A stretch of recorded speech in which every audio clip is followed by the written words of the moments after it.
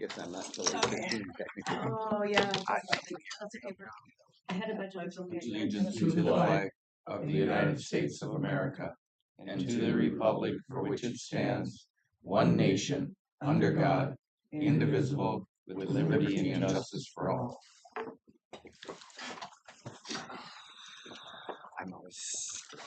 Oh, well, good morning, everyone, and hope you're ready for day 2 of budgets.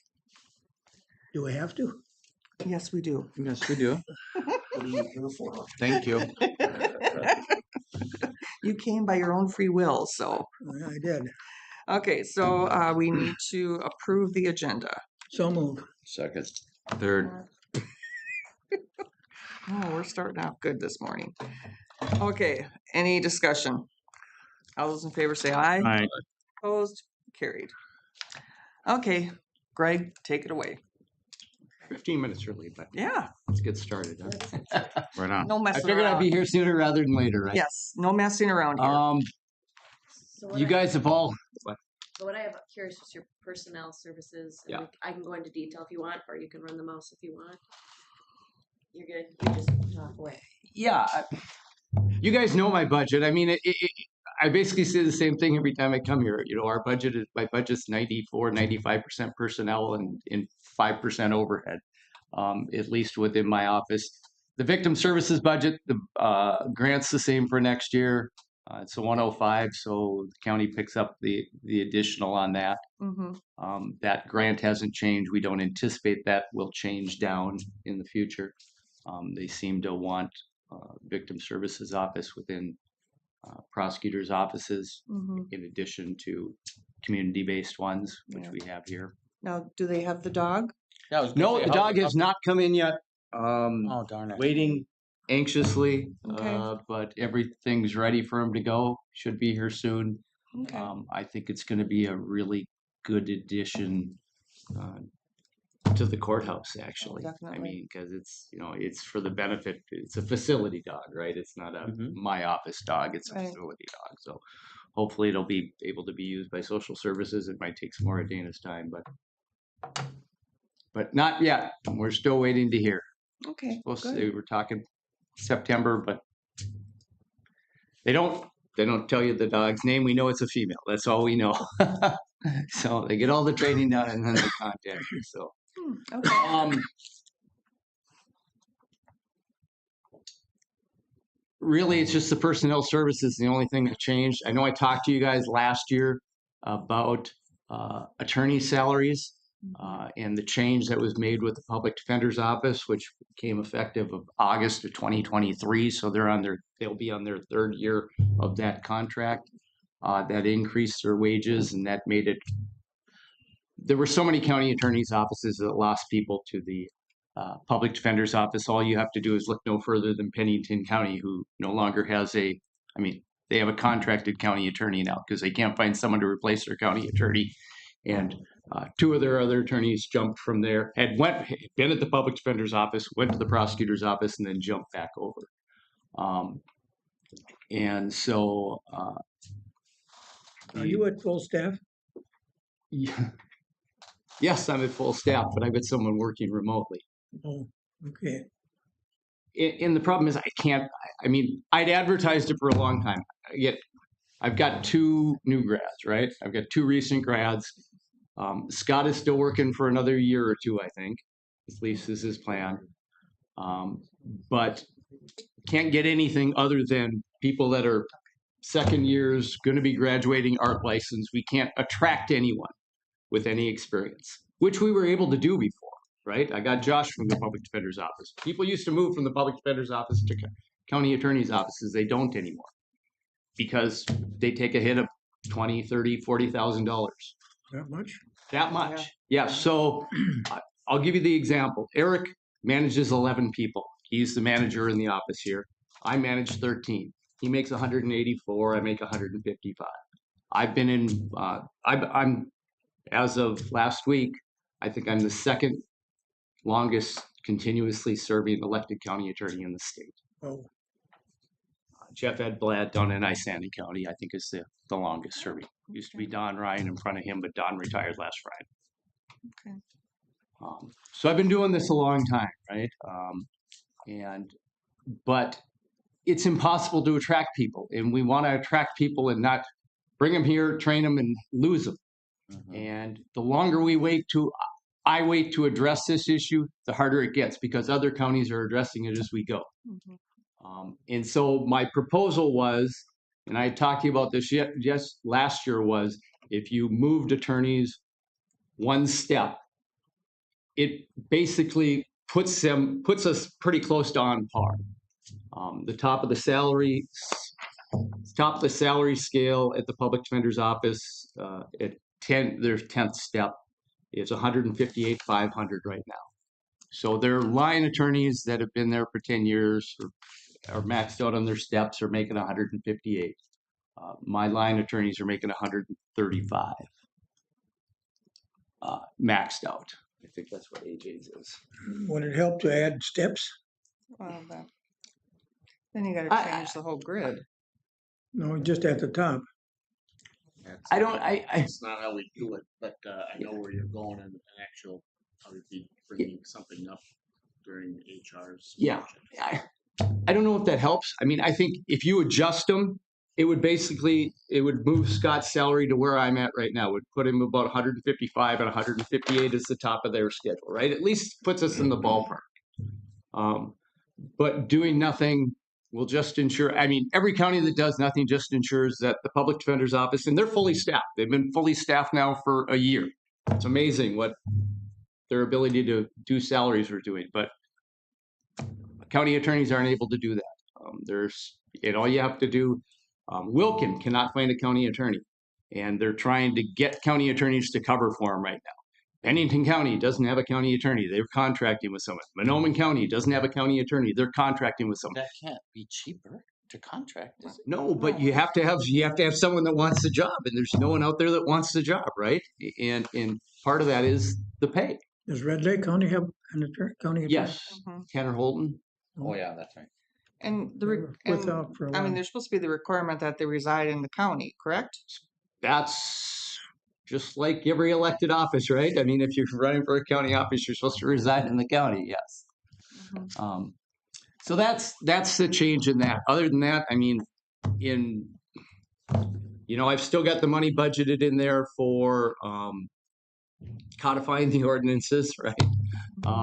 It's something I hope to get to this year. I'm trying to back away from. And Eric handles. I didn't tell you this. Eric can only handle a 50% caseload. He can't handle a full caseload.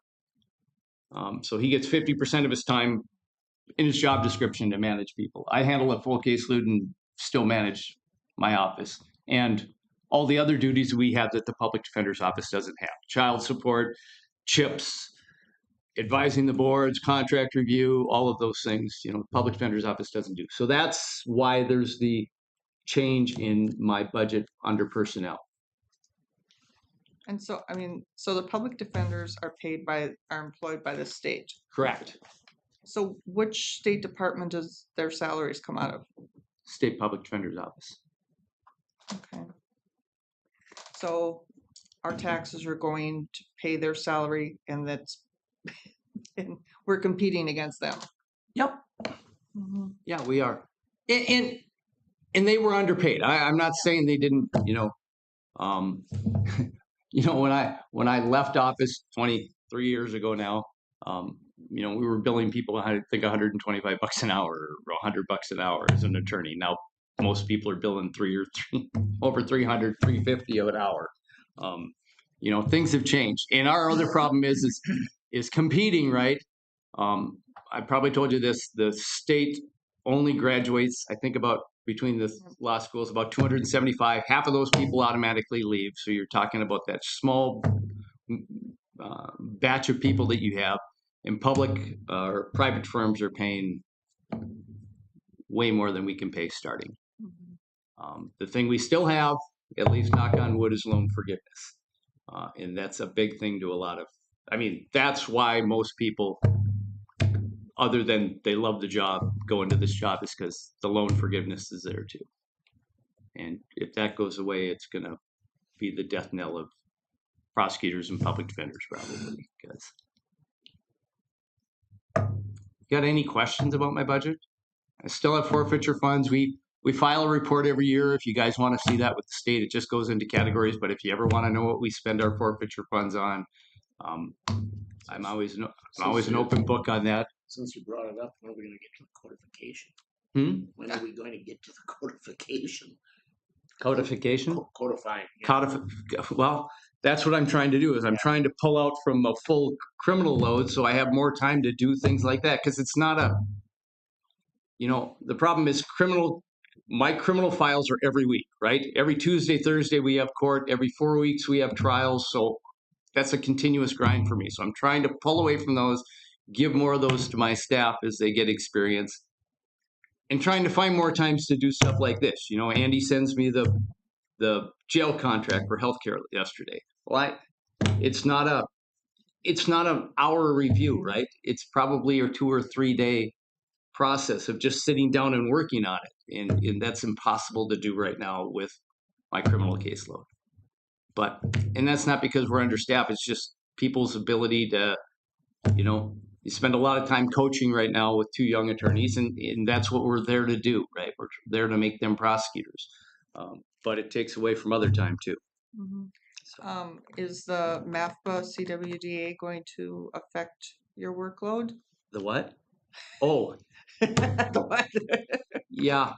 Yeah, I mean, all of these changes they make are going to affect our case. I mean, the amount of time it takes to process cases, they make these changes down at the state and it affects social services Mhm, and it affects us too because we're the ones representing them in court. mhm, So, yes, it's going to take more time to do files mhm. and take more work and take more looking. And Yeah, but now, you're not required to go, are you required to go through training for that?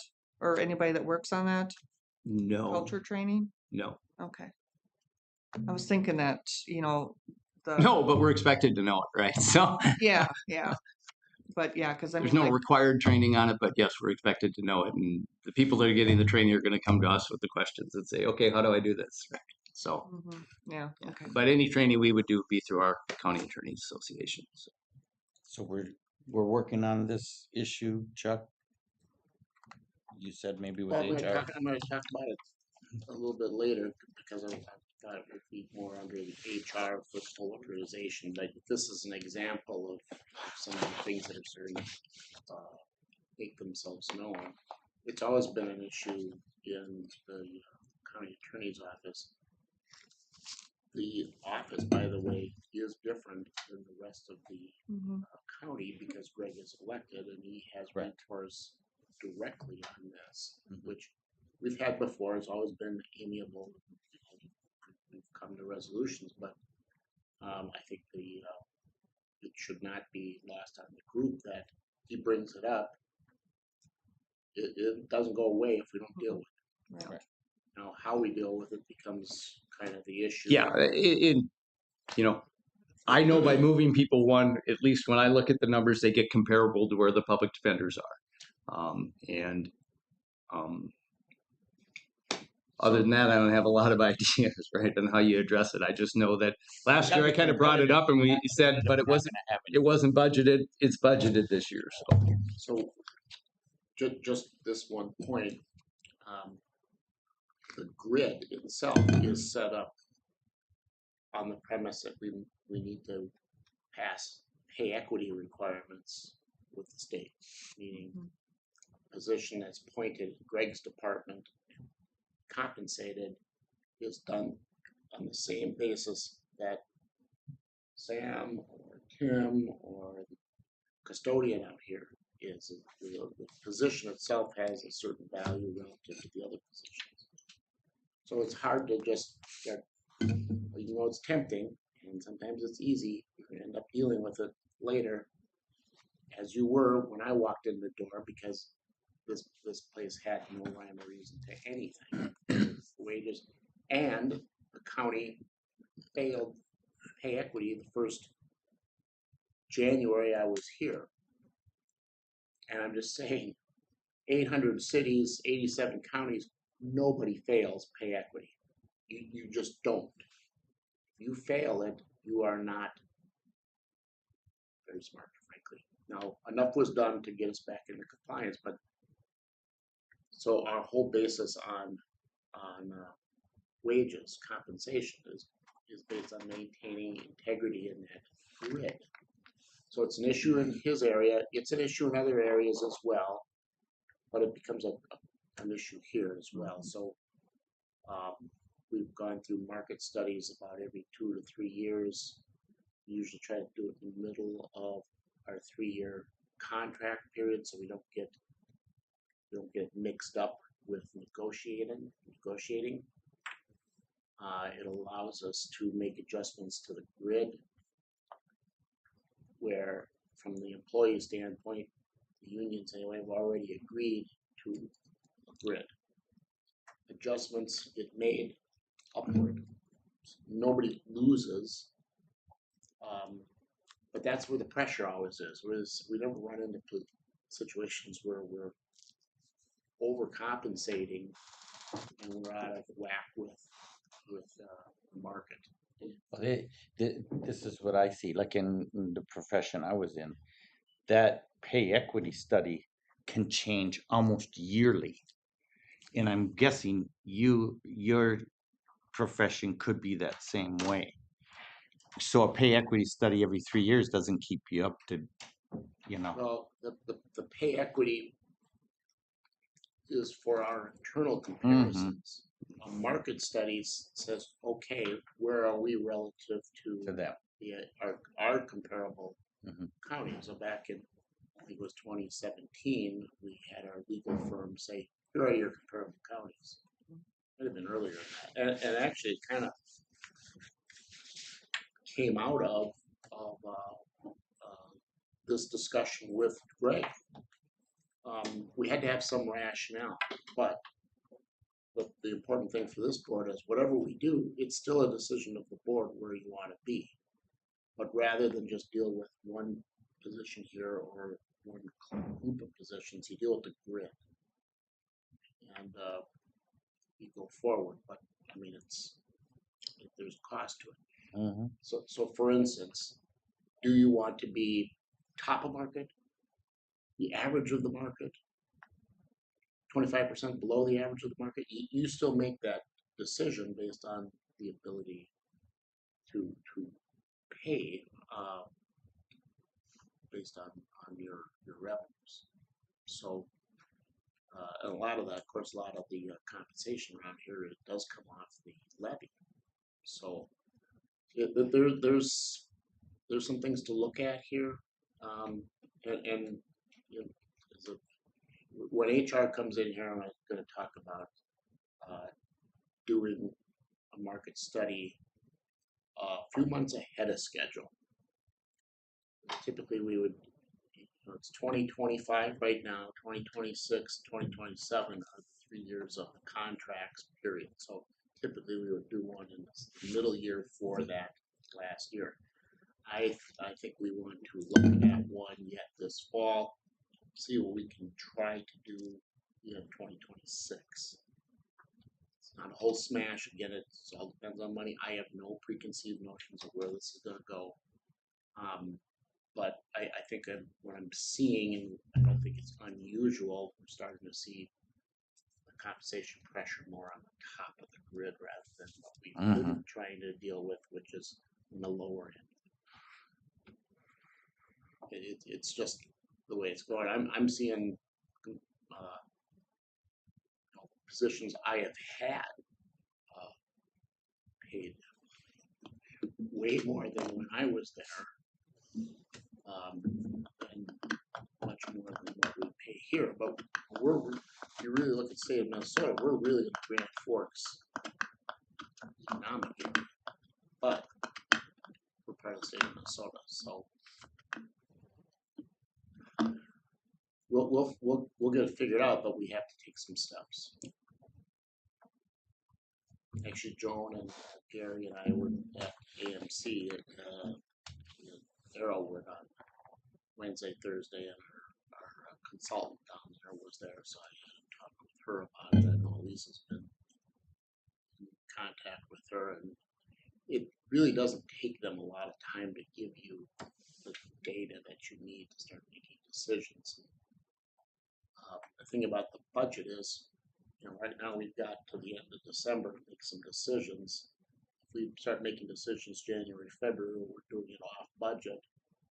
So maybe we try to do it now so we can take it into account while we're doing the budget. If we have to do something. I agree. And that's why, when I brought this up last year, it really wasn't in the budget, and the budget process was a little different last year, but it's in my budget now, just so you know, are aware of that. So. And just one final point, since I'm talking about the grid, 2 positions legally don't fall on the grid: the county attorney and the sheriff. They're elected. I am also hired by you by a contract, so you negotiate wages with me. I've been on the grid, but this becomes maybe a thing I'll talk about later, whether or not there's a conflict of interest for me working on the grid. I mean, it's part of our job, but you keep that in mind. I'm aware of it. And in the resolution for wages each year, these 3 positions are singled out as what the board is saying the compensation is. We've tried to put Greg and Jim on the grid, but even We're not on the grid. they're actually not on the grid. We're using a number that's from the grid, but we're not on the grid because it's not taking into account all the things, such as I'm the second longest continuously serving county attorney, and that would be one of the things that would be factored in to setting my salary every year. But the bottom line actually is, it's what this group agrees to pay you. Yeah, no, I understand that. Yep. So, any questions? Said if you do, give me a call. Straightforward. Come over and see me. Anything I can do. Thanks. Thank you. Have a good See ya. day. See, everything you showed me yesterday on how to do a formatted budget isn't, You want me to come over and get you set up first? Or? well, I wouldn't mind it because Okay. it's either that or I just do it myself and watch what you do. But for the attachments, I like looking at some of the attachments. Okay. Welcome. I was trying to find Sarah's group. Public Health shared with me the layout yesterday. Should be in there under Lori's. Yeah, and I am. Because I cannot function under a different layout. I've spent a lot of time learning my layout. No, I can function under a lot of layouts, but it just might be a little clunky. Yeah, and I think I know we went on the Did you want me to try and log in under Sarah, like myself, under extended, not under Do you know Chuck, because she wouldn't have shared the layout with Chuck, and you're under his. do you know your password? I believe so, yes. Okay, all right. That's gonna be this is Chuck. Oh, Right, because it's Chuck. So if it's under you, maybe, because if she shared the layout. hold on here. Yeah, you'd log in as Sarah Westiker. Yeah, she did. Yeah, or I think Lori shared it with her as well. Oh, okay. She did. Yep. And I'm gonna blonde it. It's My okay. computer is I have like- many of those. That's why I have blonde in my hair, so I can have a few of those I'm like, moments. why is this not typing? Duh. It's because I'm not done. It's this keyboard. It's all good. Still the old email. Well, that was my problem the other day. I was trying to get it. I was like, why is this not working? I'm like, new email, Sarah, new email. Okay. And then let me Stop and think go over You're it, fine. and I will see if I can help.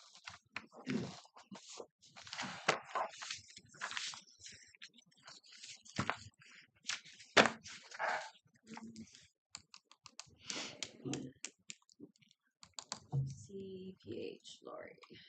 This is just so nice. Okay. Experiencing so many ways of doing things. Apparently, I need my glasses. Yeah. You guys. I'm gonna make it just even a little. I can't share mine with you, so. We're good Do you now. need readers? I got No, a bunch. no, Oh, I got a whole bunch. no. I got a whole bunch. Let me just go to my duffel bag here. We're better now. Alright, okay, let me, Are you gonna make it bigger again today? I made it a little bigger. If I make it too big, then we can't see it on the screen. Okay. I probably, for the sake of all of the different position changes I have, I probably won't open up every single little program. You can adjust. So, as you probably remember, and if I could just take this for a second. So public health, we have to do cost accounting for all of our various funding sources. And so we have to basically create a tree for every funding source. And then our audit at the community health board level goes back. So for example, 480, we have all of these main departments and then a variety of funding sources.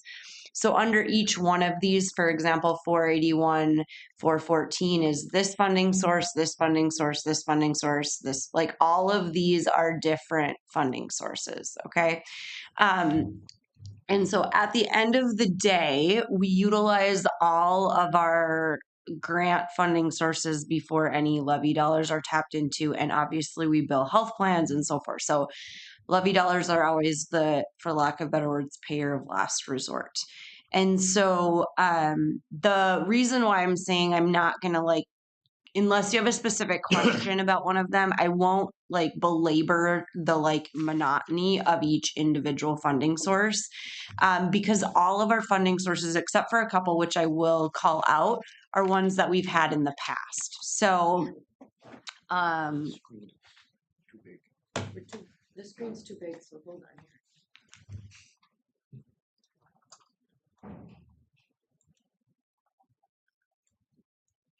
Shrink this down a little bit here.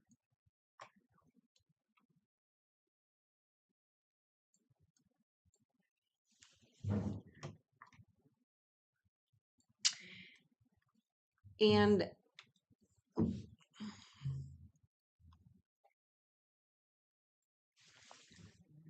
you're fine. Thank you. So the reason, so the ones that there are changes to, I will mention, but I'm not going to like open up each individual one because it's just, it's literally labor and related supplies and it's like it's an in and an out. So unless you have a particular question, I won't talk about each individual little funding source because they're anywhere, from 50,000 to, maybe 300,000 and kind of in between there. Over here, you might wonder why these little numbers are here. And this is, I didn't realize this until yesterday. But this, when Stacy and crew went in and put the Minnesota paid leave percentages in, that's what these are recognizing, that kind of share of that, because all of our staff have to go back into this tree, right? So one person might have 30% here, 50% here, and 20% there or whatever. So that's why those little numbers are there. I was racking my brain yesterday. I was like, what is that? But that's what it is. So the workforce, what I'll just call out in 481. So this is our admin section. We have a new nursing supervisor and our community health supervisor, which were previously lead positions, and this year became supervisor positions, which we discussed last year. And so there is a little bit of variance in this health admin budget because we put them where they actually should be. We do not have the workforce grant anymore. That is not a thing. There is an infrastructure grant, but it's actually up here because it's new and different funding, so that's not showing up there. And then the SCAN project is a project sort of the past or kind of timely when it happens, so we don't have anything planned in that space as we've worked through that. The COVID funding is gone, so it's just showing up there because of the past years, and so that's 515 and 519. So under health admin, there isn't any major changes that I want to call out. It's basically staff time and our normal expenses there. If we go into 482, which is our disease prevention and control and our health promotion unit. This is a space that we used to have COVID dollars, and we said last year that this year, the folks that were rerouted for COVID roles would be routed back here. So that's what this is. There's a variety of other things that fit in here, so I'm going to talk about a few of those things. One of the notable changes that is currently listed in here that will be removed is the expense for correctional health. There is board action on Monday at the special meeting for Tri-County Community Corrections to make a change related to correctional health. That decision did not come lightly. Lots of layers of solutions that we tried to implement, but the reality is it's just not sustainable. So those staff are currently in this budget, along with the pay differential. All of the things are currently in here, both on the revenue side and the expenditure side. So that will be coming out. You might have a question about the related positions, and it's a bit of a moot point. Because we had 2.5 FTE. One of those folks was supposed to be transitioning into another public health program almost a year ago, but it hasn't been able to happen. Another one resigned and is done this week. And the other one is a half-time role in correctional health and has other duties in public health. But we currently have our a nursing position open that's being posted for, so we're pausing that posting. And so we're not going to be giving any notices. We're going to be working to retain all of our staff. So that is a moot point for the staffing element of it. And frankly, we've had 3 to 4 other nursing staff that have been routed to correctional health, so they haven't been doing their public health duties. So we need those folks back to be doing their public health roles. So my point being is once the correctional health stuff gets ironed out this week, next week, etc., we'll adjust this budget accordingly. So you will not. So that'll be offsetting for the impact, and that actually is seen right in this general one right here. And I can just quickly show you that. It's going to show up right here in corrections. This 403 won't be there anymore. If you're wondering the specific line, that's 5548, I believe. Yep. So that will be out, and then the related expenditures for salary and all of the benefits will be out as well. So that is, of course, a pretty big change for us related to that. Also, it's important to note that part of that new nursing supervisor's time is up in health admin, parts in this disease prevention and control. So that's why that number looks a little, it's jumped all over the board because we, right here, it's jumped all over the board just how the staffing has played out and how other funding has played out. And so that's why that number has continuously kind of rovered around. But again, we try and build other sources if we can fund it other ways. So next year we won't have the mental health nurse practitioner role in the correctional health because we had that transition this year. And then we'll have that change in nursing that I just described. And we currently have a disease prevention and control nurse open because of the nursing supervisor promotion. And so we'll be working on filling that with our team. So there's lots of changes coming to that line item related to personnel, which of course is the biggest impact on our budget. Down here in, let's see, in SHIP, this one right here, the statewide health improvement plan or program, as it was previously called, we had a retirement. So Kirsten Fagerland retired. She had lots of years of experience in service, and so we recently rehired that. So some of the changes in that department are related to having a new person in that space, and Kirsten was a nurse and the new hire is a wellness coordinator. So those are different grades and steps. She retired. Yep, Kirsten retired. Yes. Yeah, we're happy for her, but sad for us. The other thing that's not in this budget, because we just received notification a couple weeks ago, but the Community Health Board hasn't taken action on it, and they will be next week or in at the end of the month. We received as part of this funding, this 475. We receive right here, you can see 5301. That is our funding from the Statewide Health Improvement Partnership. But as part of that funding, we are eligible for what's called Climate Smart funding, and it's related to local foods and supporting local grocers and like the local food infrastructure. And this is a partnership with the University of Minnesota Extension and RSDP, the Regional Sustainable Development Partnership. And so by having this funding, we are eligible for an additional 50,000, a little over 50,000 for 3 years for our region. So it's the Northwest Minnesota region. So we were selected for that funding. And so it'll bring in a little over 11,000 for our community health board, and then the rest goes to our various partners. So it's a small amount of money, but it will help our local grocers and also local foods folks. And so that's been an area that has been a desire for quite some time.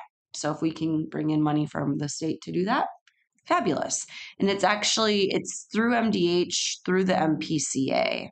So it has kind of a MPCA connection, which makes me have a little pause, but it'll be good. And eventually it's positioning the Northwest region to have access to additional funds for our local foods. Our local grocers and their related refrigerants is really important for food access for us, and a vulnerability for our region and our state. If we don't have our small community grocers, that's a problem. So we want to make sure that we're supporting them. So that code will be created. Lori has let Stacy know that is coming, but we need to have it approved first by the CHP. So one thing, and then we'll add that in. So that will be great. The other area here that I want to call out is 492, this one right here. So this is our partnership with Blue Cross and Blue Shield, if I can get it. And so this one, it looks like it's offset right here. You can see this discrepancy between the two. And this is one where I'm working with Stacy we have restricted reserve funds elsewhere that need to be in this area. Blue Cross Blue Shield gives us this annual funding, and so we need to move the funds from one spot to here to recognize that difference. So there actually isn't a tax liability here. This is just we need to have that 36,000 whatever moved over from the other account. So that would call my attention, but that is what that is. So the funding is there. The funding is we're not making any request for levy dollars for that. That adjustment just needs to be made. I'm going to move into family health unless you have any questions about those elements. They're pretty cut and dry. Okay, we don't get too wild with our budgets here. I'm going to make this smaller. So this is our family health section. It includes things like our sexual and reproductive health services, our family home visiting. We have a variety of different funding for family home visiting and maternal child health, children with special health care needs, early hearing and detection intervention, school health. All of that falls in this section. In this section right here, it's titled family planning, but it's sexual and reproductive health services is the actual technical title. We did receive a significant increase in our grant amount a couple of years ago. And then last year there was a legislative change. So our overall grant had a 2.8% reduction. And so what I'll just say about that is there is, outside of this Minnesota paid leave number that's in there, percentage, outside of that, there's no, and ultimately that'll go back to the grant too. But there's no tax dollars in that area. And even with the grant reduction, we're still able to cover all of our staff time and our services. We just have to adjust our service delivery a bit. So we're sitting good in that department, but that is a change for next year in terms of funding. So I wanted to call that out. In 48367, this one right here. Our program in 467, this one right here. What lives in here is there's several things related to school health. So these bottom ones are related to our partnerships for school health. But also up here, we have our child and teen checkup outreach work, which is for children on medical assistance, helping them get to the doctor and dental appointments and various things. We were just notified that there's been a slight decrease because the amount of funds we get is relative to the number of children on medical assistance. And because of the eligibility requirements, there is a decrease on that. So that is a planning element that we have to consider every year. That we're actually sitting okay because Cody, the individual who went into the nursing supervisor position, when we replaced that position, we replaced it with a wellness coordinator who is eligible to serve in that capacity. And so again, different grades and steps and also the longevity element. So it's all, playing out. It's going to play out okay. We also have an individual that works in this area that we have an anticipated retirement in 2026. So we're taking all of that into account for budgeting. But the larger issue, of course, is that, there's less folks eligible for Medicaid, which then means they're going to be coming to us for other reasons. And so we don't know the full impact of that yet. But nonetheless, this is an area where there was a program change and the staffing happened to follow the pattern. So we didn't have a budget hit there in terms of our staffing. This is one other area that I just want to call out, this 5543 with CTC outreach or child and teen checkup outreach. I was mentioning the staff retirement that we have next year. Right now, there's 2 staff people that work in this area. There's the coordinator and then a support staff. And when the current person vacates the position through retirement, I do plan on looking at that position a little bit differently. The state has changed some of their expectations of the coordinator role. And so I don't want to make any change when someone's on their last hurrah, and I want them to, go through their retirement in the way that they are. But when they do retire, I'm going to be looking at that program to possibly increase some FTE for the coordinator role. And when we rehire for that support person next year, I've currently proposed to rehire that at a slightly less FTE. So I'll be coming back to you obviously with that. And if the person changes their mind on retirement, we would have to relook at all of that, of course. But I'm just being mindful of the program requirements and then also our agency needs. So that is how that's playing out, but it is slightly different than what it is now. So I just wanted to call that to your attention. The other one is in our WIC area. So I'm just going to make that over here in our WIC area. So this is where our Women, Infants, and Children program and our peer breastfeeding program fit, these 2 areas. You can see those there. And our WIC program, this had a considerable change. And the reason for that change is because, again, we had a retirement just in July. Tammy Kahn retired, who had been with us, again, very tenured employee. Thankfully, we were able to find an excellent fit who had all of the same credentials, but of course, they come in at a very different spot on the grid, and so that had an impact overall. And so that you see that kind of play out in these 2 programs. Another one that is, let's see, not in here yet, but will be added in, is, I'm going to just make this smaller. And when I say not added in, it's added in, but it's significantly, it's adding in the staffing and resources from last year. So right here, this is our general wellness and chemical health. So this is like our alcohol, tobacco, and other drug prevention. Our youth advisory board all lives in here. Our regional work that we work with DHS lives in here. The drug-free communities is irrelevant to us. So that's just on there because of its previous role. Our suicide prevention work at the regional level is in here. And then this one is the one that I wanted to call your attention to, which is 496. So this is funding that the state legislature put into effect and then reduced the amount slightly. And so we still have staffing in there, but the staffing and programming is I would say gearing up in 2025, and so has a bigger presence in 2026, which is why you don't see those numbers here. So just wanted to call that Is that Is out. that going to be in time as time goes on, year after year? Are they still going to supply grant money or monies towards that? That's what so this particular one is funding from MDH that was part of the legislative change when cannabis got passed. This was like, I don't want to say it was a companion legislature action, but it sort of was part of the larger project. The part that bugs me is we're in on alcohol. It's all chemical dependency stuff we can talk about, right? So not all, so in this section, all of it is related to cannabis and related substance use.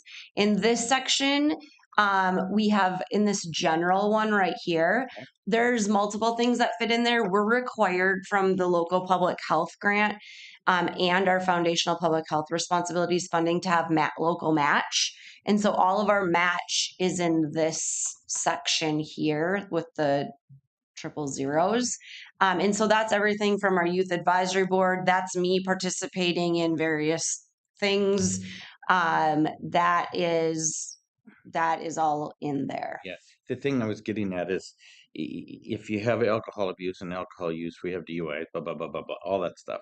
But then the state will give us funding for cannabis. But we don't, my guess is at some point in time, they gave us funding for alcohol rehab. So this is all on the prevention side. This is none of this funding can be used for treatment or recovery. Okay, that answers it. Yeah, that's a good question. I appreciate that you mentioned it. Yes. So like all of these funding have to be primary prevention. Thank you. It has a little bit of like connecting folks to resources, but zero funding for treatment or recovery. Yeah. So it really looks at policies. It looks like education with at-risk youth, education with just youth in general. It's all of our like community coalition work when we work on like any sort of local or state policy, that all fits in here. None of the money is levy money. Up in here, there is levy money because there has to be, because that's the match. Right, Correct. But down here, there should not be. Now you see like these little ones, like we will have to like go back and look at that because that's where the family paid leave is. And that's like just something we didn't have budgeted in before that was figured out at like the Polk County finance level. I understand. And so we didn't have those numbers to adjust accordingly. Mm-hmm. Thank you. But yes, that's correct.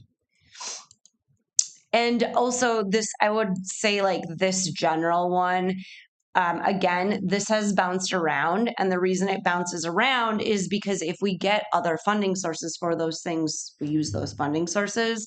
But the reality is when everything's tighter, you can see some years it's more and some years it's less. It just kind of depends. And typically we don't use these lines until the third and or fourth quarter. Because again, we're using all those other funding sources first. Almost half. Correct. Yeah.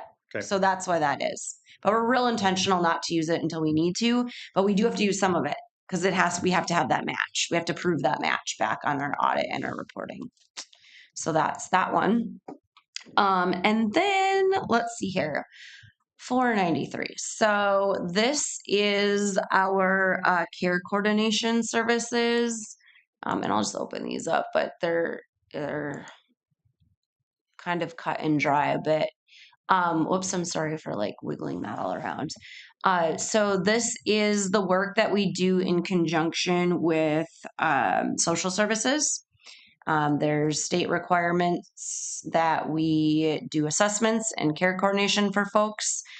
This is an area that I always wish I had a magic 8-ball because the needs are constantly changing. So the needs and the requirements. So a few things that we know for next year. We came to you earlier. Well, I came to you, but Karen and I came to you. So we're changing the UCare contract. So that will be done at the end of the year. A few other things that are changing is we will likely have a retirement of a nurse in this area next year. Not for sure, but likely. So we're just considering that. As of right now, that nurse is in here as is, because right now we need that role, but we're not sure how that's going to play out for next year. The other element, though, is we have a significant change happening on the eastern end of the county. And you might remember, if you were on the board multiple years ago, we had a significant change on the eastern end of the county, which resulted in many of our clients at the time being transitioned out of our care. And now we are seeing a transition back into our care because of some changes that are happening. We are having new clients starting here in the fourth quarter. And those are nursing home clients that will be coming under our care. So we're working on that transition plan. I do anticipate what we would call community well clients also coming. We don't know how many, we don't know when. And so this is a line that has a lot of question marks, and we will continue to learn more as the fourth quarter rolls out. And really, I don't think we're going to see the full impact until 2026. So it's kind of a rolling change here. So we do our reimbursement for nursing home clients is less than community folks in the community, which would make sense, although there's still an abundance of paperwork, transition documents, transfer documents, all sorts of administrative things that have to happen that are required of us for the health plans. But the nurses are well positioned to serve in that capacity because it's nursing home and it's nursing care and so on and so forth. So we're working on that transition and adjustment that came just recently. We were just recently notified that those folks would be transitioning to us starting in October. So we're gearing up for that, but I haven't built into the budget all of that change. I have built in the staffing time, which we have to figure out all of the transition of the clients, but I haven't built in any revenue because we didn't know. We don't know. Where are the clients coming from? There will be 3 nursing homes that they'll be coming from right now, and then we anticipate some individuals in the community as well. But that will maybe be a slightly delayed process.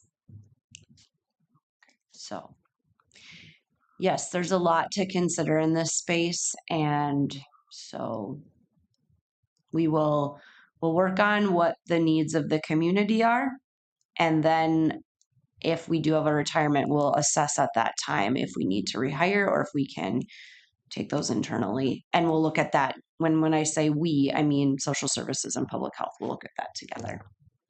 So this is an area that is a bit of a bigger liability for the county in terms of, from a public health perspective, leaning in on levy dollars. But the reality is that's what we have to do. So. And it's not one that we have other funding sources that I can just reroute there. It's kind of what it is. And of course we need to take care of our residents. So there's that element, but it is one that is going to have a lot of variances over the next. So this is levy related. Yes, there is a levy impact on this one, definitely. Okay. And there is every year, but it's just a little, stronger this year, I guess you'd say, than what I would prefer. And there will be some additional revenues by those incoming clients, but it's not going to make up for all of it. It's just the brass tacks of it. So, and our folks the one thing is our team is experienced and they're really good at what they do. So I feel really good about that. They're very efficient. but it all just takes time. It takes time to transition people, all of the documentation required, like that just doesn't happen on its own. So we're even gearing up for some support staff to help with a documentation and, who can help with what. So Yeah, I mean, kind of had an idea it was coming, but, yes. and actually now UCare has dropped as a business partner with AMC. Oh, I did not hear that. That's unfortunate news. Yeah, it's a difficult environment. So Yeah. it's unfortunate. So at the end of the day, our department is still, our goal has always been, or since I've been in this role, is to be about a third tax dependent, give or take. And that's how it's playing out again. We're roughly a third tax dependent. Well, you just answered my next question. Yeah. So we're consistent in that way. So our budget is almost 90% salary and fringe at the end of the day. And so by the amount of retirements we've had this year and potential ones that are coming, that has a pretty significant impact on our budget just from a longevity perspective. And obviously there's a lot of building and support that happens with the new staff. But that's just a reality of the budget impacts in the favor of the county in this situation from a financial perspective. So that is playing out even with sort of the increases of wages from moving on the grid from 25 to 26. It has a pretty big impact given the tenure that folks had experienced. So that is it in a nutshell. We don't have anything like new or fancy plans. We're really just trying to support staff where they are. The correctional health change will be a very large change for us. So that, of course, is notable, which I mentioned earlier. Couple of retirements, but outside of that, I don't have. We did have in this budget, which will, of course, be coming out with that correctional health package. We did have a new nurse slated in here for that, but that'll be coming out obviously because it won't be relevant. But otherwise we don't have any new staff slated. We don't have anything fancy or expensive in our budget. We don't have any like capital things. We put a little bit more money into our electronic health record, but nothing like substantial. And there's other funding sources for it. And that's just kind of we need to do some things with our electronic health record. So that's more of just a strategic element, but Good. nothing that requires tax levy dollars. So Good job. do you have any questions? Do you have any questions or comments? Well done, thank you. Yeah, nice. All right. Um, It's pretty cut and dry. There's nothing too exciting about it. It's all there.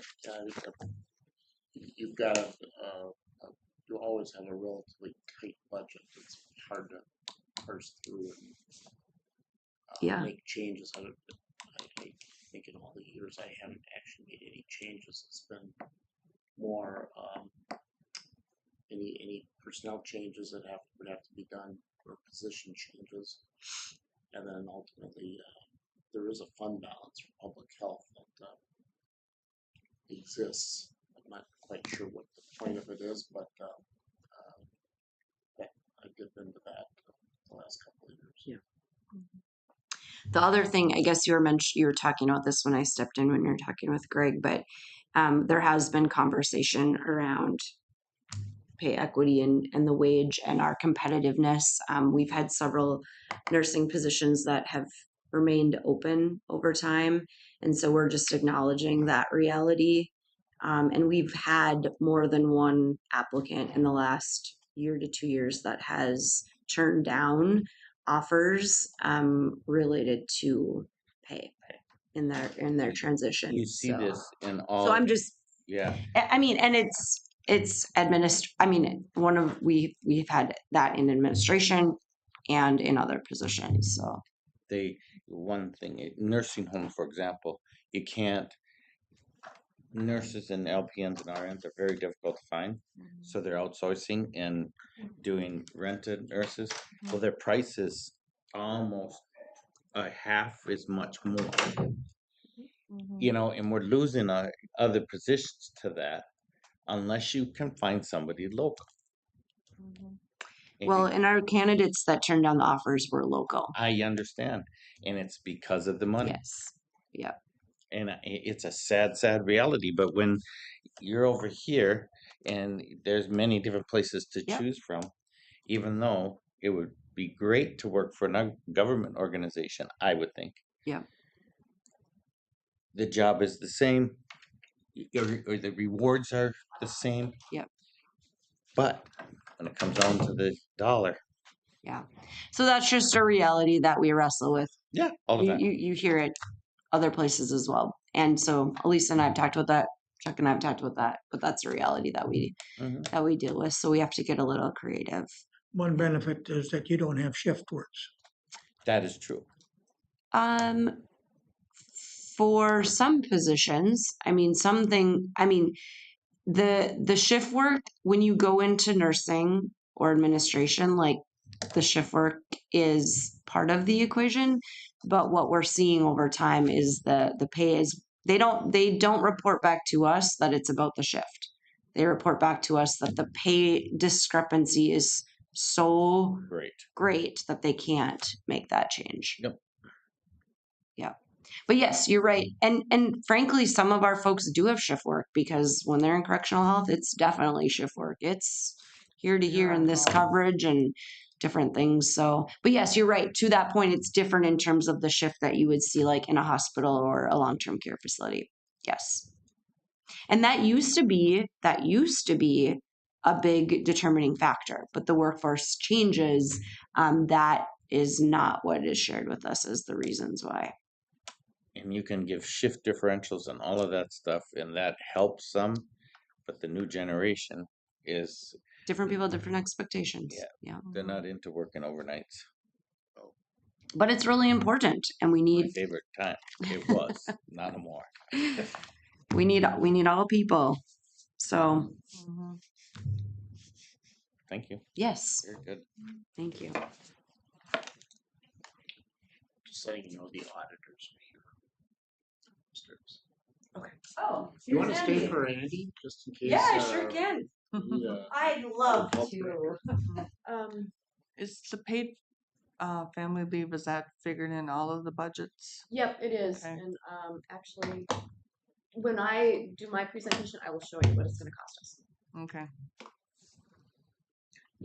There Come isn't on. really a Costica budget for you, so Okay. I'm going to just step back. Yeah, sure. Lean And out here. then I'm going to go Ready? check. Can I go check? No, I'm good yet. Thanks. I've got. Uh-oh. Done.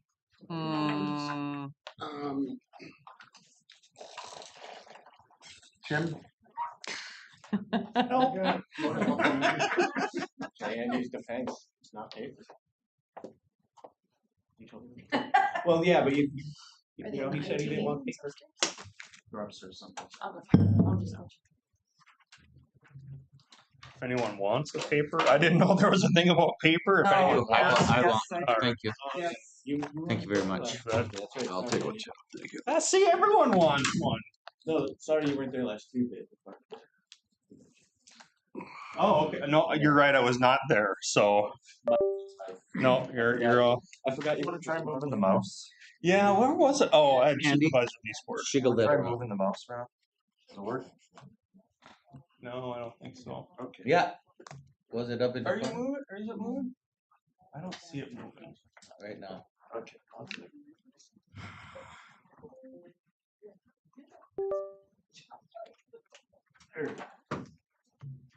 There we go. In here in a second. Yep.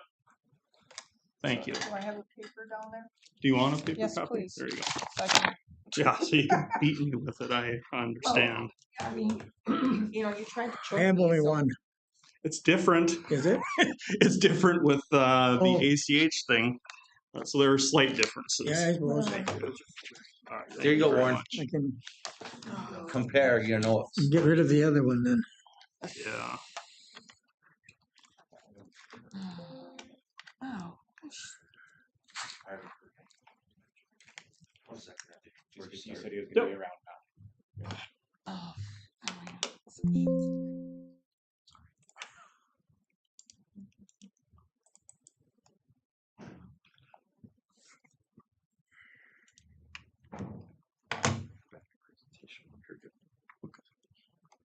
Hi, Mark. Oh, No, Mark's he not was, here he was yet. checking his. False alarm.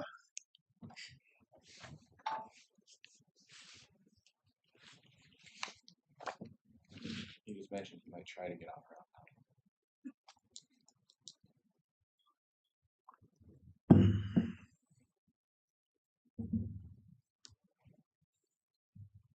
I don't need to move this right in front of me or anything, do I? No, you're good. No, okay. Hands off. Sorry, I'm new to this, so I am. Tim might cut your hand off. Jeepers. Paper and touching the microphone. I know, amateur hour up here.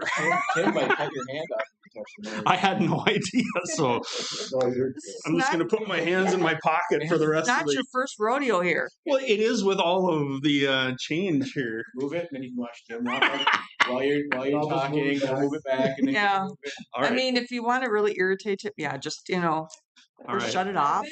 I am a hand talker when I'm presenting, so I'm gonna do everything in my power to keep them down. Yeah, no. You would be the first one. All right, thank you. That makes me feel better. Okay. Onward. You ready to go? Yeah, All right. not really, but I yeah. know. Trust me. Me either. I thought about this all weekend. Yeah. All right. So, as in previous years, I do it a little bit different than the other other presentations you see. But first thing, I'm just going to cover the most significant budget factors for us for Tri-County in 2026. This has been updated from the one that I delivered to my board literally a week ago because things have changed dramatically in a very short period of time. So the change in the correctional health provider is first and foremost, like that is significant, and I'll talk more about that as we get into this. Obviously, personnel costs also are always a big driver just because it's such a big portion of our agency budget, roughly 71%. So for our 2026 contract year with our two union groups, and then also for other personnel, looking at a 4% COLA and then a $75 per month insurance contribution increase. Then within that, there are some other things, and I heard the board kind of talking with Stacy about it. Like there are things that are going to cost us more that we don't have any control over. So the paid family medical leave tax is one. Para, so there is an increased contribution for the corrections plan that also has an increase for us. I think the two combined, it's about a $75,000 increase to Tri-County just for those two categories. Thankfully, that is offset a little bit by a reduction in workers' compensation that we've seen. We had seen steady and significant increases in workers' compensation, but again, this year that has gone down a little bit.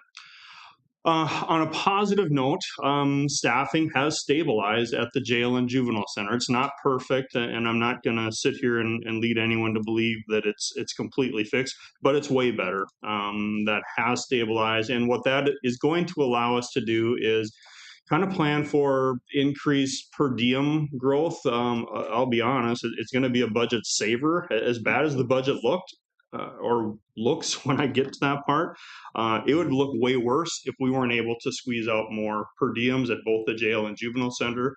So I'll talk a little bit about that.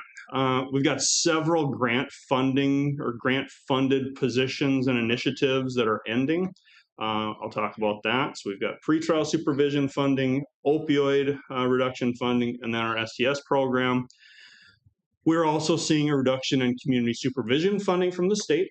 So that's about $70,000, give or take. And then there are some needed upgrades and initiatives across the entire agency. But again, I'll talk more about, but I'll just itemize them here. So there are some upgrades we need to make to the jail and juvenile center security system.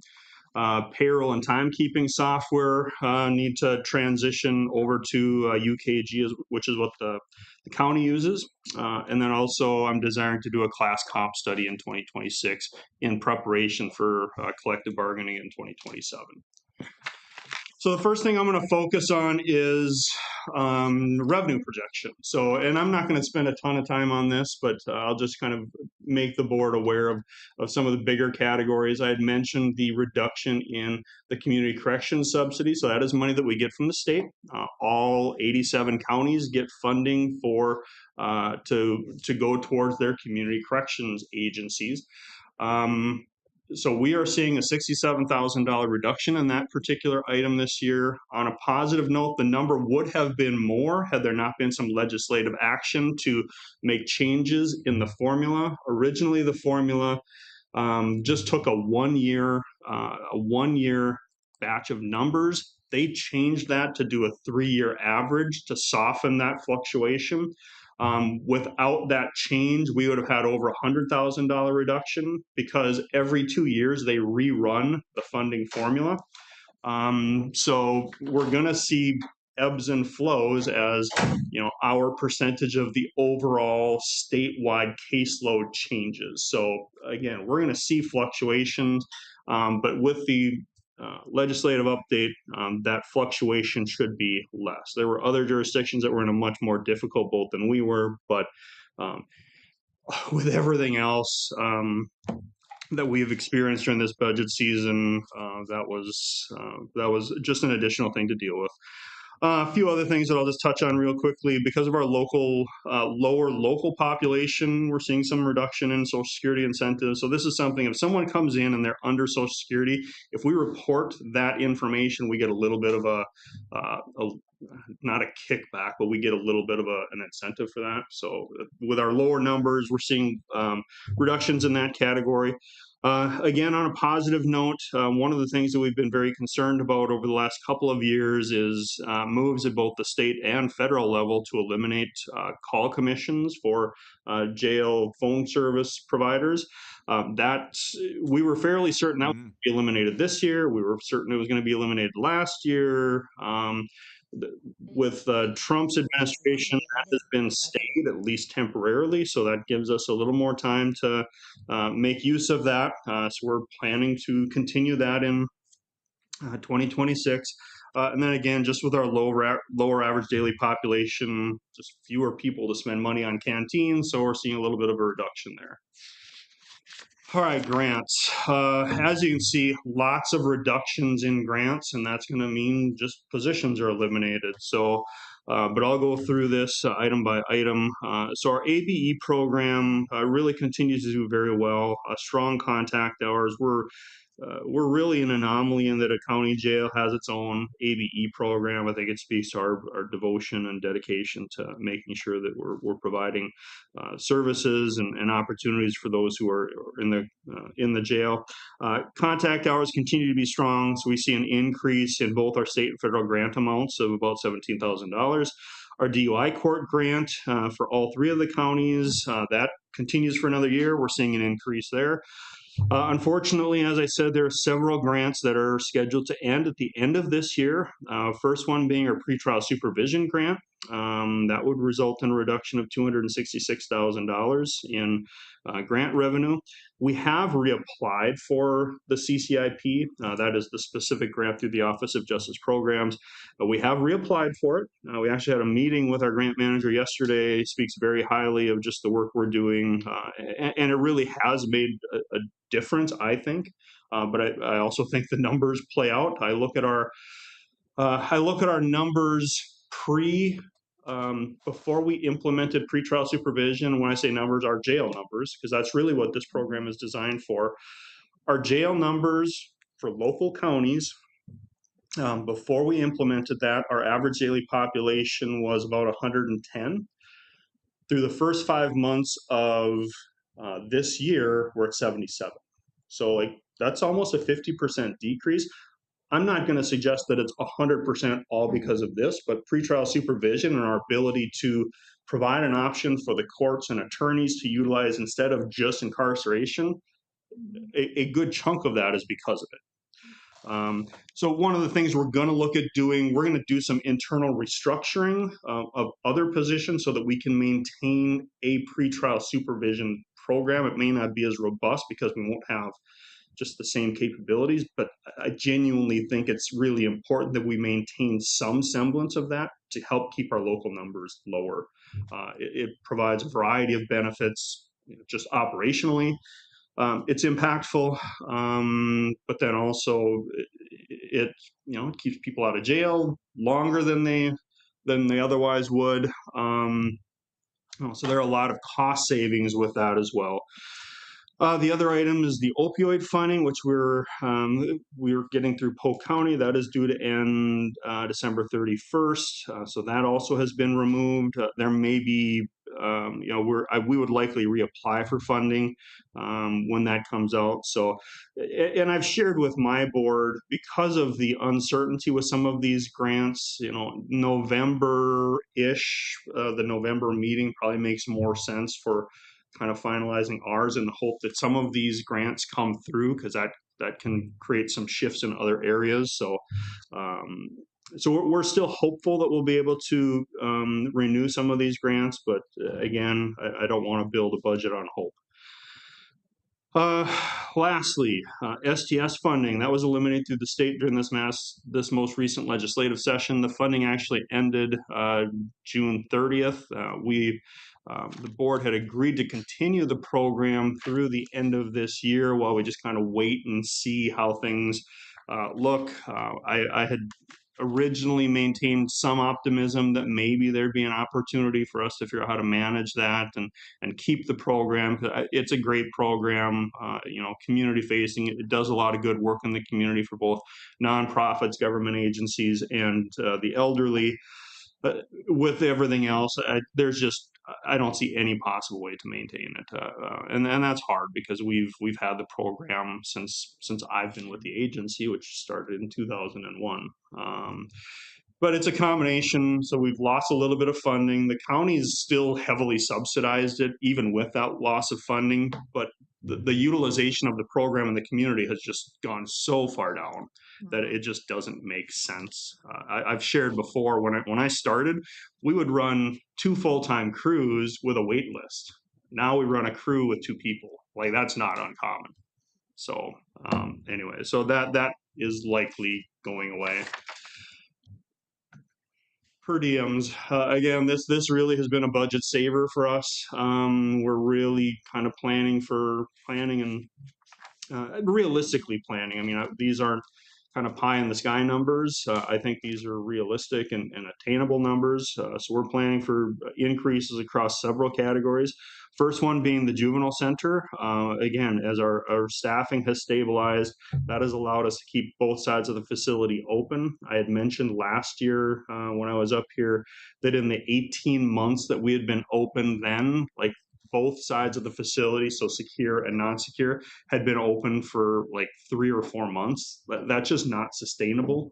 We can't manage the kids that way. It's too hard to operate. Can't bring in referrals from other counties. So we've been open all year, and that's really made a big difference. So with that, we're able to, I think, be more aggressive in kind of numbers that we're estimating for 2026 per diem. So we're planning for an increase there. So not only are we planning for an increase in numbers, we've also done an increase in the rate that is charged to both member and non-member counties. I'll throw that out there. But that's, again, hoping to see some pretty big revenue increases there. Did not make any changes to our county per diem line item. That is specifically for the jail, and that is largely the contract that we maintain with Mahnomen County. As I know my board members can attest, those Mahnomen County numbers really fluctuate a lot. The contract is based on 30 beds. This morning there were 10, but they're paying for 30. So we're not really in a position to want to make that change, because they may say, like, well, let's just drop it down to 15. I think let's just keep it and wait until their numbers go back up, which they will. And then we'll look at making some revisions to that current contract language. The Department of Corrections, or the abbreviation DOC, so we maintain a contract with the Minnesota Department of Corrections. We house inmates for them for a variety of reasons. The biggest one is for work release. So as people are transitioning out of prison back into the communities, many of them people that we sent to prison, They do work release through our county jail. That number is so hard to pin down. It really, they won't give you a number like, oh, you can plan for 10. There's like whatever numbers you get are what you get. But the one thing that did change is the contract rate went up from 60 to 75. So that's a fairly significant increase. So we're planning for a big increase there, or $46,000 increase. The big one though is our U.S. Marshal and Immigration and Customs numbers have really been strong in 2025, especially in the second half of the year. That's when we've seen that Immigration and Customs number really ramp up. We have been in contact with both the U.S. Marshal Service and Immigration and Customs to try to get a sense of like what do they project their needs being in 2026 so that we can plan. They have indicated to us that the needs should continue to be high. So we did a pretty big jump. I think we went from 23 federal inmates up to 30, and that results in almost a $275,000, a little higher than $275,000 per diem increase. The challenge with that is, like they're not obligated to maintain that number. They say, we think you'll have the need. They're not obligated to say, well, yep, here you go. We do have a very good working relationship with them, but I will also tell you one of the things that we have to be very mindful of, and it just shows the significant impact this correctional health disruption has for us. Immigration and Customs has said, like, we're going to have to scale back our utilization because you don't have that provider there. It results in more transports into the community, increased costs. So, and I've explained to them, this is short term, we're going to get this fixed, and they understand, but it is something we have to be mindful of just as we kind of push through this healthcare issue. Then the last item, Sheriff's Department, who we've long had a contract with the Sheriff's Department to do transporting for federal inmates because you have to have 2 armed officers. Their numbers, the number of transports they've done have really gone up. That's been a huge boon to us. So we're budgeting for continued high numbers there. Next item, we charge a variety of different fees. These are not massive amounts, but still it's something. I'll just point out that the top 4 items, so booking fees through medical copays, those are all jail-related expenses. Again, because our numbers are down, we're seeing a reduction in those line items. Everything from intake fees down through polygraph fees, those are all probation fees. I'm happy to report our probation department has really done a fantastic job of fee collection, fee charging. When Gene Clausen, my longtime administrative assistant, left, there was a fairly significant gap as we transitioned and tried to get the fee collection piece back on track. The people that are in charge of that now have done a great job. So we're seeing increases in some of those fee collecting efforts, and that's reflected in some of the increases here. Last 2 items, juvenile fees. We do charge some juvenile fees for transition program. So those are fees that go back to the counties. So if social services refers someone to our transition program, that is a cost that social services then pays. Planning for a little bit of an increase there. That is really driven by a rate increase that we've implemented, $4 per day. It's the first rate increase we've done in 20 years, so probably long overdue. But I recognize it's passing costs back onto the counties, but it's just the reality, I guess. And then the last one, if we do end up eliminating the STS short service program, any fees that we would have collected for that through the STS project fees that had to be paid by nonprofits or governmental agencies, or donations through our short service program, those also go away. So those are eliminated. So then we get into kind of the expense breakdown by department for our agency, and I'll go into these. This just is kind of the summary. I'll get into the specifics as I go through here. So the first one is administration and corrections. So the Administration and Corrections Board, seeing an increase of about $52,000 there, $52,000. No increase on the personnel side other than COLA, steps, and insurance. No added staff. The service department or service line item. Couple of areas where we're able to see some reductions because staffing has gotten better. We are seeing pretty significant cost savings in advertising. Also because it's non-contract year, reducing some of the legal fee that we typically budgeted for. I had indicated earlier, it is my hope to be able to do a comp class study next year in preparation for 2027 contract negotiations. So I've got $14,000 budgeted for that. And then I would also add, because there are a couple of one-time expenditures within my budget. I'm planning to use fund balance to offset those because our fund balance has gotten better this year from what we've seen previously. So again, trying to do that so that it's not a budget impact back to the counties. Our longtime auditor, or the auditor that has done audits for Tri-County, Gordy Dale. This was his last audit, so he is moving out. So we're going with the audit firm that Polk County uses. So that's going to be a little bit of an increase, and we've got that in here. And then also increase in technology services, specifically the payroll and scheduling software. That's about a $12,500 increase for 2026.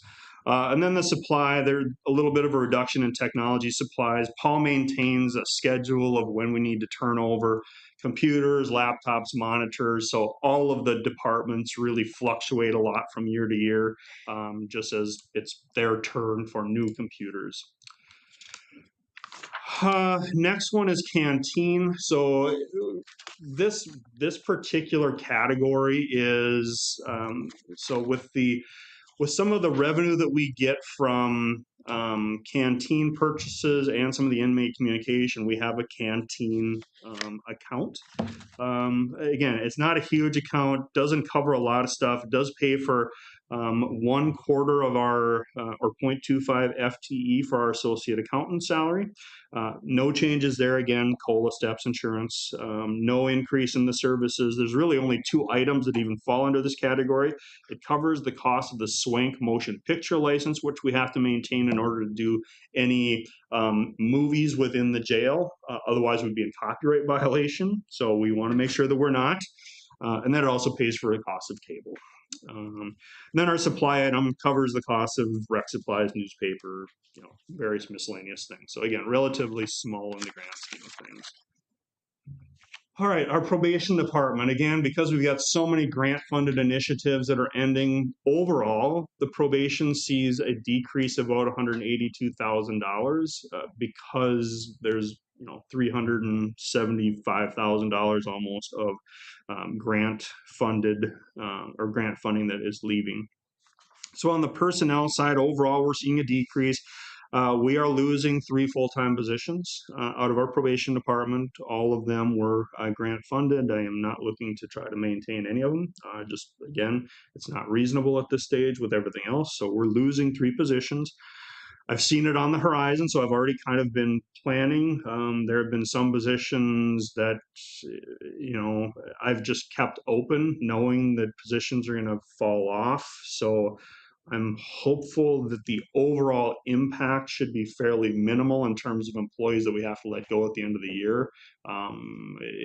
Right now, it's a very small number because we've tried to be strategic as vacancies develop, but we are going to be losing 3 full-time positions. And as I had indicated earlier, we are going to look at restructuring some caseloads so that we can maintain some semblance of pretrial supervision services. Again, COLA, steps, insurance. The service line item, significant decrease there because we had a lot of stuff that was being paid for by grants, tons of testing supplies. I think a big chunk was also the grant evaluation. That was a fairly large chunk that will come out of the budget that was paid for. We are seeing Some increase in leases in the McIntosh and East Grand Forks office. In order to try to maintain some level of pretrial supervision services, we are planning for an increase expenditure in testing supplies because there's a ton of drug and alcohol testing that is done with our pretrial supervision program. And then again, just some other minor things, fewer staff, fewer cell phones. So there's a little bit of a decrease. And then on the supply side, same thing there. Like we'll see a decrease because of some of those grant positions. The two areas that we'll see a little bit of an increase on is just general program supplies. So on-site UAs, those sorts of things, because we're going to try to maintain some pretrial supervision. We're going to have to do some budget increase there to account for that, and then a little bit of an increase in safety supplies, and it's actually not so much an increase as it's a correction of an error from the 2025 budget, which I mean happens. As I know the board is well aware, doing a large budget on a spreadsheet where one little thing gets like, I'm surprised we don't find more errors, but that was an error that we identified from last year. The office in McIntosh, is that still in the fire department or you're? Yep, still in the fire department. Yep. Okay. I know we had had some preliminary talks with Polk County Sheriff's Office if they were moving, but it just kind of died on the vine. Nothing happened. Okay. So we're still in the McIntosh Okay. office. Yep.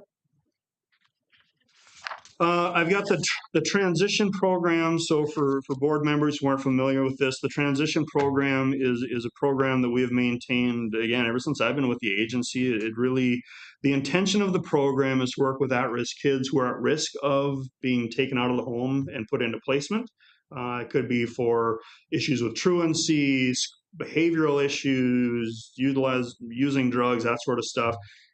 The transition program also serves to help a child transitioning from out-of-home placement back into the community. So transition program, again, the numbers for that have dropped. We used to have 2 staff assigned to it. A couple of years ago, I dropped it down to 1. And Amanda, she does a great job. She's been able to kind of meet the needs of that. So no significant changes here, no added personnel. Services increases a little bit. We've got a ton of Norman County referrals. Like I think Norman County numbers are actually exceed Polk County by almost 2 to 1. So lots of Norman County, so some increased mileage there. And then again, supplies, just because it's her term for a computer, that's a little bit of an increase.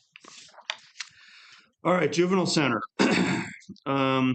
Big increase here because of the correctional health contract, and we put part of that correctional health agreement or part of that contract under the juvenile center, and the bulk of it goes under the jail.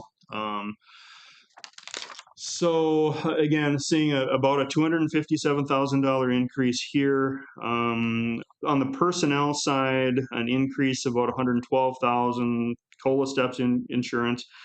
Here's another one, a budget correction from 2025.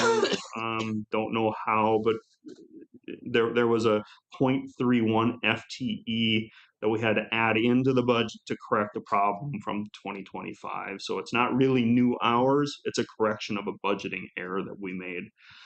I don't put that on Paul. That's all Paul's fault.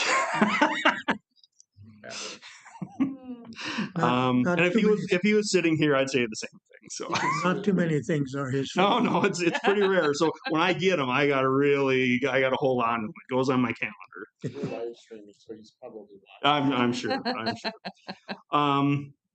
So again, under the service department, again, you see the big one, the correctional health services, that results in an increase of about $124,000 in the portion that we allocate to the juvenile center. We're also planning for a PREA audit.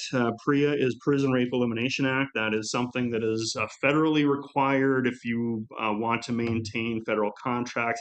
Less of an issue with the juvenile center because we don't maintain federal contracts. However, from a liability perspective, it makes sense. It is the right thing to do. And we do it. We've done PREA audits in the past. PREA audits have to be done by a Department of Justice certified auditor. So there's not wiggle room in terms of the fee. The fee is what it is. So we're planning for that in 2026. A little bit of an increase in building maintenance and some of those ancillary costs, about 8,200. We are doing some reductions in training related expenses in around $1,800. And then on the supply side, various increases, cleaning, custodial, repair supplies, an increase of about 3,900 there.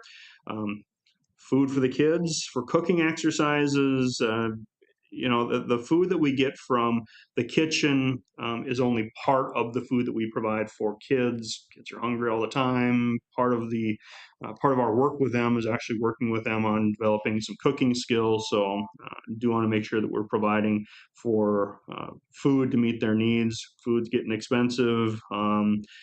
So increase there, and then just an increase in our technology supplies. All right, the jail. Okay, big increase in the jail, largely driven by the correctional health. So on the personnel side, no changes in terms of FTEs. It's all just COLA. One thing I will notice or will note, because of improvements in turnover, we actually made a really significant reduction in an amount that we were budgeting specifically for training.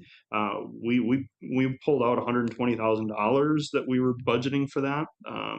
So it is my hope that that trend continues.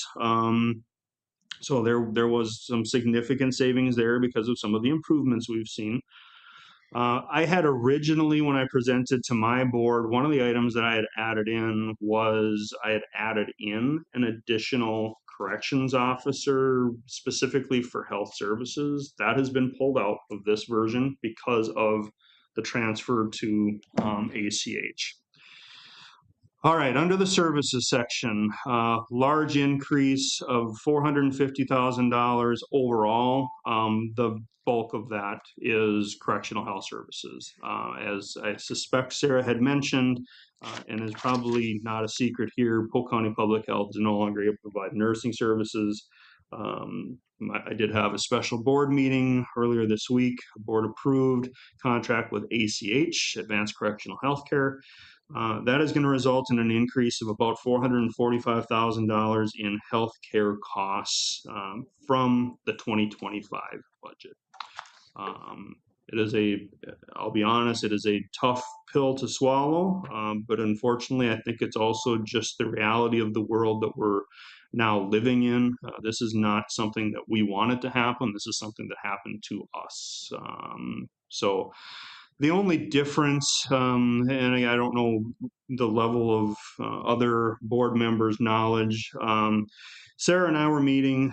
We had hoped, we unfortunately saw the writing on the wall with the nursing and just the inability for Sarah to recruit nurses to work in the jail. It's a challenging environment, to Sarah's point, shift work. It's just a tough job. As we're meeting, discussing possible, what can we do? What can we do for an exit strategy? As we're meeting, I received a phone call from All True Clinic, just indicating that they're terminating their agreement for the physician's assistant services, as well as the physician of record that actually resides with Polk County Public Health. They're terminating those agreements because of some legislation that was passed during this recent legislative session that makes prescribers and providers extremely nervous. The gist of the legislation is providers now are required to continue prescribing the exact same medications to inmates that they were on when they enter the jail as they were on when they were in the community. And again, in theory, that sounds like, okay, what's the big deal? The problem is that and I say many, like probably 75, 80% of the people that come into jail have not been taking their meds regularly. Many of them abuse their medications. We get meds in all the time where their counts are so, like, you just had this filled yesterday, you had 30, there's 5, like all the time. That happens all the time. And so it has really tied the prescriber's hands. Now, and there's language within the legislation that says, well, you can change the prescription. You just have to get the original prescriber to say, yeah, you agree. They make it sound as though that's very easy. That is not the reality. I mean, between difficulties even contacting the original prescriber, or they may just say, no, I don't agree.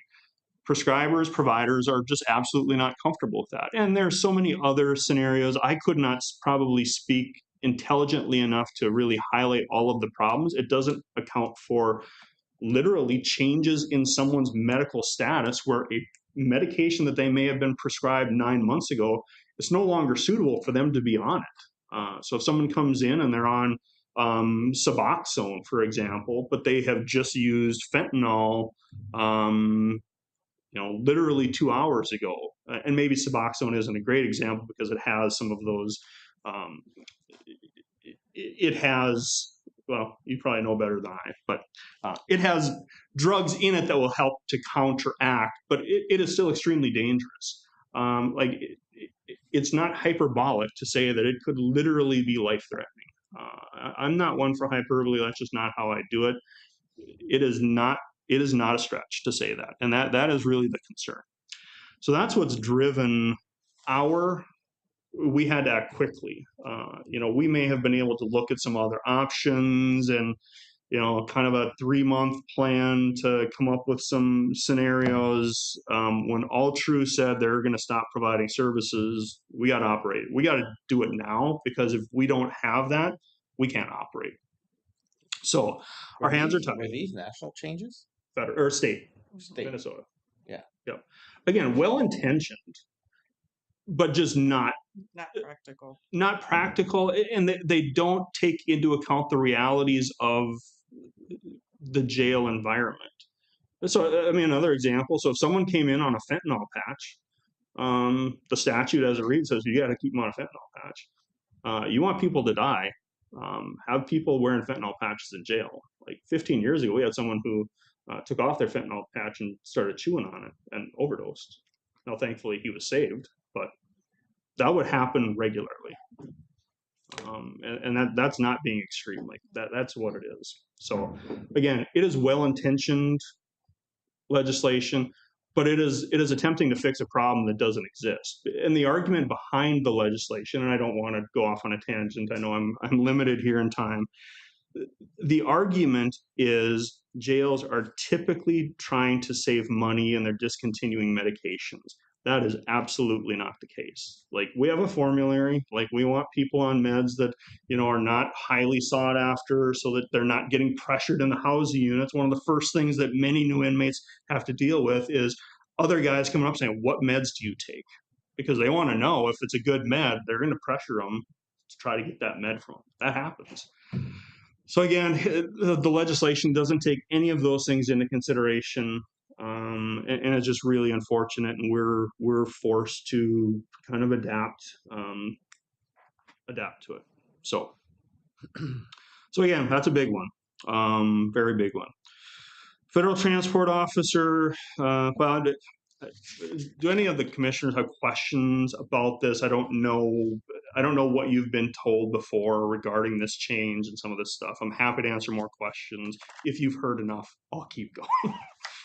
I will say, and I said this yesterday, having been at Arrowwood with the AMC staff, they didn't seem to understand this at all. And I was a little concerned that it is simply not on their policy radar.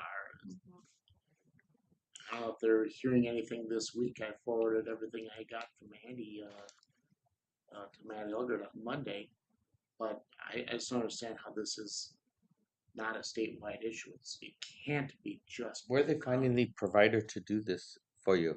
So one of the Advanced Correctional Health, for example, the entity that we contracted with, or will be contracting with, they provide correctional health services in I think 45 of the 87 counties. So like they're well represented throughout the state. One of the issues with this we're not alone in the provider pulling out. Several other providers have indicated their intent. Whether or not they're fully pulling out or have done that yet, that I don't know. We were the first to receive notice that our provider is pulling out.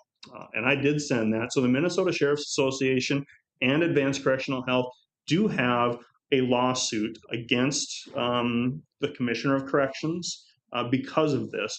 That lawsuit is still in play. What was lifted was the temporary restraining order, which had temporarily paused the implementation. That was lifted last week, and that's what changed. Once that temporary restraining order was lifted, then the provider's like, no, we're done. You're increasing your budget by 444,000. Am I correct there? For just correctional health. For correctional health, yes. Yep. Where are you gonna find a doctor that'll do this for that money? That's why. Advanced correctional health is, They cover they'll everything. do it. And they're the only one in the state of Minnesota. I have a problem with that. In, You have one provider, that's a monopoly. oh, well, And there are other providers there are other third party, That are willing to do this? our issue is again the timing. Our issue is the timing. Had we had 3 months or 4 months to try to resolve this, I think we would have done what we always do. Like, okay, let's get multiple different options so that we can look at it. Let's make an assessment of what's our best plan. Like, we got 30 days. I'm trying to get Altru to extend that. I've not heard back from them yet. I am hopeful, but and the other thing I will say, to your point, Commissioner Reese, this does not necessarily have to be a forever proposition. I understand that. So, I mean, this will buy us time. And I know it was kind of talked about a little bit at the meeting on Monday with Advance there. It's like, I don't want them thinking we're like, you're just going to cover us for 6 months and then we're out of here. So this gives us a little bit of time. It allows us to keep the doors open. There are other providers. There are Pathway. Do you remember the name of it, Sarah? I can't remember what the other company. There are a few others. Centralized one. Yeah, ACH is the largest, but there are others. So we will continue to evaluate as we always have, but this just covers us for the time being, and that is really the approach. Again, I didn't want to get into it at the meeting on Monday, but that's kind of my stance. I understand. So, but It's not right. Yeah. But yeah, and I mean, we don't want an issue that some other, jails have had with providers. I mean, of course, providers are no longer in business, but I mean, it's still, I agree. And so like, what Chuck mentioning about at our policy committee, I did talk with Julie Ring, about this afterwards, and she had commented that it might be a good topic for us to discuss at our district meeting, which is October 30th. And it's in Pennington County. I don't know for sure, but Chuck had mentioned that maybe if we do that, it'd be something, a good one for you to attend. No, absolutely. Because you're right. It's not on AMC's radar nearly as much as it's on the Minnesota Sheriff's Association, and maybe that's part of the reason is MSA. But I mean, even if it is Sheriff's Association, AMC still, is obviously intimately involved in jail and just like oversight. So, yeah. Sorry to hear that. Yeah. No. Thanks for the explanation, though. Well, yeah. No, I appreciate that, and I wish I had better news. It's been a tough week. Definitely has. A few other things that I'll just touch on real briefly. Again, really good timing from my perspective. A couple of areas we're able to pull out of the budget. We did just have our pre-audit in 2025, so we're able to pull that out. Seeing some reductions in maintenance costs, which again, that's awesome. So a reduction of about $36,000 there. Some of that, I know they've done a lot of lighting changes because some grant. I don't know if all of that is. I suspect some of it's maybe that. It's a variety of things, but anyways, the timing of that is good. On the supply line item, the one big one here that I'll mention, our security system that runs all of our doors. We need to upgrade computers. This may be, I'm gonna reach out to Lonnie with Unique Security to see if this is an area that maybe we can kick down the road a little bit. But this is also, I'd kind of plan to use fund balance to cover this cost. But that is something he says you need to get going on that. So I'm not super keen on the idea of delaying something that could be really problematic if systems start to go down. Last item, we do have some reduction in repair supplies, building upgrades, so some savings there, reduction of about 12,000. Next one here just kind of highlights really what's happened with medical and mental health. I mean, if you look back to 2022, when we spent my math isn't great, $218,000 on nursing and behavioral health. And now just in the jail side, this year or 2026, we'll spend $834,000. So, yeah, healthcare it's a monster, especially in the correctional health field. And one of the things, both Joey Peterson, my jail administrator, and I both commented something that Sarah Reese said at our meeting on Monday, like it clicked, and it was 100% right. And I don't know if it was just the way she said it, but it's like, yep, that's exactly right. It is the acuity of the people that are coming into the jail, the healthcare needs that they have are so different now than it was 5 or 10 years ago, that it has really shifted from like, I honestly think, and Sarah can certainly correct me if I'm wrong, but it's outside the scope of what a public health nurse, and then that's not criticism, it's just the reality of what a public health nurse is able to deal with. You almost need more like a hospital nurse who is dealing with that stuff regularly. And I think ACH brings more of that sort of thing because there is a physician that they're able to access 24/7. That's what's needed because of the complexity between not only the health issue, health just being general health, but then mental health and substance use. All of that stuff has become so interconnected. Hence the reason that is one of the advantages of ACH is everything falls under that contract. So their ability to coordinate services is probably a little bit cleaner than, the way that we have done, which has been great, but it requires a lot of work coordinating between public health and Altru and Illuma and the provider or the mental health provider that we've got, and it's just a lot. There may be some advantages, although it's expensive, unfortunately. So probably enough about that, huh? All right, adult basic education, a little bit of an increase here. Again, it's almost fully funded by the money we get from the state and federal grant. So again, almost fully funded. A little bit of increase on some Marks. Marks is a software that we have to use, so we are seeing an increase there. But then we're also bringing down the amount that we're budgeting for a Foston teacher. They just haven't been able to bring one in. On the supply item, there's some scheduled replacements that have to occur, and then also we need to upgrade one of the assessments that are used within education, so that is included in this budget. Food service decreases, again, because our numbers are down. We're actually seeing a little bit of a reduction in our food service costs. Now the rate per meal is going up, 3.5% CPI increase, but because our population is lower, we are bringing that number down. All right, last two items. Our sentence of service program, chore service, completely removing that from the budget. So that's a decrease of about $97,000. And then use of other institutions, because of the stability that we've seen, are bringing that number down a little bit. We had left some money in there just in the event that in 2024, we were really seeing high female numbers, and we were having to move some females out to manage population. And because of the uncertainty at the juvenile center, we were having to use other secure detention sites.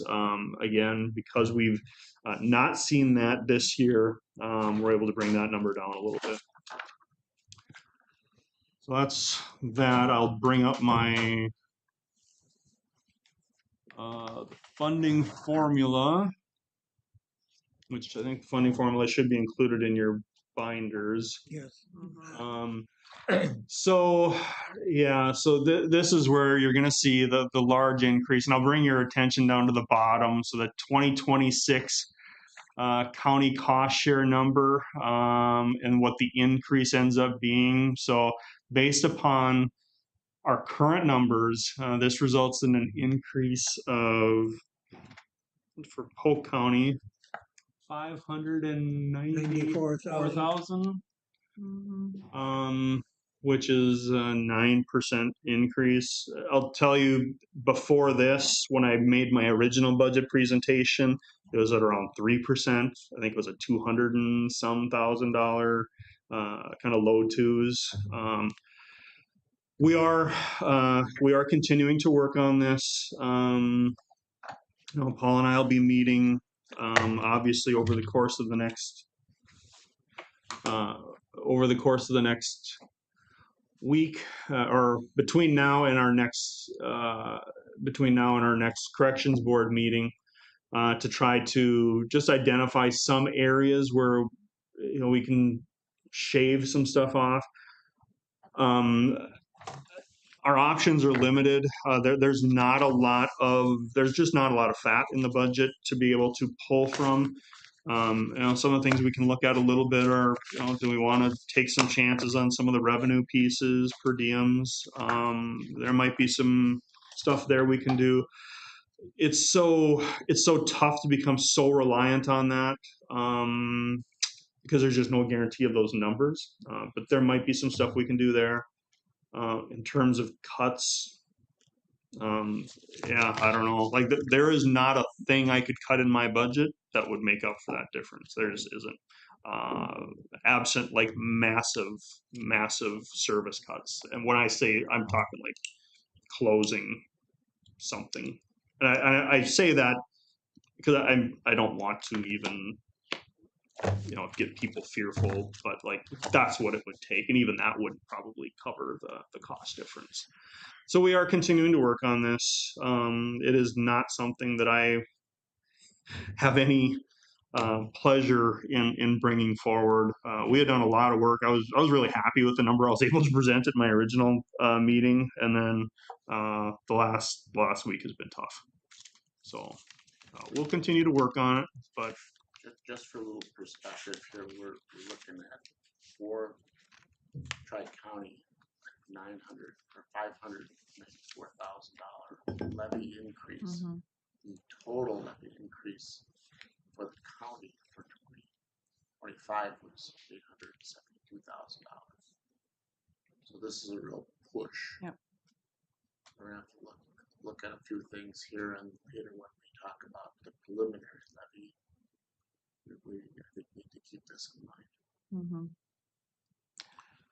And as all deference to Andy here, I know he's going to continue working on it. My initial view is that this is what it's going to be from now on. Maybe there'll be some change. There won't be a drastic change. It's going to be this. For the better. No, and I think you're right. I've had some fears that just with correctional health, and I'm not even just going to say correctional health. It's corrections in general. We're moving in a really tough place. Everything from, we've had to be really aggressive on wages just to try to keep the doors open. Like we've had to be aggressive, and I'm so thankful that my board has been willing to kind of stick their necks out a little bit, and because we've got to keep it open. So between having to be aggressive in wages and even just compete with other jails around us, medical costs, and just the cost of everything, yeah, like I'm even future budgets are going to be. This is a really bad one, but future budgets are going to continue to be tough because all of those things are just going to continue to be something that we're having to compete against. Like I said, everything, wages, just the cost of services, you name it. It's almost as though to have a jail, you need to have a hospital-like component to it. Yep. To address the health issues. So many people are in there because of drugs, because of health issues. And we're still doing jailing years ago. Yeah, and that's why Thank you. the newer facilities that have been built are including that mental health, Yep. you know. They have units addiction. specifically for it. Exactly, yeah. Yep. Do you think like when Stillwater starts closing down, would any of those? So some may, I mean, they may become more liberal in who they allow to transition to work release, those sorts of things, but that would really be it. Like they won't shove inmates out of Stillwater to county jails. Like that's not been discussed. There would be such massive pushback on that Okay. that I don't think that would be tenable for the commissioner to do that. So I'm not envisioning that being an issue, but certainly the issues that Chuck raised are real. And I wish I had the numbers in front of me to highlight what he said. So we've started tracking the number of people that we have on suicide and withdrawal watch each month. The numbers are staggering. Like we have 40 or 50 people a month that are on suicide watch or withdrawal watch when they enter the jail because of either our observations of their just poor health or their self-report of I use X, Y, and Z within the last 24 hours. So talk about raising liability. That'll do it. Using Narcan in the jail multiple times to save people. And That's the environment we operate in. go ahead, Mark. Andy, a question for you. I've talked on this topic previously of your inmate population. How many are North Dakota people, so forth and so on?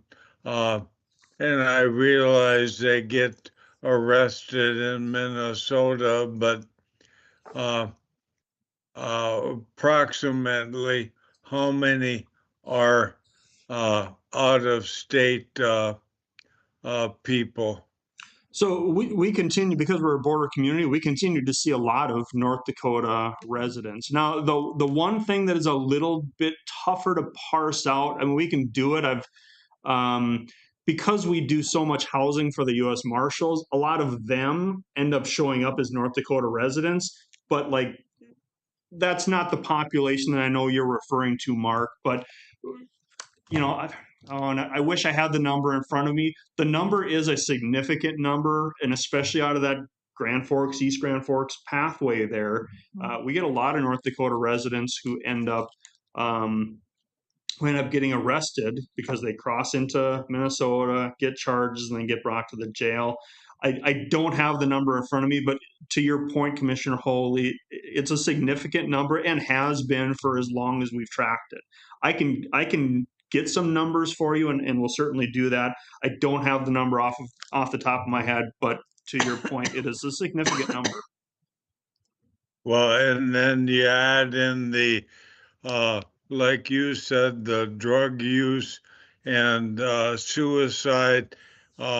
It all adds to additional cost on the Polk County taxpayers having to operate this jail. And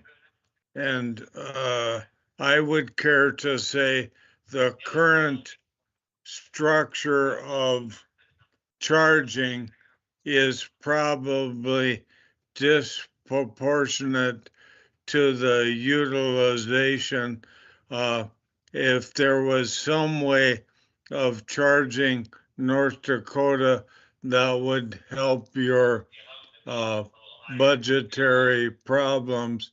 And by no means is this a shot across your bow.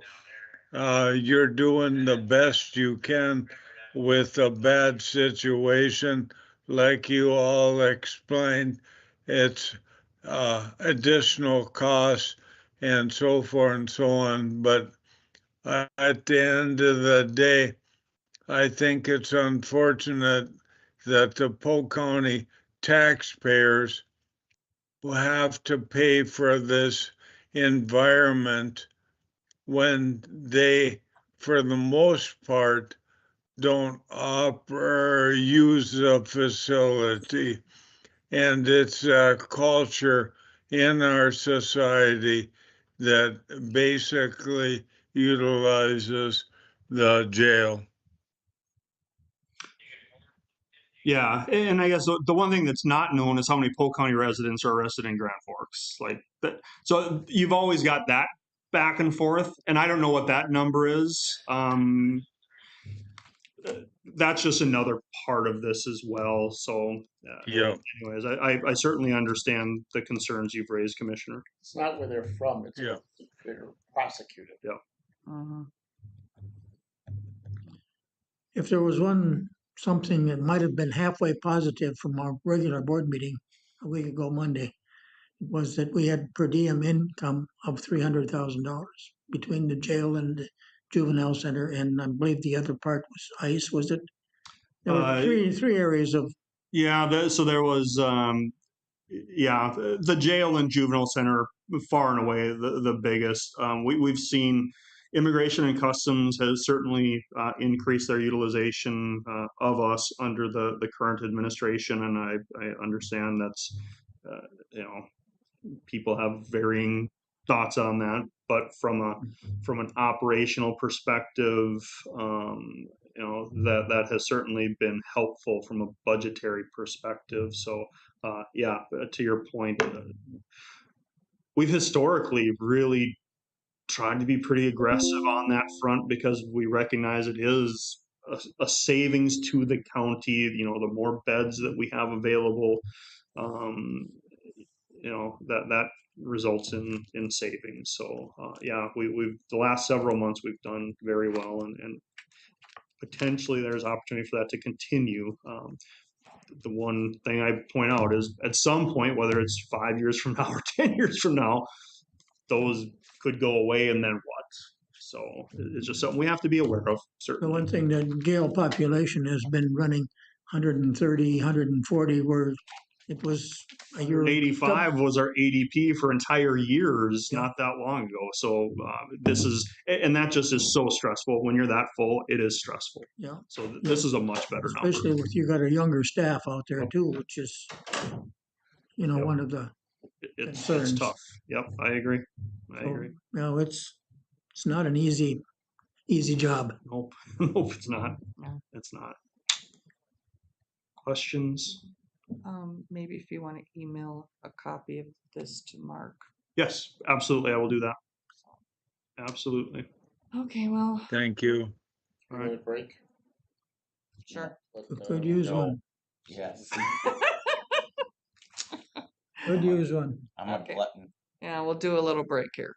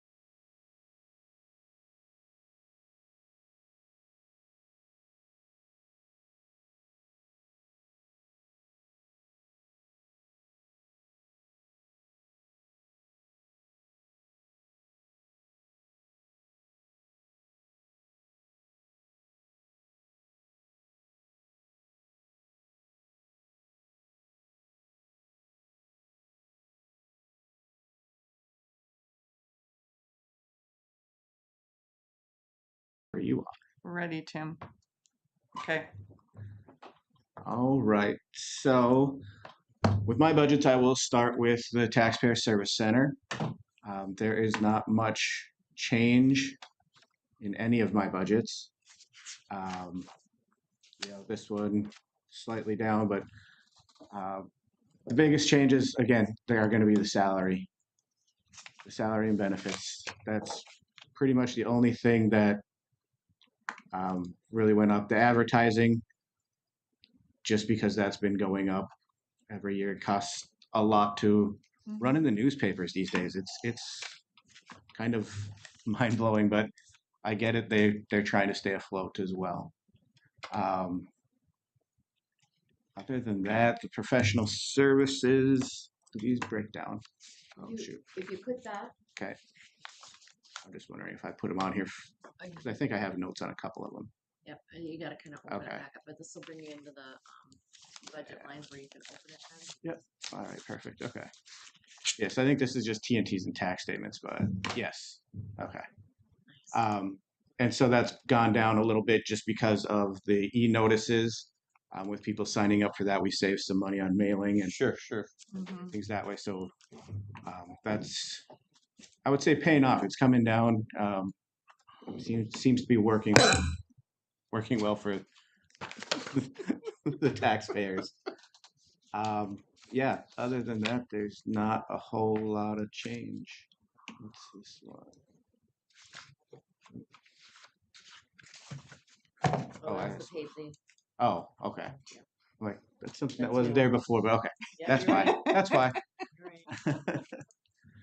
Right. So that again, Taxpayer Service Center budget, not much changing there. Any questions on that particular one? Okay, we'll move right along into the assessor's budget. Again, not much changing. Even the salaries here didn't go up too much, being we have an opening right now, and so we're looking at filling in the next month here. It's out advertising right now But that'll be for lower. a trainee. Yeah, so they'll start lower. But with that, the salary starts lower, but the education is a little more pressing in the first few years. So the education and mileage budget, those types of things would see the increases. Let me go into this one because close that. Because Mark did some nice stuff on here. He sent me some nice breakdowns. Let's see, 6805. Here we are. And so, Oh, that's nice to see. yeah, I'll show you again the other one, but I'll just show you what he sent me this way. It's a breakdown of each staff member of how he's looking at it. So, zoom in, you say? Yes, please. I don't. Good now. That's better. Okay. So as you can see, like the Mark and email, the appraisal staff plus the trainee are all considered in here. And like I said, the trainee will have more classes that they'll need to attend. Looking at that staff, there's about half or more of those names are new to me. We've had quite a significant overchange there in the last 3-4 years. 3-4 years, yes. Harrison, Tiffany, Jennifer, I think are probably in that 3-4 years. Mel's probably closer to 5. Same with Andy and Mark. Andy's probably closer to 7 now. But yes, and then Janet and Amy in our support side, they've been there for a little while as well. That is, any questions on this portion of it? Yeah, just trying to show you that some of the things that Mark sent that he worked on, and it looks really nice in here. And so in Questica, you can break it down and add each line for each staff member or line. So what else do we have for him? Okay. He also did the mileage, that estimate that they see.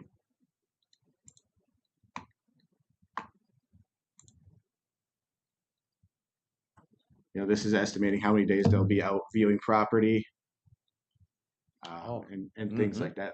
Let me zoom in again for you, Tim. But so that's how he came up with, an estimate for our budget here. So it has the assessment mileage, and then adding in the education. So most of the education they have to travel. Alexandria, I think they did something like Lake Elmo. They've done them down in the cities. It's never anything too local, unfortunately. Not out of state much though. No, out of state, no. It'll all be in state for their trainings. So that's his work on the mileage. That's still cheaper than a car rental. Or Yes. a rental vehicle that we would have to purchase or something. Yeah. Let's see the other one that we have. Some of the maintenance agreements that we have. 63. Here we go. I believe I've got it out. Oh, so these are just their dues. Sorry, I was looking for 6342. On the line. You went past it. There we go. My eyes aren't as good as they used to be. So this will just show the different programs that they get from Vanguard, and what they each cost.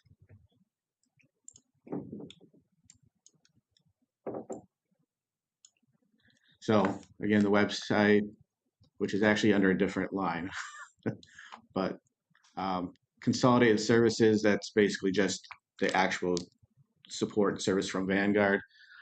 Archives, keeping a historical timeline of all the assessments, and then services, the data export, anything that people request. I believe it's an annual request from a lot of different places like Zillow and different realtor places that we extract data and export it and send it to them for payment. And then the training hours, I believe we purchased 32 with this, 32 training hours from Vanguard, which this past year we used a few hours to send almost the entire staff to a training on the commercial properties. So they all got to take it together with Vanguard, walking through each thing of how to use the software, how their software is set up to handle it. That's smart. Yeah, and so instead of paying out of pocket, we use things that we already had available to us, because the training hours don't expire, I believe. But we had, we had plenty to send to staff, and they've also been using some of those training hours to help with the CPI, which is the conversion of ag land, how they're valuing it. Instead of on a per acre basis, it's the crop production index, which is something Mark will be able to talk about more, possibly during TNT, but more likely next spring, if we're able to get it all completed. Like last meeting when Jake was mentioning that Stephen at GIS had been working with the assessor's office. That's one thing that Stephen has been working on with them, is this new crop production index and getting that going, and he's been a great help. Mark was really impressed with how well Stephen was able to move through that and help him get that, or start getting that implemented. He went from hopefully by 27 to might be done with it by the end of 25, ready for 26. Yeah, that'll be good. Yep. So any questions on the assessor's department? All right, moving on to the license center. Oh, I guess that was already out. Again, nothing really changing here. There's just not a whole lot of change. It's, if there's anything adjusted, it's for what we expect to come in as far as The cost, these are all based on, I wonder if I have it. No, license center, I don't. They're just based on the different transactions and what we owe to the state. And so not much in the license center. Like I said, not much change. And you can take credit cards now, right? No, we do not have that set up in the license center. The ATM is right outside the door. Right here. But no, it is not set up for credit cards at this time. Are you seeing change in numbers since the state now has added on $1 if you go to the, in person versus if you mail it? I haven't seen much of a difference. Okay. It really hasn't. It depends if they want it right now or if they want to mail it in and wait for it. And So then, so you get to keep the $1 then? Yeah, it comes into it's into one of the funds, like, because it all goes into a state account and then they do their draws. So it's just not part of one of their draws, like, yeah, the MinDrive system and the accounting with that is a little more complex than I'm used to, but Yeah, or that it needs to be. that might be it too. Is the credit card thing a hard thing to implement? Did we talk about that before? We've talked about it. Again, because it's with state funds, I'm a little hesitant, but I think with Stacy here, it would be something we would look at doing, not just in one place, but throughout the service center type thing. And that would be something we would work together. We just pass that charge on to the consumer. Consumer. Yeah. Yeah, I did lifetime firearm licenses for my grandkids. Okay. And that they finally took credit cards. You didn't have to send in a check. Okay. So they, but they do that at all licensing centers. I just got a call from them yesterday. That's why I know it all went through. Yeah, and like our property tax online, you can do that. Right. But it adds that charge or whatever. And so it's just something we would have to look at on how it would be set up and all of the securities with it. Just asking. Yeah, because I mean, I know that the private, Ones they license centers, yeah. take credit cards and they add the charge. So I mean, this is the same funds that. Right. It would just be how we have it set up because Track it. Yeah. they're private and they have their own little account and that's all they're worrying about probably. And we would have to figure out how it would work with our accounting. Okay. Can you show the levy support needed for this? Let's see. Is that this one or where? Revenue. Oh, sorry. So the 165, is that what you're saying? Yep.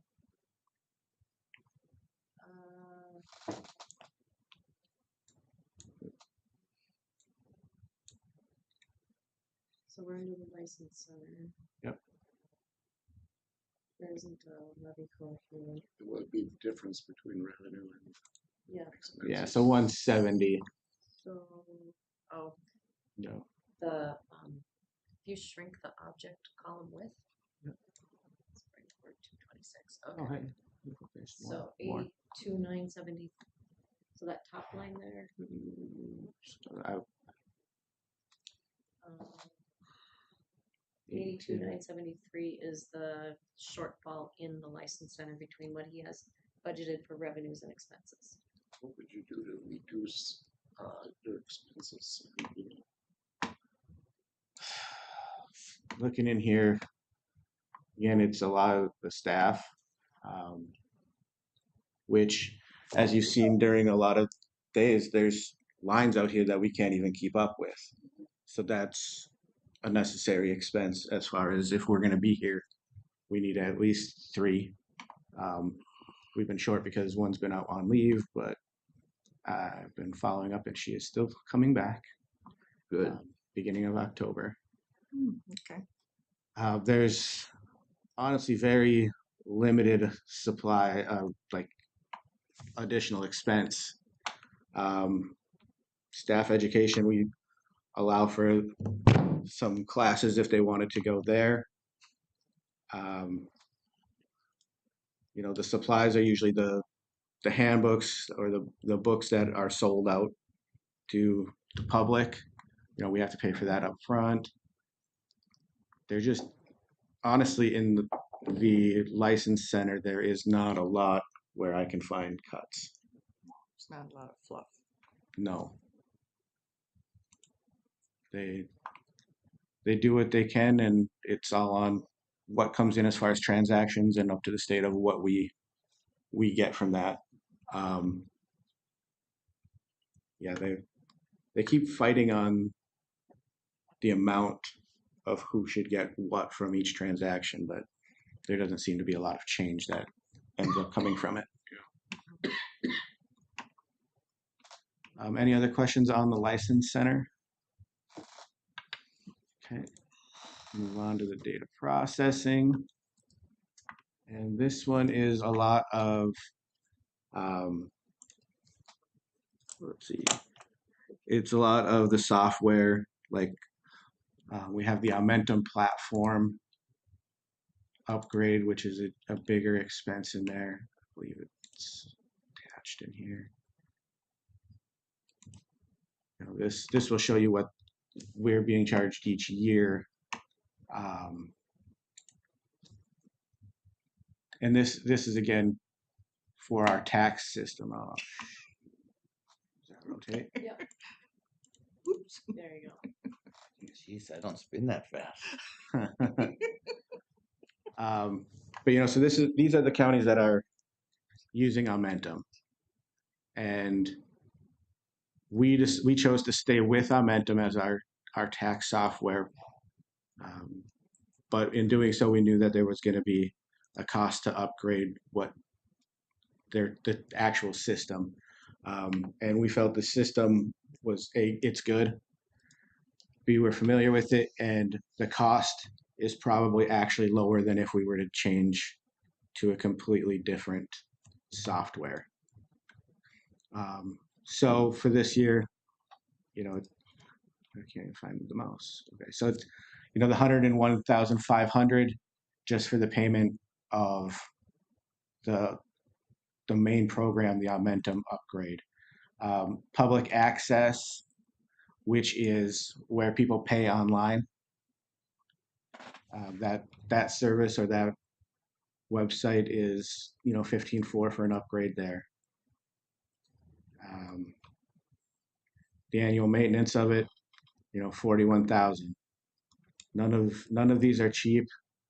And looking into all of the other options and softwares, it's what they charge for them. They're not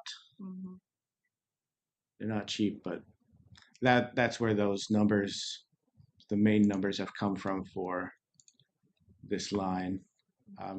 This is a breakdown of all the other ones. Make this bigger. Oh, there it is. So our application extender, one of the pieces that goes along with that, which is where we store a lot of documents, like things that are scanned and recorded. Other departments, there's ditches, there's a lot of things that go into this app extender. And so these are the different pieces of it that they charge us for, that like different modules. And then it's the Aumentum beta testing and reporting, enhancement funds, all the different things, and the MCCC different user groups that are all at $2,500 a piece until we reach our maximum. So that's where all of the different things. It's kind of nice. Again, Questica allows you to break it down line by line within the line. Going back to the Aumentum now, okay, so there's 10 counties that are under that contract. So then, is the contract based on like how many counties participate, or is it doesn't matter, it's just one? It was, they charged per county, and because when we were switching, or when they were bringing this all up, MCCC did an RFP to see who they would suggest everybody go with. Aumentum was going to be the choice. However, they couldn't provide assessment software to go with it. Oh, So they changed who they awarded the RFP to Tyler, because Tyler could do assessment as well. mhm. Our assessor's office is very, very, very happy with Vanguard. We were very happy with Aumentum, so we chose to stay there along with the 9 others. There were, I think, 15 at one point, so 5 chose to go different places depending on who they have for their assessment stuff. Most of the people that are still with Aumentum are Aumentum Vanguard, because it didn't make sense to go somewhere else and keep a different assessment package. So like out of the 87 counties, it's only these 10 now that are Using with Aumentum. Aumentum and Vanguard. Not just Vanguard. No, there's probably a lot more that use Vanguard, but Mhm. these were the 10 that I would guess almost all of them use. Okay. That is their assessment software. Okay. Um, And- because Avenue Tax went away as well. Mhm. That's when they started hitting all these other things, and there's a big shift in who was there and what people were using. Mhm. Yeah. I was just wondering, like, if it was possible that more counties could be drawn in to maybe pull the price down, but. We did attempt that. They tried, keeping the user group. It was individual counties' decisions to where they wanted to be. Once we had a list of confirmed counties, then it was negotiated with Aumentum of how the pricing would go. Okay. Yeah, and then so also with that, there was a higher charge for the pilot county. However, it was decided in the board of the Aumentum counties for the MCCC to spread that cost evenly between everyone, Mhm. while also offsetting some of the cost from their enhancement fund that we all pay into as well. So there was some cost offsetting that way of a previous balance that we had accumulated as a group, some basically fund balance, like as Chuck says, and then spread evenly between the participating. Mhm. Okay. But yes, if we would have had more counties, we would have been able to lower the cost. Mhm. Okay. But that, like I said, those are the softwares and the user groups that come out of this particular fund. Oops, did I just click the same one? Oh no, this is different. It is different, yeah. Maintenance. So- Okay. Oh, it's a similar name. Okay, so these are just the maintenance agreements then with these computer companies or software companies to use their product. They get you everywhere to use their product in its full capacity, and they're good products, but they do cost a county. Any other questions or any questions on the data processing one? Get rid of that. Next is our election budget. This one is the big Election In- year. increase over the prior year because, well, 26 will have elections.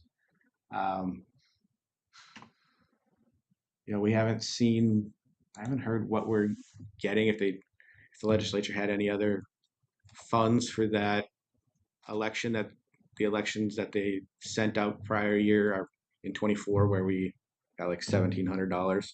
Yeah, I don't think they appropriated anything for going forward. I don't remember hearing about it. So, but again, that was only 1,700 to offset like half of our postage budget. Well, not even. This is all just what it costs to make sure we're doing all the publications that are required, mailing out all the notices that are required, all of that fun stuff is in here. The travel and the staff education, I add back in for these years because they usually have a training in April for election staff, and Mhm. so that's why that one is in there, and normally not a lot. But yeah, looking forward to another year of elections. This was my first year without an election or a special election. So it's kind of nice. They'll extend the hours again to Saturdays and Sundays. And I was against that to begin with Oh. until we were very, very busy during those. Okay. I was extremely surprised, not just the Saturday, but both Sundays that we were open, we were busy. It's easier for people to get here, I suspect. Yeah, it was a presidential, so I'm sure that had something to do with it. But Mhm, yeah, they came But out. still, they could have come Monday through Friday. Yep. mhm. And I have a feeling we'll be very busy in here for this in 26 as well for the general, simply because they have early voting or in-person voting up here. And we have to offer that, and we haven't done that in a while. I would say since 2016, maybe 18. And I remember helping with one where they had the machine set up over in the service center, but it's been a while, and well, now we have to, so we'll do it. But now there are some school referendums this fall, correct? Yep, there's some going on now. Not let's see, 2311. So Clearbrook Gonvick is doing one, and Winnemac. Fisher already carried one out this summer, I believe. Yeah, we've. Tim, what was that? Was that anybody joining? It might be. Might just be a. Yeah, but yeah, so those will be noted on the TNTs. There's something on there that we can note that, Mhm. hey, this does not include possible changes from a November referendum. It might just be. I just heard a ding. I don't want to. Yeah, I know. It might just be someone messaging Teams or something. Okay, Nothing major. perfect. But yeah, so that's the election budget. Is there anything that you guys have questions on in there, or anything else about elections you want to ask? All right. It is what it is. Yeah. Yeah. Recorders. With this budget, some of the changes that let's see. That's for your scanners. That's This is more the recording of the documents, like the fees and things like that. Like, so I have to estimate on how many we're going to bring in okay. and things like that. And with this one, it's gone down the last, I don't know how many years, but I'm estimating at 5,000 documents recorded. I wonder if I have it in one of these. But like I said, I'm estimating at 5,000 documents. For different ones, it's either $11 a document, or some of them are at $10 a document. Can I tell if this has You did, yep. You Look had up that revenue one, this one? one more, Okay. one, yep. Click that one, Oh, click it. Okay. and then the little arrow right there, yeah, you had it there. Oh, Is that what you're looking for? No, I was looking to see if we could tell, like, if any of them had comments or detachments, like if it's in If here you at open all. all of them up. Yeah, that's. I didn't want to have to go through each If you one. I click can't on the- remember. If you click on the gray bar next to fund, where it says fund, up, Up here. yep, and go over and one more to the left, yeah, and then click that. This. Should open everything. Okay. Oh, yeah. And then you can see if Just a quick scroll to see if I added there's a anything. main comment up on the very top. Yeah, I think that's just that it's building Comment up. in general. Yeah. Mhm. Okay, so I didn't add any of it. I thought I did. I had it with me before. But it is, like I said, some documents we retain $11. Some are $10.50 depending on, again, the type of document. And so that's how this budget is worked in, along with I believe our what was it called? Our notaries and things like that, I believe are also somewhere in here. But that's again the recorder's budget. Not much change to it. membership dues for the MCRA, which is the Minnesota County Recorders Association, along with, I think there's one other one that Kayla goes to, as far as the recording of groups. So those are those memberships. Yeah, that's, again, the recorders, not much there. Any questions on the recorders? All right, the extension board, this one we did need to fix still. The other pay never got switched back to the 840. It is because the board members who come get $35 a meeting if they attend. There's 5 board members in 4 meetings. It equals out to 840. When we first got into Questica, it was just they're put in as full time or however Yeah. they had Yeah. to be figured. It just didn't I got too many, work right. Yeah. positions. Yeah. So it will be taken care of. I'll show you the actual budget that Lisa Logering sent. I suppose I couldn't do it on that one.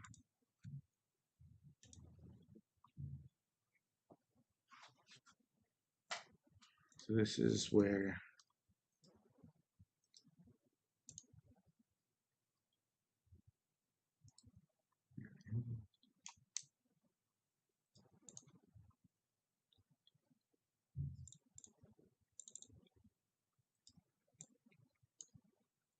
is that big enough, Tim, or does it need to be bigger? Maybe a little bit. There we go. Okay, so the top one is the extension board. So again, the other pay is Social Security and mileage for those members that drive, excluding myself, Joan, and Gary in this budget. Then the next, is there any questions on the committee part or the board part? Okay. So the next budget down is the extension office. This includes a salary from the MOA with the extension. So it covers the ag educator, the 4-H educator, and the part-time administrative staff.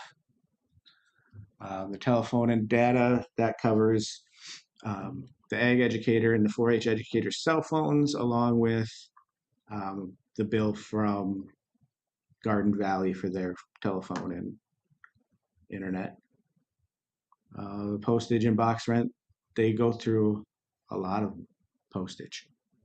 They have a lot of mailings that go out.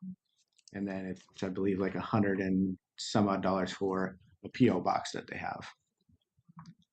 The subscriptions are for local newspapers. Lease agreement, this is for the Bajella building that they're in McIntosh.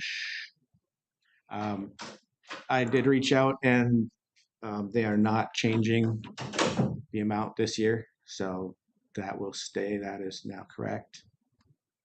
The supplies, any office stuff that they need, folders, paper, labels, that type of thing, that's kind of their discretion. This is what they've requested. So that's the extension office, not just the board and office. So any other questions on the extension office? Okay. And then we've got our Recorders Process Compliance Fund. This again, let's see if I can get it here. This should.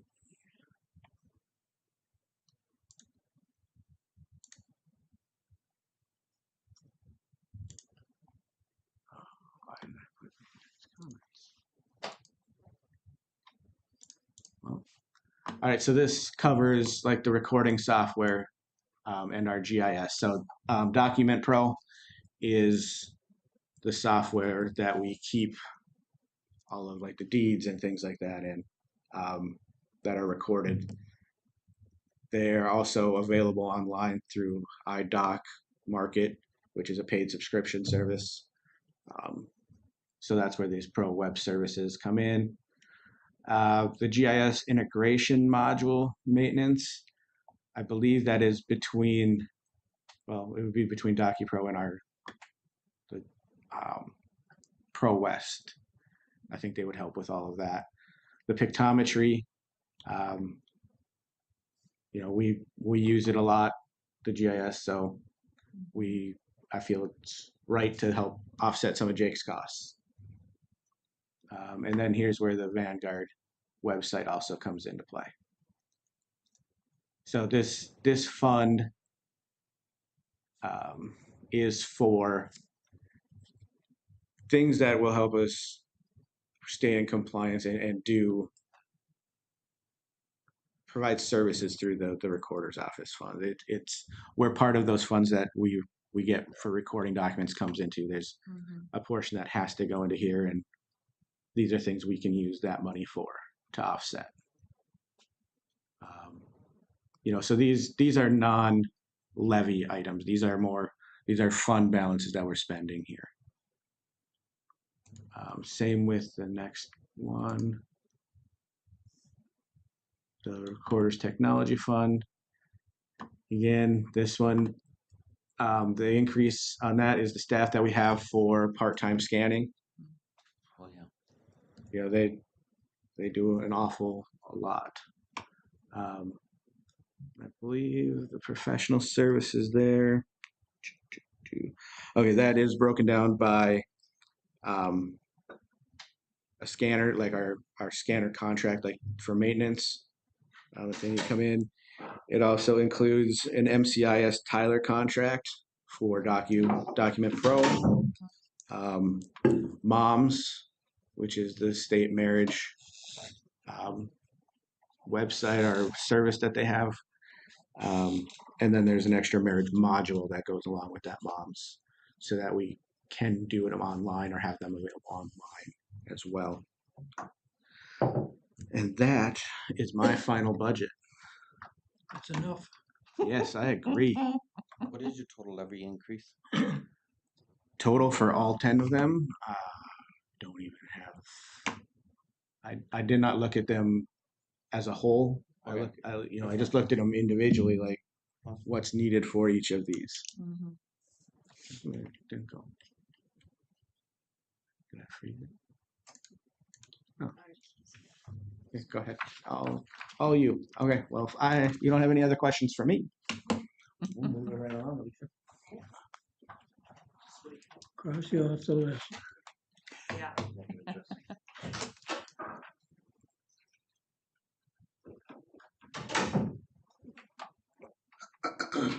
Just keeping an eye on you. Hi, Warren. Oh, Hi, Gary.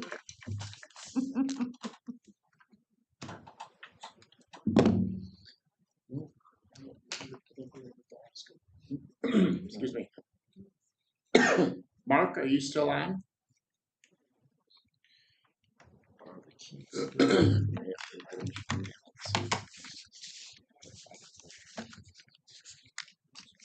Yeah.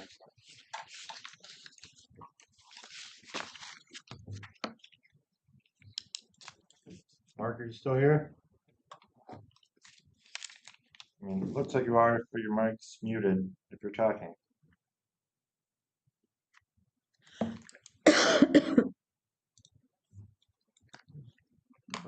Yeah, he's having a tough day. Let me just get this. Just get this. Oh, yeah. Hold over here.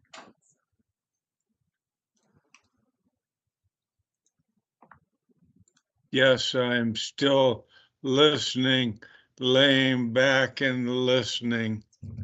Thank you. We're just trying to figure out for the minutes what time we should put you down for entering the meeting and or exiting. If you want to send us an email after the day is over, that's fine, but we just want that for the minutes.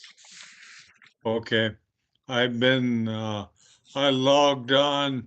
I let Joan know when I got on, and heard Andy's and the last one, all of it. So 9:15.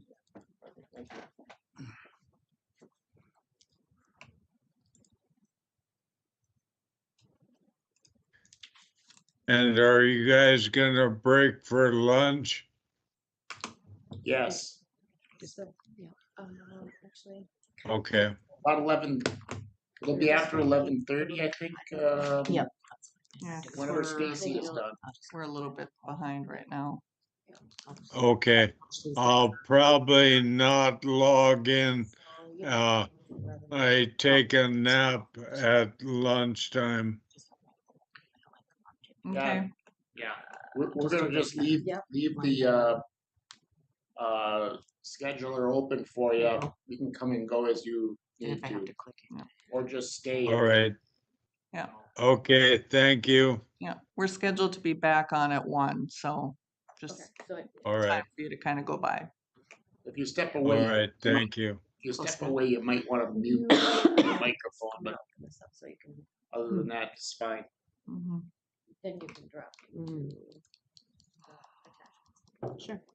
Okay. Otherwise, the attachments weren't gonna be there. Okay. So, this still is not very good. Okay, so. Okay. You can.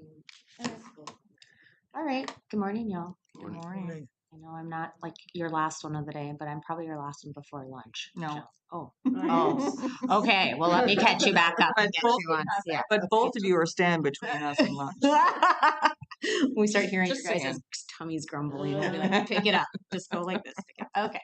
So my budget's pretty straightforward.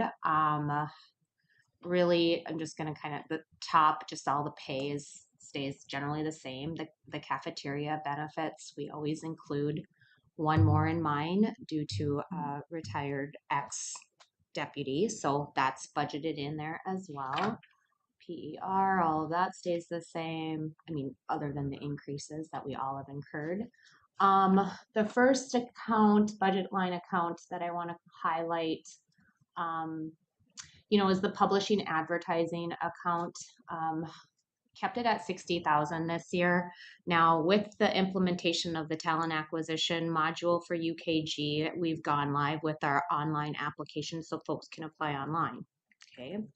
It is also hitting a broader network because with that platform, we're able to now advertise all of our vacancies out on Indeed, which is a huge plus for the county. We're reaching a broader audience that way. So we're doing that currently. The reason why I'm going to continue to budget a little bit more too is if we want to explore some different possibilities with when we exit merit system. That's some stuff I want to kind of look into this upcoming year in 2026. So the plan is we will submit our application to exit merit system by the end of 2025 and 2026. They are reviewing that. So we still will be utilizing merit system in 2026 with being completely out doing all of our social services advertising in-house 2027. Now, a lot of our advertising costs haven't hit here. I'm not quite sure.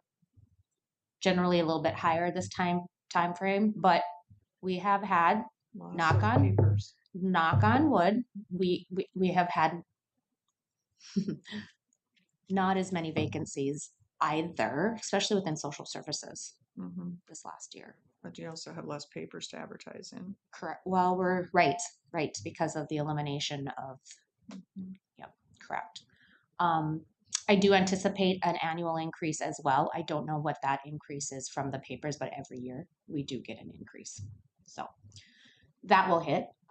Subscriptions stay the same. Membership dues I have the same. I haven't seen increases in anything there. Insurance we don't have insurance admin fee. This was the old PCORI fee that before we contracted with Blue Cross Blue Shield, we used to have to pay the PCORI fee, and I would usually budget that, but now Blue Cross Blue Shield absorbs that cost for the county. Professional services, this would be one of the changes. increase request would be for DDA ongoing maintenance. So we will do additional ongoing maintenance within our job classifications, job descriptions, and our reviewing wage grid in 2026. I know there's been discussion regarding that, and we will have initial results from a full market study in 2025 coming to us before year end. So give you an up like that. I don't have all that information yet pulled together for you, but what that will be is, if you remember us 3 years ago, was it during contract negotiations where we did a full market study, which impacted every employee, and we transitioned to a new pay grid. But we continually do market analysis within our 12 comparable counties to make sure we are in line with what the market is paying. So we will be getting additional information here, but we do know that we have compression issues with our grid currently with where we're at, and that will have to be reviewed and analyzed. I don't know if you want me to talk any more to that. Yeah, we're just kind of doing it. I don't know. Again, as I said earlier in the morning, there's no preconceived notion of what the outcome is going to be, and decisions about what to do would still be subject to whatever findings we have on our ability to budget and pay. Generally don't want to do that too much in open session until we've got something definitive, because it could end up involving MOUs with unions and so forth. But probably with the personnel committee here in the fall, if we can get something from Tessa to look at, and then if there's something to go with, then I think we need a discussion on how to implement if we do this. And it's all presumes that that there is a direction to go into. But this would essentially be the market study that we would typically budget for in the middle contract year. So we're getting a little ahead of ourselves, but because I think having a couple of budgets to make the adjustment might be an option that we wouldn't have in, say, 6 months, unless we just did it off budget, which, since we're in budget, I don't know why we would do that. Right. So it's good to be looking ahead. What's that? It's always good to be looking ahead. Well, it is. We have to. It's amazing how fast the market pressures go.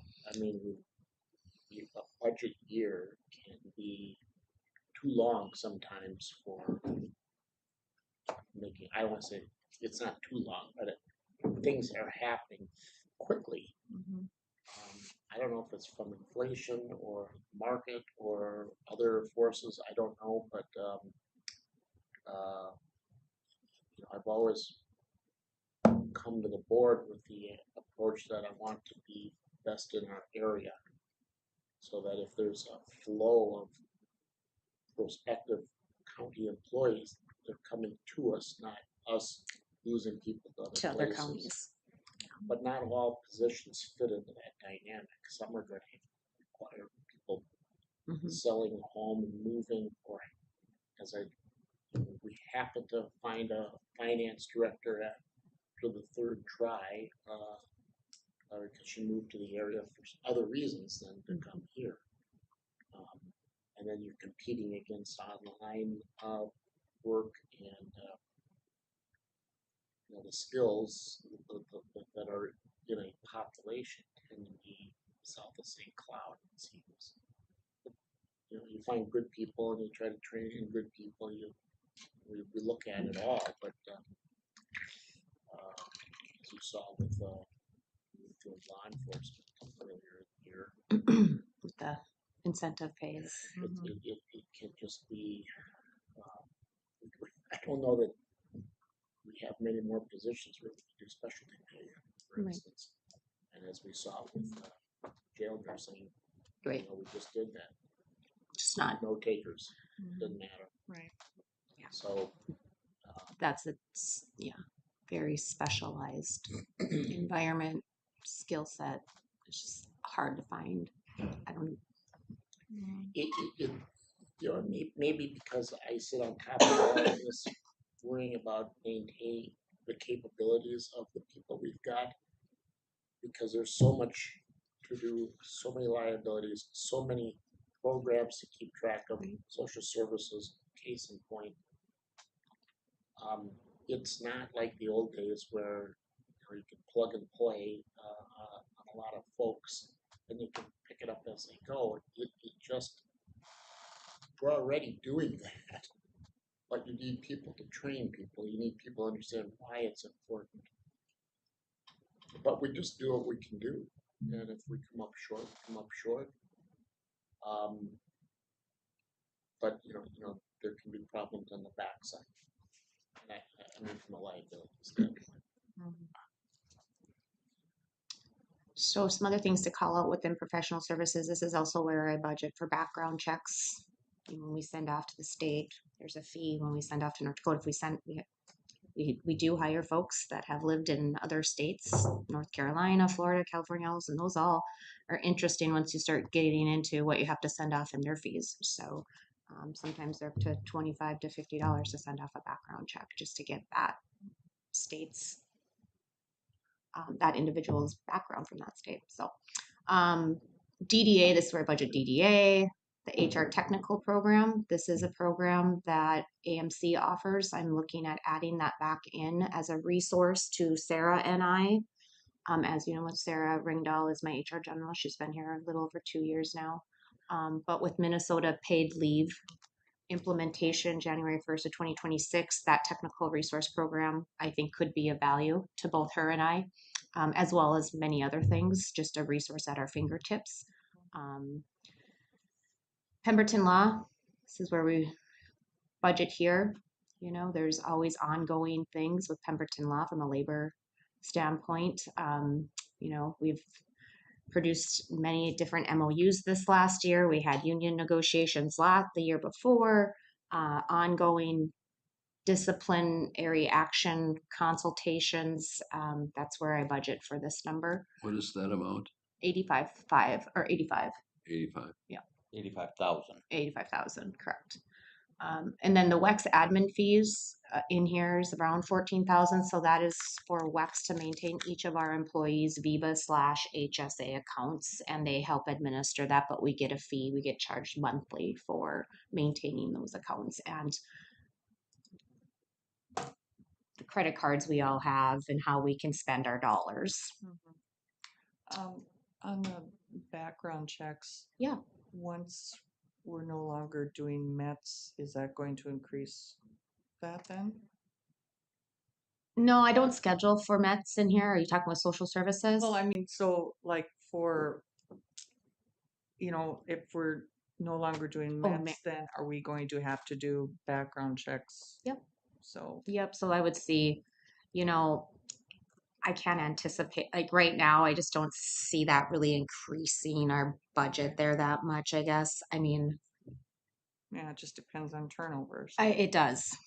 Absolutely right. You know, and I can look at where the majority of our employees are at as far as how many years they have to retire, but we don't have like a huge exit of employees happening this year. But you know, people's plans of retirement changes. They think they want to retire, then they don't want to retire, then they do, and you know, so you know, we do have some anticipated retirements and people, but I can't look into my crystal ball and say what does 2026 like for turnover for the county, unfortunately. But the other thing with background checks, which we don't, when we do our local background checks, of course we don't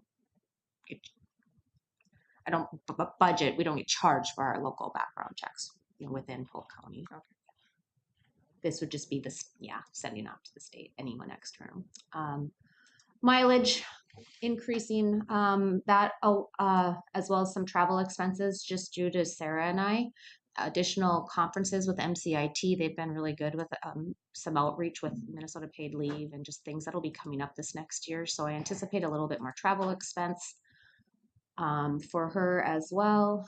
Maintenance agreements, this is where I have all of my Kronos UKG contracts, and I am adding here budgeted for 2026 would be our Cobra third-party administration. So this is a contract through UKG that they will be, whenever we have a terminated employee or a retiree, they will be now sending off all Cobra communication to the employee versus that coming, I've been administering that from my office.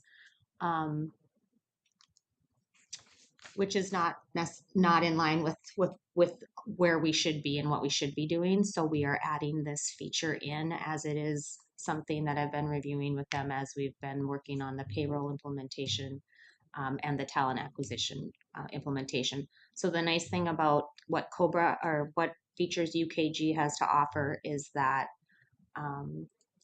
they will also, any current retirees that we have come January 1st, 2026 too, and because you can Cobra for up to 18 months or indefinitely if you retire, they will maintain any existing employees, not just new future as well, if that makes sense. So that's for the year. It'll streamline processes as well. I'm excited for that implementation. Relieve you of some work too.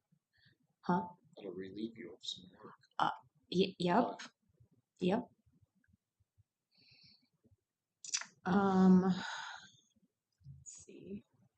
Is that the end of it? Yeah. Supplies. Nothing's changed. Employment reference books. The other one I wanted to call out was staff education. This dropped a little bit, but what I am doing in staff education is I've budgeted for my HR generalist to obtain some certification professionally for her development. So when I meet with her and we discuss performance and we discuss ongoing development, this certification through the SHRM organization came up, and I want to budget this for her to attend. Be very beneficial in her development with the county. And that's it. Any questions? What's your levy increase? Total. Increase. Is it that? 46 to 120,000.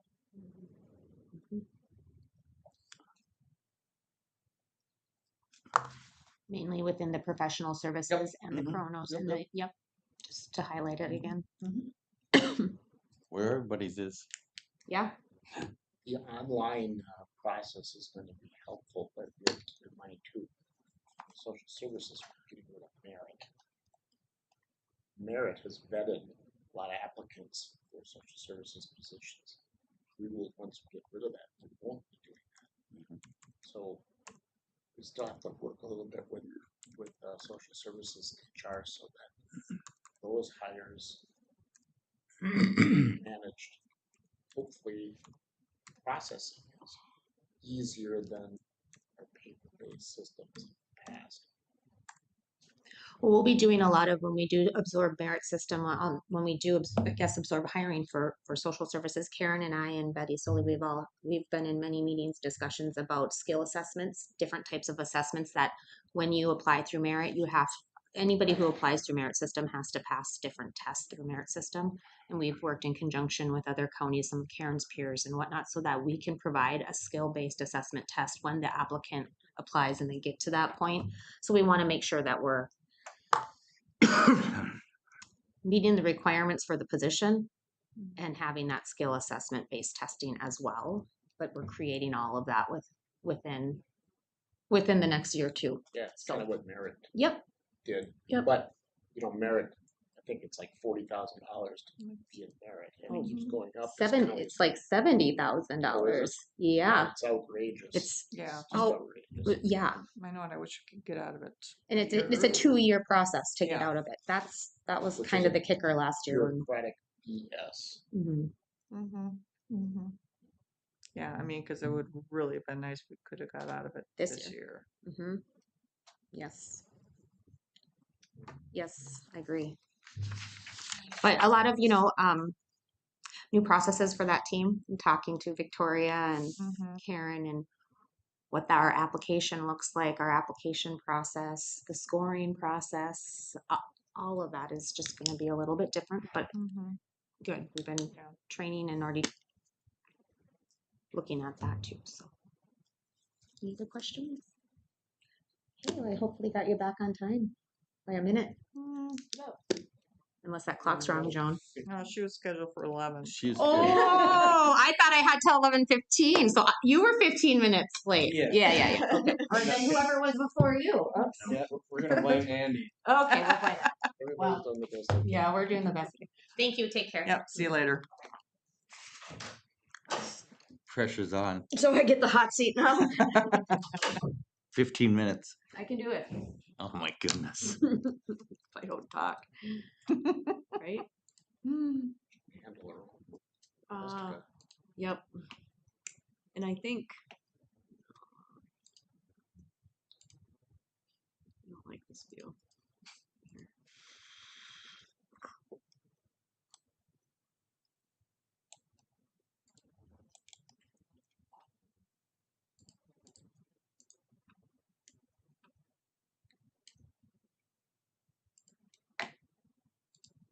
Okay. So really overall, let me see here, and I still don't have 26. Hold on one second. Let me get this. Just keep it in here and here a little bit. Okay. So major changes are going to be in our personnel. So current 2026 includes current staffing and shifts. I think the shift probably overall is just simply the where I've come in on the grid, as well as your grade step shifts for everybody. The one thing that we do want to talk about and are talking about, you want to get into that now, the position request? Yeah, it's not in here though, is it? I have one line here for Yeah, it. okay. Yeah, go ahead. Okay, so your finance department is going through a lot of evolving right now. And part of that evolving is the discussion around where does finance need to be versus where we have been. And how do we accomplish all of those things? So in my best judgment and the discussions with Annette and Chuck are that your finance department really has not had a presence. And in order to reestablish that presence and to guide the county from a financial standpoint, we are really short in personnel in order to accomplish that. So what we've been discussing is the possibility of adding another midline position that would assist me in managing payroll for one, overseeing, because we do have a need to have a payroll supervisor given you've got 350 employees. Right now we basically have a payroll processing position that she is just a processor. She really is not a payroll expert or a payroll supervisor in terms of the legal requirements and also the complexities of those things. The other part of it is, if I start, the next part of that position is really kind of helping me manage the department rather than me doing a lot of the tasks, so that I stay in terms of helping assist in, how are we going to support a highway building, for example. All of the auditing work that needs to be done. We have a lot of processes that need to be implemented, mapped out. We have a lot of processes that need to be cleaned up, that are inefficient from that standpoint, and then just getting that finance direction back into. In order to accomplish those things, we do need, as much as I would like to say I can do it all, and I don't want to add any more cost in, I can see that with all that is there is really not going to be a way for me to successfully get the department evolved to where the department needs to be running efficiently without having that midline somebody in, and particularly on payroll. When we start talking with the auditors about our internal control and our ability to manage fiscally what we need to manage, we have a lot of areas that need more oversight than what I am able to kind of work on at this point. and also to get there. So that is, and I'm sure Chuck has got things he'd like to add to that. Well, let It's me just- discussion. I will add that she's doing a great job here, making it her own, but I pushed on this one. And I pushed on it because I can see how she's approaching the work and the volume of things to address. We don't have a lot of backup. So she's pointing out payroll. We also have some folks that probably won't be here in a few years. And we've got one department that is huge and it's got its own finance structure that needs to be integrated with the whole county's structure. The history in social services, and this is not a slam on anybody, social services, not unusual in Minnesota counties, frankly, what I saw in Wisconsin counties, ahead of county finance in their development, their protocols, their aptitudes for meeting required accounting needs. The county's finance area, maybe this is an example, but the amount of auditing work expected of the auditor that really should be all done internally in preparation for the audit. Hence the reason why we had the state auditor drop us is that they couldn't do that workload because we haven't been working at having that kind of stuff done internally, and a lot of that's what we're going through in terms of additional software capabilities, but all this is going to take time, and adding some proficiency into the staff so that I don't burn out a very capable finance director here who is, I can't expect her to do everything that she says, which can be a characteristic of a finance person. We need that pliability within this structure. A few years ago, there was a request for an accounting officer. It did get budgeted. For some reason, it never got filled, so I cut it. We're going to start putting in resources. We're going to damn well use them.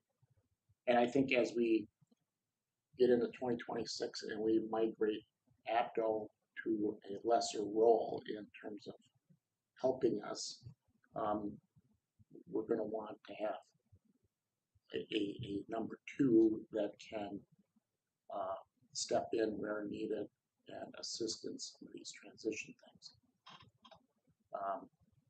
She may get to this. I'm going to just jump ahead to, the software changes that we've made for this year are what you're looking at with Questica, which has a lot of capabilities that we haven't even gotten to yet. We're also going to want to get into the capital improvement or capital, what do you call it? The Capital planning. Capital planning. But what we don't have internally is really good, any good asset management from purchasing the life cycle of a piece of equipment, for instance. This is really basic stuff. We've relied on each department to do it, and we've just got kind of this hairy mess of different data sets being maintained out there. None of this is sexy to talk about. You don't get to see it, but you'll know the difference once it gets done, and that really needs to be done. It just needs to be, and that kind of reaches into the whole software stuff that we've talked about for years. I think, 7 years ago now, when we started on that RFP, and we ended up seeing the Tyler Munis software as the one integrated system.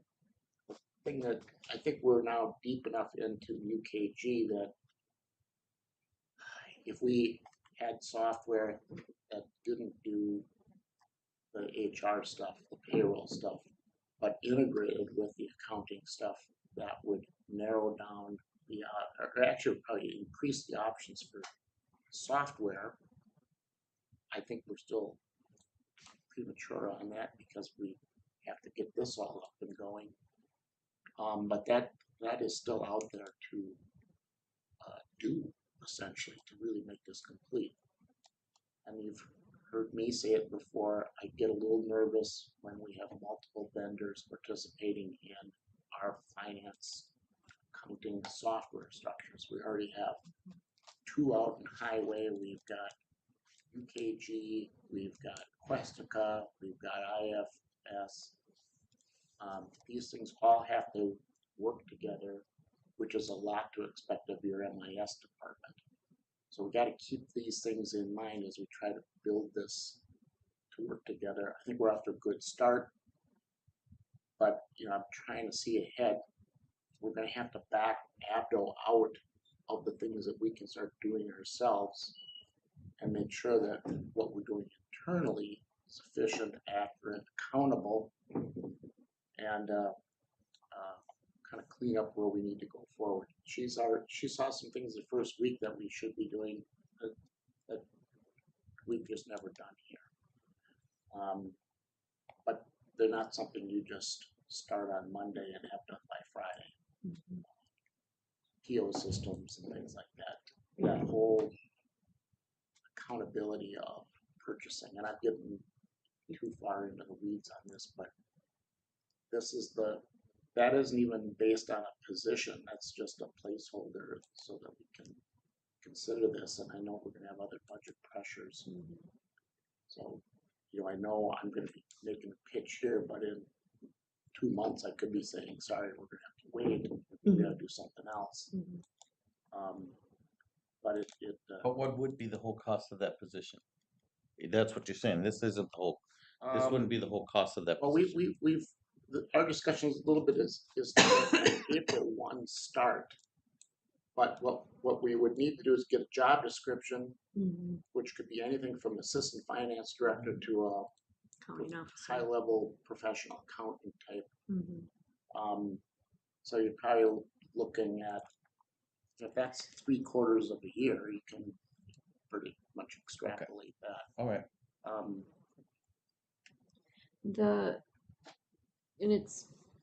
There are so many things. I mean, even yesterday, just everything is so hard. Your business is hard to transact here. It's being made more complicated than it needs to be. We don't have any oversight over purchasing right now and controlling our buying. We don't have, I have no visibility to it. Our accounts payable structure is so fractured. We need to really centralize and start looking in that because we've got too many people touching invoices and approving invoices that, quite frankly, and in talking with the auditor as well, the risk is that can be overpaying, underpaying, missing invoices, and I don't have really any kind of internal control system to say to our auditors, we are controlling our costs, we are managing our systems, and that is a risk, and that is not an acceptable risk from an auditor or any kind of business standpoint. I just can't walk in tomorrow and start fixing those things because for every thing I find that needs to get fixed, that there are conversations that need to be had and there are processes that need to be thought out. We aren't managing we've got leases that we have to and contracts that we have to start managing. We're not managing our capital. We need a capital plan. And we've been trying to get to the capital plan, and I keep saying we're going to get to the capital plan. We've got a new payroll system coming in, and HR and the department and payroll department are really going to have to start working hand in hand on things that we've aren't used to working on, and it takes time and effort. Just like everybody else is going to say, it takes time and effort to manage things, but there are a lot of pieces of the finance side of Polk County that are not getting managed in a centralized location under the direction of a finance director. But there's also gaps on that. And there, yeah. That payroll and HR side. Yeah. Just have to be addressed. Just has to be addressed. You can't have some of these things happen. Yeah. So, and all of those things require that level of creating what those controls are and those structures are and those processes and procedures, and then pushing them down and having staff to deploy them and maintain them. And that's where that problem becomes of is I need to be able to delegate and hand off and direct, oversee. But with that, keeping in mind as we do those things, our audit costs are going to go down. We're not going to be wasting other departments' time managing things that they should not be managing. So there is efficiency gained in other areas that down the road, then we can reevaluate and go, okay, do we need to right size somewhere else? There is also the question of succession planning. You really need to have somebody who can step in if I were to retire or if there's another transition. We do need somebody in that midline of that can oversee in absence of the finance director or something like that. So there are other things that play with it. We do have a couple of, we have a few key people that are, can see the end game there, and you know, not everybody leaves when they're 65. Some Right. can leave when they're 62, or when they worked 30 years and they're 56. And it's not their job to tell me when they're leaving, other than they give me a 30-day notice. Yeah, right now the structure is we've got the two staff counter folks, and then we have Heather Ellis who oversees the counter, and Heather is basically managing kind of the counter. She's backup, but she is really focusing on the day-to-day operations of managing the bank statements, managing the cash receipts, managing those functions. And then we have an accounts payable clerk who's doing some of it, but I really then don't have in between Heather and myself somebody to oversee really signing off on those payroll pieces and versus a payroll processor. And then also the accounting functions in between, assisting me in deploying all of things that need to get deployed and watched over. So there are those things. But we've got a lot of good things going. It's just to keep that momentum going. And keep in mind too, all our abdo expenses, which have been And will also considerable, fall off. are off budget. We didn't actually budget for it, and you might get into that a little bit here because it's something we have to kind of account for. But it's part of this whole transition thing that I'd say at minimum is a 2025 and 2026 thing. I'd like to see us paring back from abdo in 2026 as best as we can. Otherwise, it is pretty much the, I think I put 15,000 in here just in case we need to, reduce some office spaces, cubicle spaces, realigning some things there, but not, I just wanted something in there in case I need to move some staff around and create some new work areas. Otherwise, it's just supplies. And then the professional service section is really the registrations. This large chunk here this is your audit. And I'm gonna open, so 143,000 of this is what we are looking at paying for your audit. That should be half, if not less. And we're paying them to basically do things that I should have done or should be ready, cleaned up by the time we get here. But the audit, I've always said before, in past practices, the audit doesn't happen in place of work. It happens on top of work. But a lot of that work should be here. So your auditors, when they come, are truly auditing, not doing cleaning up the books. And that's really what we're paying them for right now. And because things are so fractured, it just takes a lot of time and effort on everybody's part to unwind everything and to clean it up. And that's really not acceptable to have that risk exposure that we've got on some areas. And then UKG software, payroll software is in here as well. And then more comp insurance. So I'm not sure what other questions I can answer for you, this being my first time through. You did good so far. So far, It's only my second or third time, right? 13 or 30, yeah. Third time. There's just so many. They're just like my wish list of things is like a mile long, and then there's my reality check of what we've got to do. But I can only do with what we've got. Well, this presentation is totally different from what we've had in the past years. It's all up there. It's all up there. Yeah, and in next year, paperwork. yeah, it's not paperwork. I'm very much an electronic person. I don't if it can be done and if we can all be using similar sheets and worksheets and stuff. Next year will evolve again. There's a whole nother layer where this will be more of a presentation view. And it will give you data that you can look into as well on your own and make notes. But that's a whole another step next year, so that it's more dialogue and presentation focused, not just line focus. Again, but having all of the data attached makes a big difference. Kind of like what Sam showed you. That's huge to have that information in there. And it'll be easier next year because a lot of these assumptions I can build out 27 already right now. I mean, I could the personnel actually, if I were to add 27, the personnel budgets are already calculating now. So because we know the contracts. Because we know the contracts and positions. It's positions based, not so much personnel based, like the person.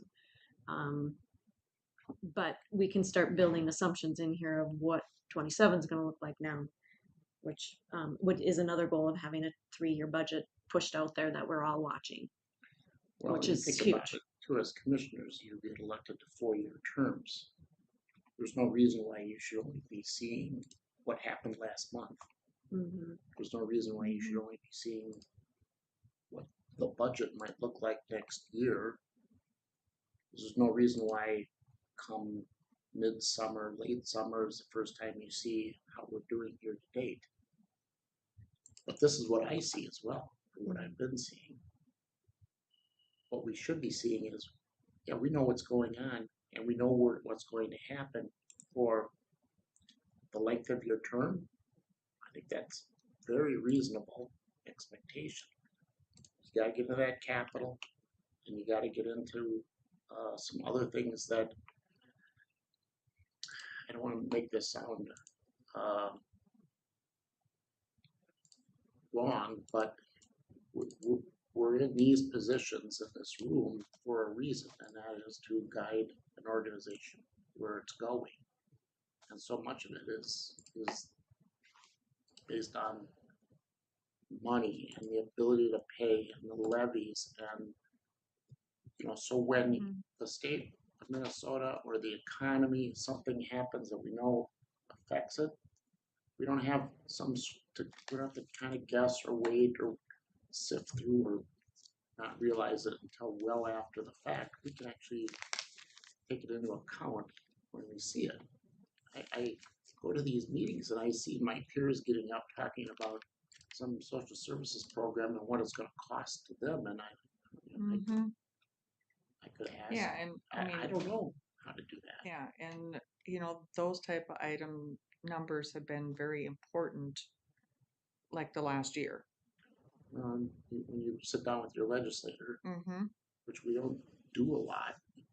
Well, it's not just our own. I mean, it's all of our, because I talk with a lot of other legislators that I know, and they're not familiar with this area, and so it's kind of like, well, what are you looking at here? And I can't really give them a definite number. So I know my title is county administrator, but there's a huge difference between administering things and managing things. And this is really transitioning from administering things to managing things.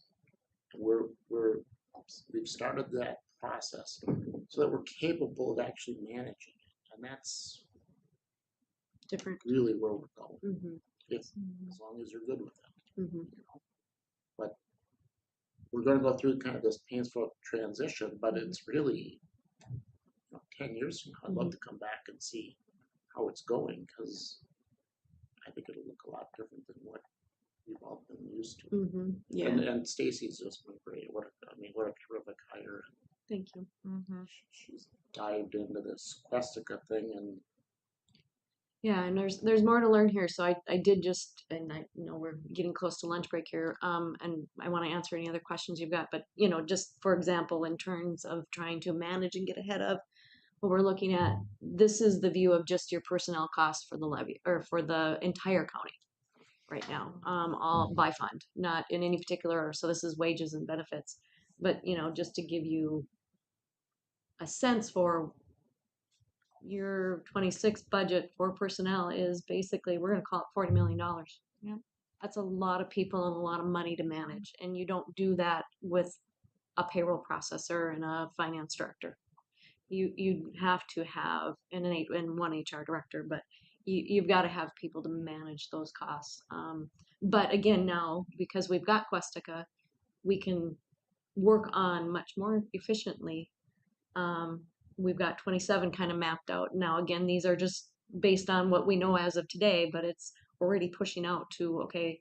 If Chuck and I can go in tomorrow or in a week from now when we meet and start playing with some of these numbers and change some assumptions, and we very quickly will have it calculated for us. And then we can lock it down and kind of start looking at things. But you know, but it then makes it easier for us to provide you with information as well as to the organization. Of that total salary amount, how much of that is actual county expense or levy? That would be a different view that I don't have quite right now. Mhm. But If you yes. want- At 39 versus What is potential for a $29 million Pretty levy is. significant number, I'm sure. Yeah. Yes. So those questions are things that we can build in and have ready for you Mhm. someday.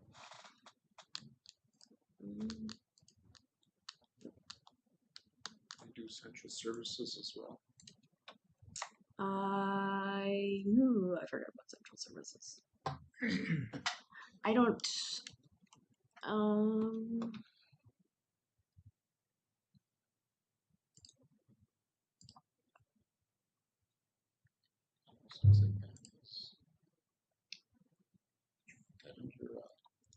I think I might have. I am trying to sort out yet a little bit some of these departments. So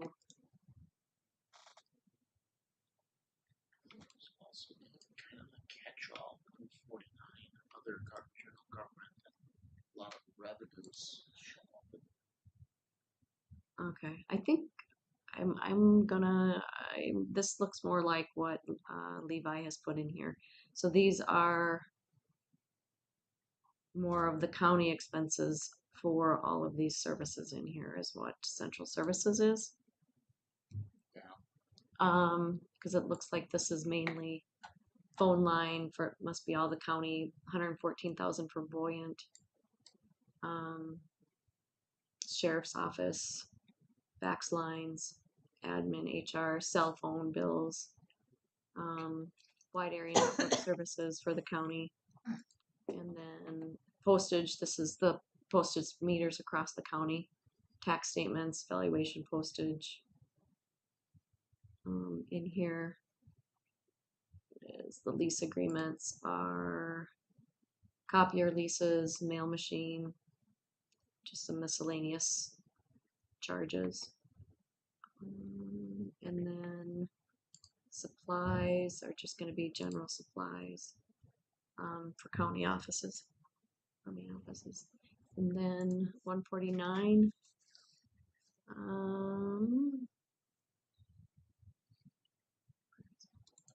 We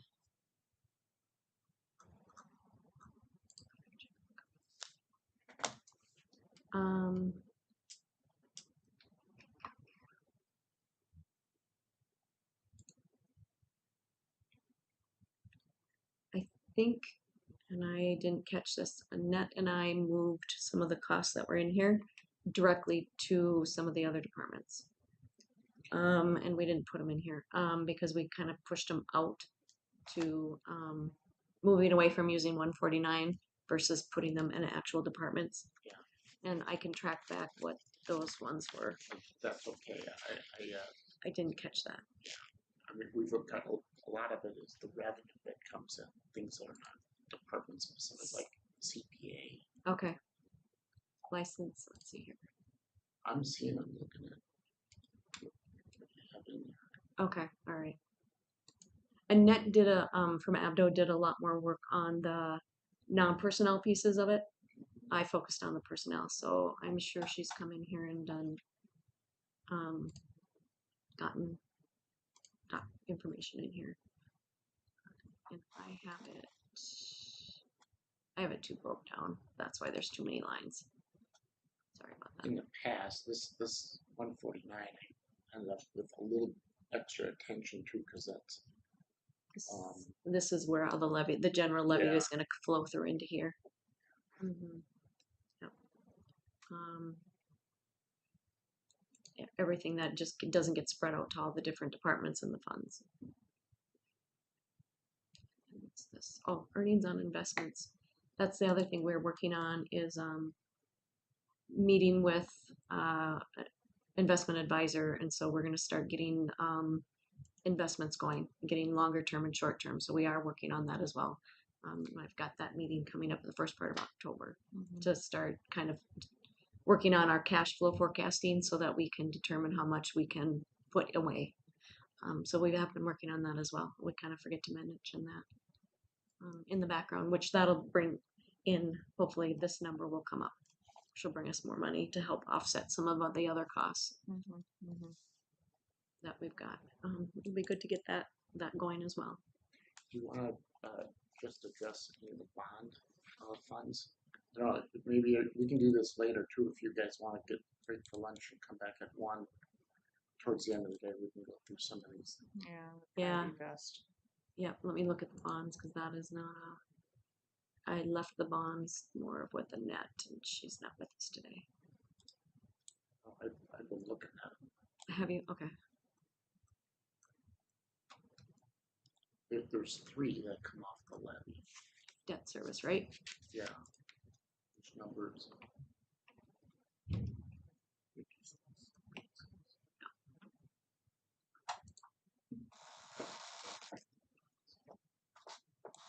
Solid waste and Yeah, solid waste is a fee based, revenue based. It's not levy based. Okay.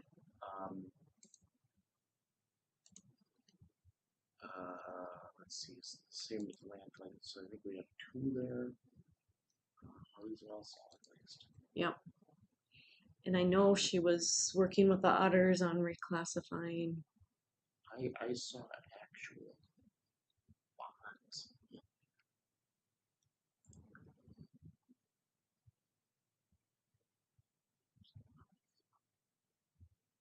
Yeah, 900. What about building debt service?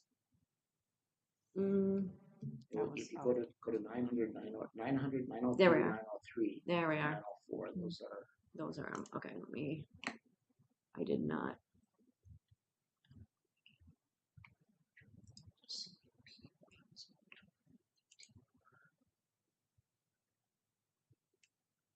This is the 2015. That might have been for the judicial center remodeling when we Yep. did the attorney and public health offices, Okay. I think. Yeah. And then I'm gonna grab the 20. I think this one isn't the 2022. This one is the one that. No, 2020. Okay. This one would have been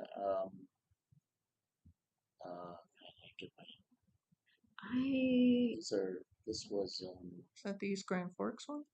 no, we might have used some of it for that, but I think it was just the some of the mechanical improvements at the Justice Center. I'd have to go back and actually look. The last one is the one that we had all the problems with it. And, let's see, the 2022 is the juvenile center plus the projects that Rick talked about yesterday that we're still finishing up. And this is the one that the settlement against the roofer. Yep. That those funds should go in and address some of that levy. Yeah. And this was the jail refunding. I think this one was spent and gone, right? No, Still. This is the last payment for last payment. this one. Okay, so that will fall off then. If you look at the amount, it's significant, Mm-hmm. you know, and that Do you have a screen that shows all of our different bond issues and the status of them with the payments and such? That I'm waiting for once we get to the audit. So some of those trackings are pieces that we will, That may not be a Quesica. yeah, that's not a Questica, that one, I don't have the spreadsheet, Annette's got the spreadsheet and. That would be a nice, On thing to bonds. have. Yeah, to see where, Oh, look, I might have some of that. I always forget kind of where we are. Yeah, You just see it in pieces, but that one would be cute. yeah. You get one with everything on one Mhm. page. Yep, ideally there should be one. I have not been able to find one, so I know Annette has been working on getting Probably it. gonna show up in the next two meetings, Yeah. when the auditor comes in Yep. and gives you the audit. Okay. Yep, so some of those, again, pieces are needing to be, So we have a total of 4 bonds currently? Is that correct? Yep. Okay. for bond payments. Well, we have more bonds than that, but the solid waste ones are revenue. Oh, yeah, mm-hmm, These are supported by the plan. mm-hmm.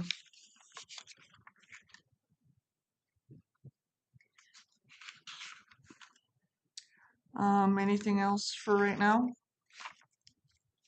No, thank you very much. That's Well, then, a lot of good information. yeah, so then I think we're going to break for lunch and we'll be back at 1 o'clock. One,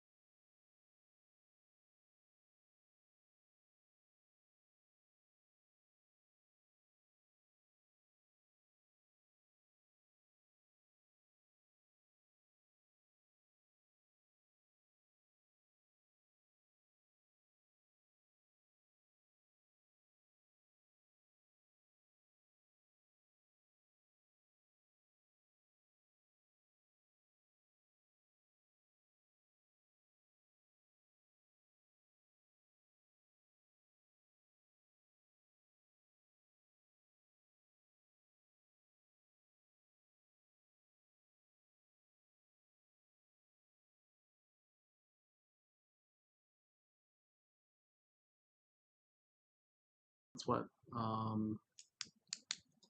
6,100 wages. Oh, we're on now. Kind of gave me a look, so I was like, communicate, oh, and then Easter. Should be. postage membership, data processing. We got to get on the same page. He Yeah, kind of and stepped in. actually- We felt like that was. Okay, I okay. felt those- I'll give you, Lindy, but I'll give you that one. So, Oh, like the non-negative- IS. Yeah. Yep. okay, so we are back. Yeah. And next we have Levi. Well, good afternoon, everyone. So, Good afternoon. what we got here is the IS 2026 budget. As always, please ask questions if something catches your attention. It's possible I made a mistake on something in here with this new software too, but it's seems to be an improvement from what we have been doing. So starting off, did you want to look at wages? I'm just trying to find that here quick as well. Is that under the Yeah, that's pro services then? Okay. Perfect. So it'll be under the general line.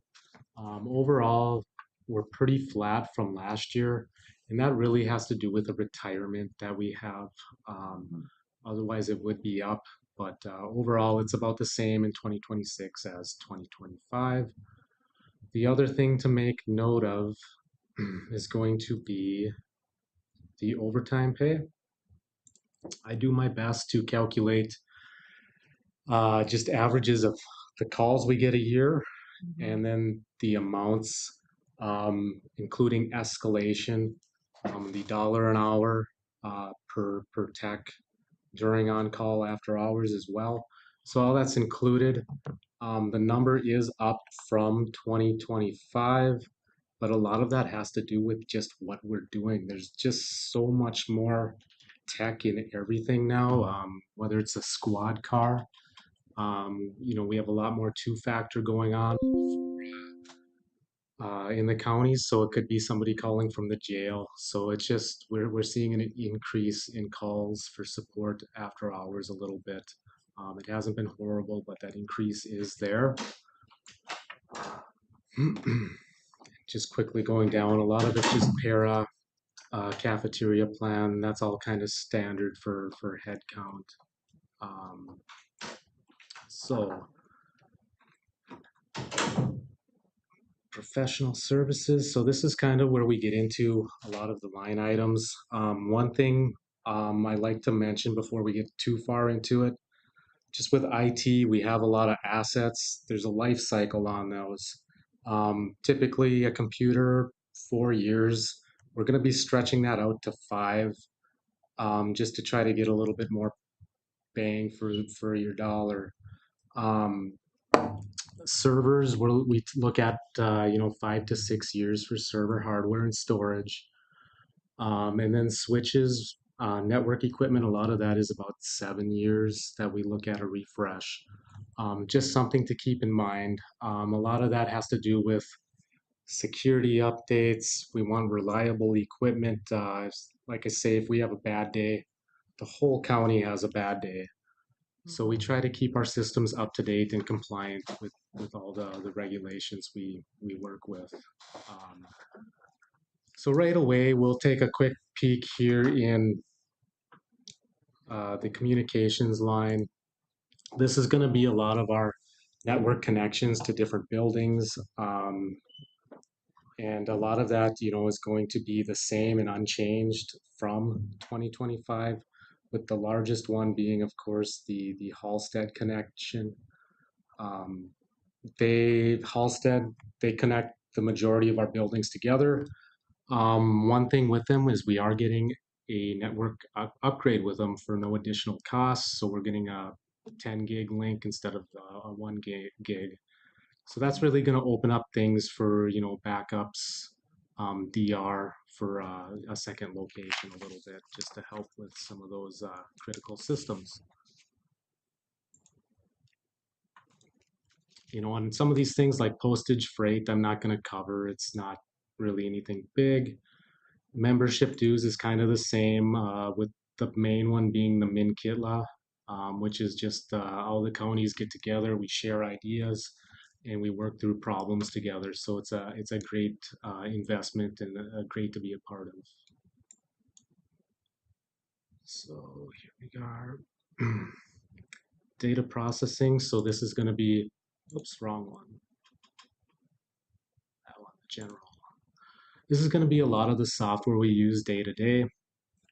A lot of them are relatively small amounts. Adobe Pro, Creative Cloud, a couple of those things are relatively small.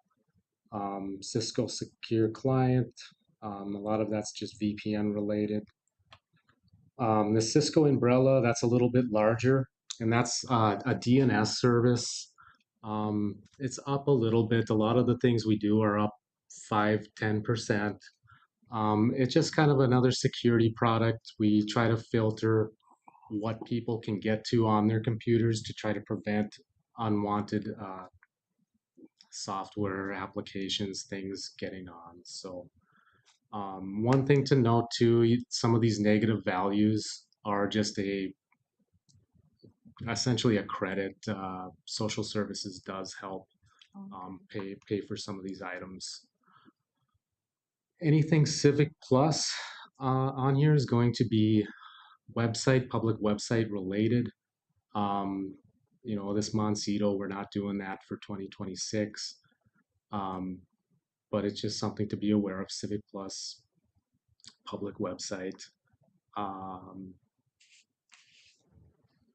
Polk and CrowdStrike, once again, a little bit larger item.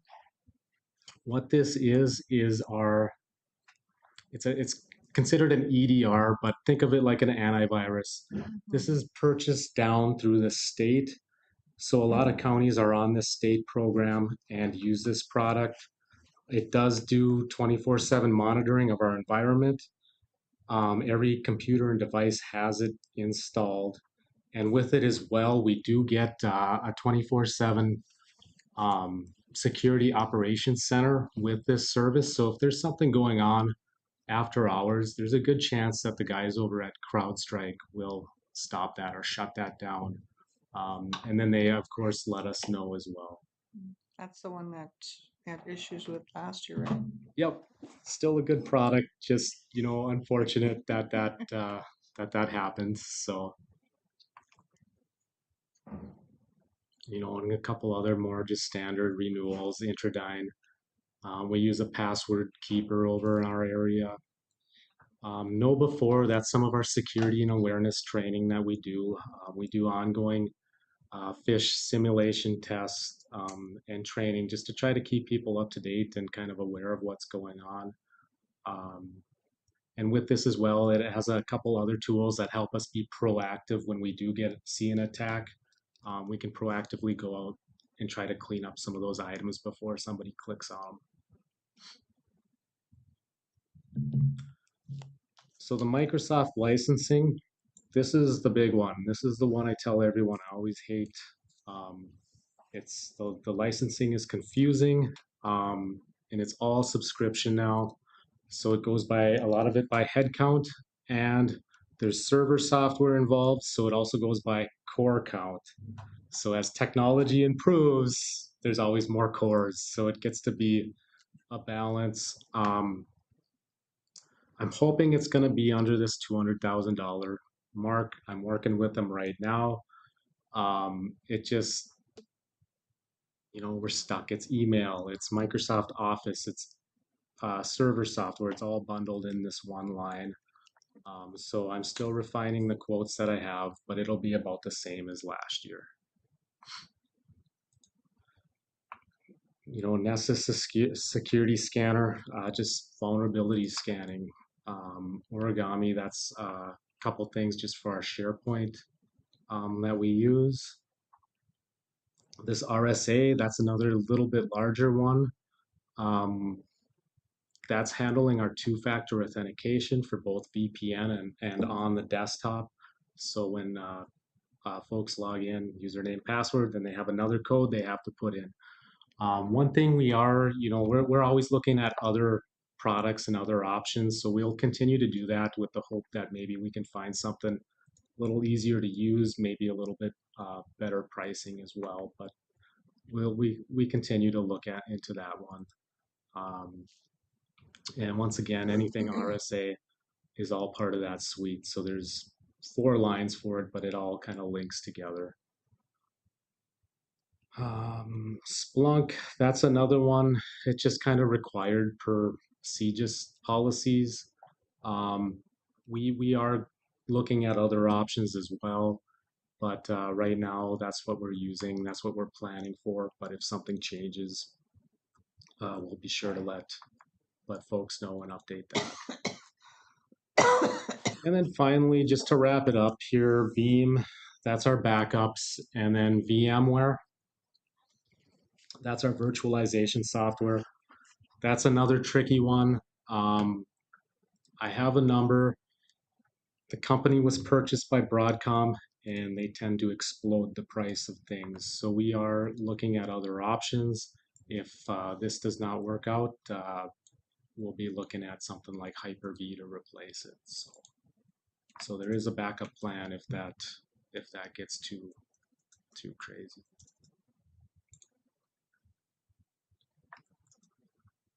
Let's see, professional services. We'll go here. Civic Plus, once again, that's web hosting. Civic Plus AudioEye, that's something that's not renewed here.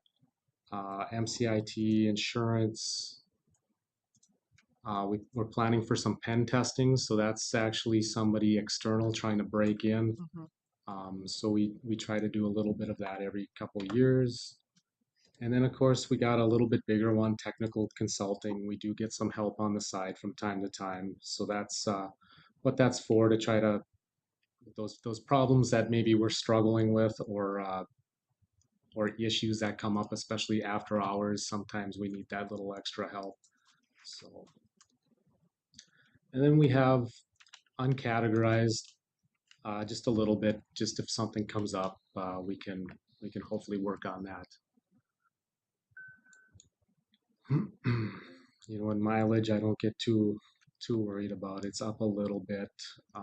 Same with travel expenses, up a little bit. I'm trying to encourage my folks to do more in-person training and you know, a continuing education a little bit.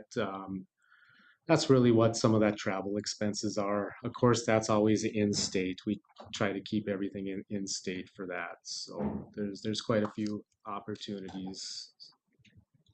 Nothing under lease agreements, or miscellaneous charges. Oh, and what is it? I think I got to go to the next one.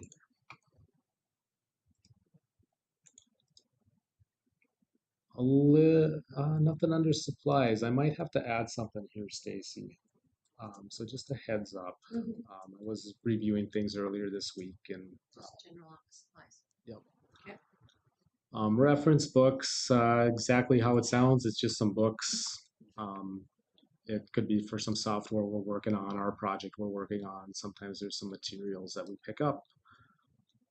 Fuels, repair and maintenance operations. Just to touch on this one, we always have a little bit for a vehicle.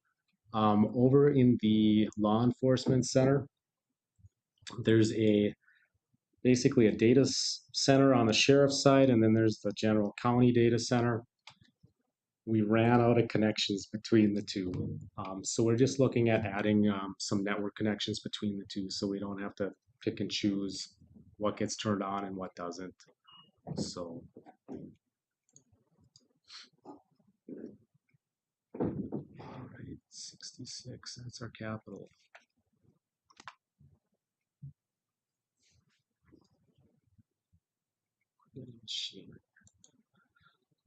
So this is another larger account. Typically, this is going to have all our laptop, desktop, server, any type of hardware we're replacing or purchasing in here. Some of the items are relatively small, so you see some cables, things of that nature. A lot of these items are going to be Cisco. So anything SmartNet, that's going to be software support, hardware support on those items. That way we can keep things up to date. We've really honed in on those and only get the bare minimum. So we've really stripped away what maybe has been purchased in the past and just getting exactly what we need on those Cisco DNA. A larger item again here, or I should say large-ish item, is a firewall replacement. Our current firewalls were purchased on a state program back 7 years ago. So we're just looking at replacing the two firewalls we have. It's just a very important item that not only we use, but there's agencies around us that also are connecting back to us and using resources. So if there is, issues with that current hardware, it affects, East Grand Forks, Crookston, Foston, I think Marshall, Kitson. So it's just good to stay on top of that equipment and make sure it's replaced kind of in a decent amount of time. So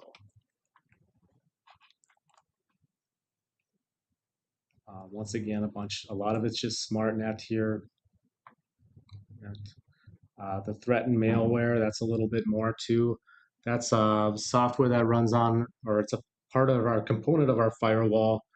And it's just looking at our environment as well and looking for trends, anything that looks malicious, and can help us identify threats. So that's still it here. And I'm trying to find the big one. Of course, our desktops, laptops. That's general. The computer replacement for 2026 is generally low coming up, so it's pretty small numbers. It's still there. It's still a number, but we're kind of at a slow year on that.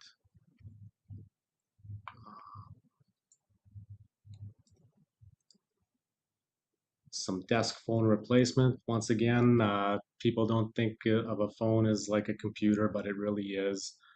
We're just making sure that we're keeping those up to date.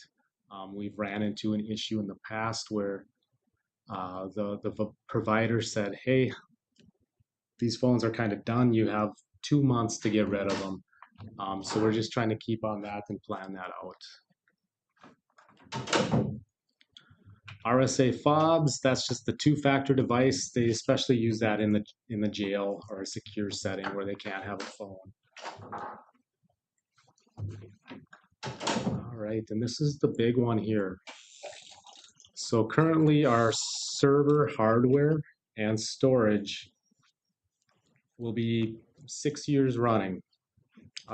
We stretched it out 6 years. To put another year of support on it, we're probably looking at around 70,000. It might just be time to replace that. My number is high here, so I'll be working probably with Stacy again to get a little bit better number, but we're still looking at 230, 240 for replacing all of it. That's equipment that the whole county uses, everyone. That goes down, the county shuts down. So that's just another one of the really large items. We have multiple quotes from multiple vendors, and we're pretty close to having that locked down. Any questions on that one? When would you bring that to the board for approval? Ideally, I'm hoping November, December, just so we can get things ordered This year. This year, yep. So. And then payable next year. Correct, yep. The other things here, just some backup storage and just relatively minor things, a couple of UPS battery backups for our remote locations. And then, of course, we always have some uncategorized equipment for things that come up during the year. So.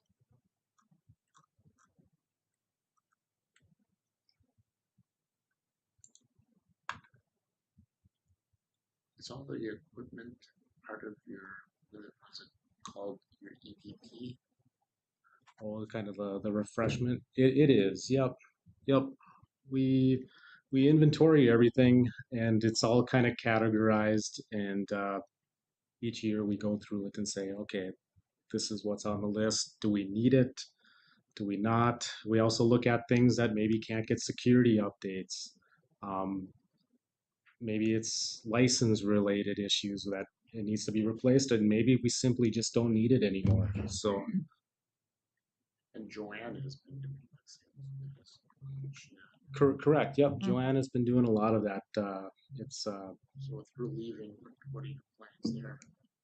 that would be the new person we're looking at onboarding. That's going to be one of their first tasks, is to do just an asset inventory. It's a good task for them to get to see the locations and get to meet people, and then we also get that true up of what we have out there. So I kind of consider this in the same vein as the capital improvement plan.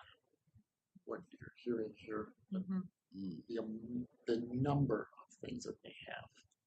Oh, yeah. Computers, phones, servers, all this stuff. It's so much to keep track of, and it's all basically operational, critical stuff for so many employees. You can't do the work, or if it doesn't work, nobody can do the work. Mm-hmm. Yeah, that's one of the big things. It needs to be reliable. Otherwise, it could shut down the county for a day or two, or a week or two, or so. St. Paul brought in the National Guard. Mm-hmm. So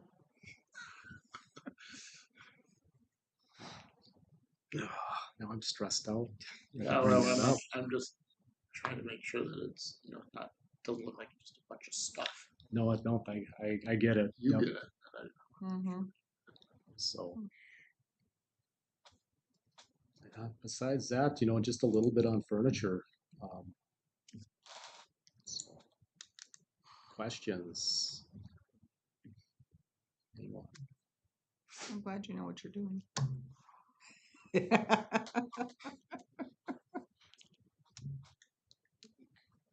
For as expensive as IT stuff is, that's relatively, I shouldn't say it that way, but that to me doesn't look like it's very expensive for what we're doing.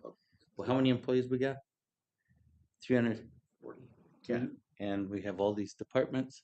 340, but there's about 460 that IT supports. That's what I mean. Including Tri-County. Yep. So that doesn't seem like a whole truckload of money to do that. So I could see that being bigger, but I'm glad it's where it's at. If those were squad plows or snow plows or building repairs, for that kind of dollar amount, we would be having them in a capital plan. Right. Ideally. So, to me, I would suggest looking at what he's saying, even the smaller items, as just being part of this capital business that we have. And when we get that portion of Questica up and going, where we can plan out, and he just kind of told you he's going from a 4-year to a 5-year rotation on computers, which is actually a pretty big deal. It's probably just how capable processors are at being able to update the software. That software now becomes a different thing. Yep, like the example I'll use right now is Windows 10 is end of life, October, and older computers you can't run Windows 11 on it. So we have a few of those in our environment. We have to try to get rid of them and get that taken care of. Levi has a certain amount of perpetual stress that he copes with. Commend him on keeping up on all this stuff. Well, it's not just me. There's a good few people that work there too that are always engaged in this stuff too. So And then he gets drawn in on all the operational software improvements, UKG for payroll and Questica, and, just making sure it's there easy you go. to talk to each other. We'll try it Monday. So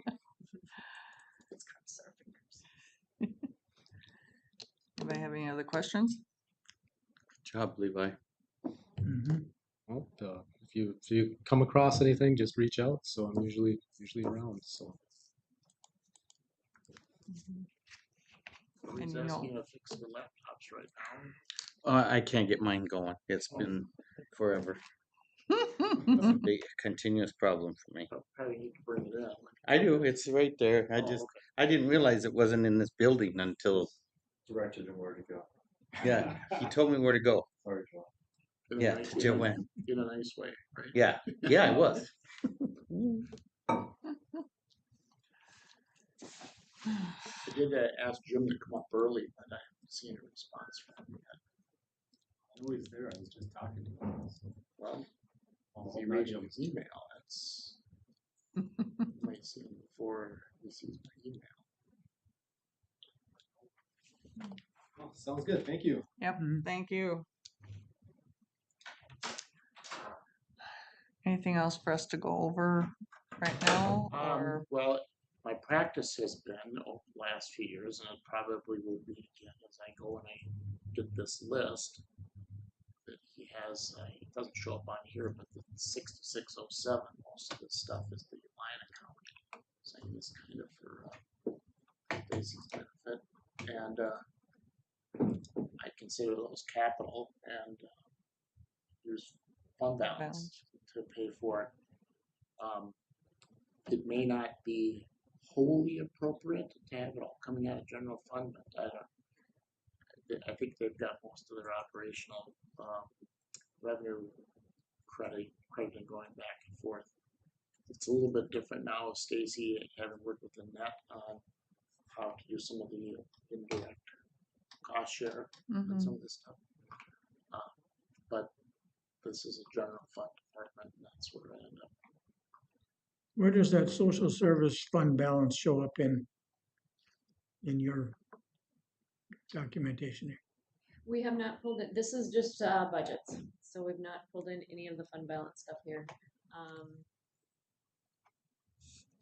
In terms of this setting Okay. for right now. Yeah. So you've seen when I've done that, or had that summary budget, and then I go through. This will be a little bit different because it's going to be embedded in this. And do you want to go to that report of what the levy looks like? Maybe we can spend a little time on that. Yes. But keep in mind what you're going to see is really without any of these changes that are going to come. You want the levy report? Yeah. We're probably gonna look at this a little bit later, but it isn't gonna make much difference with Jim's budget.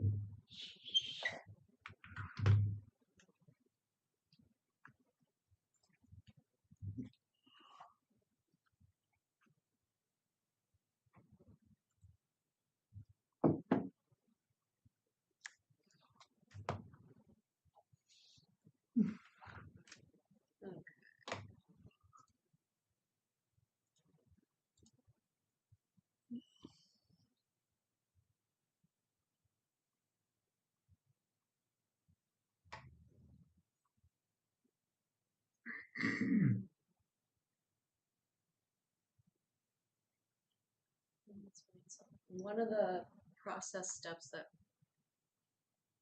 we'll be doing with Chuck and with the departments is this is just budget, revenue, expense, and then the question of the fund balances will kind of come into the next stage in looking at it and tracking, because we don't track fund balances in Questica. This is just strictly what's going to be revenue expense. So we're kind of talking about, I think Sarah Reese had pointed out, I think when she was talking about the dental, that there's a fund balance portion of it. And I know we've talked with John in their current past practice of how they've budgeted for asset replacements. Again, that is not a budget item. So there are a lot of pieces that we are taking out that have been budgeted for that really aren't budget items. They really are more of the not, they shouldn't be in the revenues and they shouldn't be in the expenses. So then the question becomes is how do we show them what is what fund balance and how much and getting that track. So that part of the stage we're still working on, I guess. So I don't have a good example to give, like for Warren's question, other than it is kind of in the next stage of development of how to tag certain items as to what's coming out of fund balance. So this is the levy report. Levy revenue report that we set up for Chuck, and this is basically everything that is dependent on the levy only. So not anything that is off, just levy. So right now, what we did for Chuck is this is column will eventually have the levy amounts in it, and this is all the other revenue sources, and these are the expenses. So right now we've taken all the levy out for 26 so that we can see kind of what we are showing. And so then it basically is broke out by fund. So this is the general revenue, the departments that are dependent on the levy, if I'm using my words correctly. Those numbers in the net are essentially what would show up as property taxes on the left column. And then we have Fund 3 right now, social services, public safety. And these are, again, the departments and then the total. And then the last page kind of is just the total of everything. So I'm going to go back to page 1 for Chuck. Do you want the notes? No, I'm watching like you are. Okay. All right. So then, understand correctly, then the next stage after the meetings today are we will start kind of going through, and Chuck will start looking more at those departmental costs. Yeah, there'll be a few things to pluck out or move around or discuss with department heads. There'll be the things to look at as one-time equivalent expenditures, even though we have repeating one-time expenditures. And we will need to work on what we've been calling fund balance, cash balance, whatever the best way of looking at it is. Yeah. Yeah. So there are some, so we've kind of thrown out some different ways of adding it in so that we can tag, for example, the items in information systems so that we can tag these items are coming out of fund balance and then remove that amount from the levy so that we know what parts are funded by levy and what parts are not. For those departments like Sarah brought up this morning that have a specific fund balance that they are planning on getting that tagged so that we know in the backdrop how much is going to be. Actually, we can go to that example. So getting in here, I think it was, I don't remember which program it was 493, but getting a tag in here so that we know that there's a portion of this that needs to be coming out of the fund balance and not on the levy. So we need to make those adjustments first so that we don't levy for something that we don't want to. And there's a couple different ways of getting to that.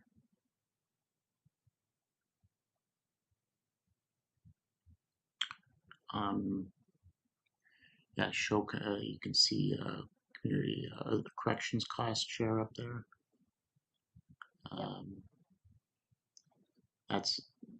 This is the new number with the what they presented today. Yeah. That includes the increase from Tri-County, that amount. Those numbers on the bonds, those are the annual payments. That's not the balance, right? That's the balance for that department. Of the proposed But that's the Be the annual payment. Debt service on that. these are draft budget balance. The revenues, the estimated revenues for budget. Yes, the draft budget expenses. The difference ends up being what either other revenues or levy would have to pick up. So this is what would potentially be the levy with on draft right now. This is just all speaking to draft. But yeah, so this is the revenue expense. This number is the revenue less expense and what the shortfall is. and this is the tri-county. For example, this would be the total levy need right now for public health if nothing were to change. Mhm.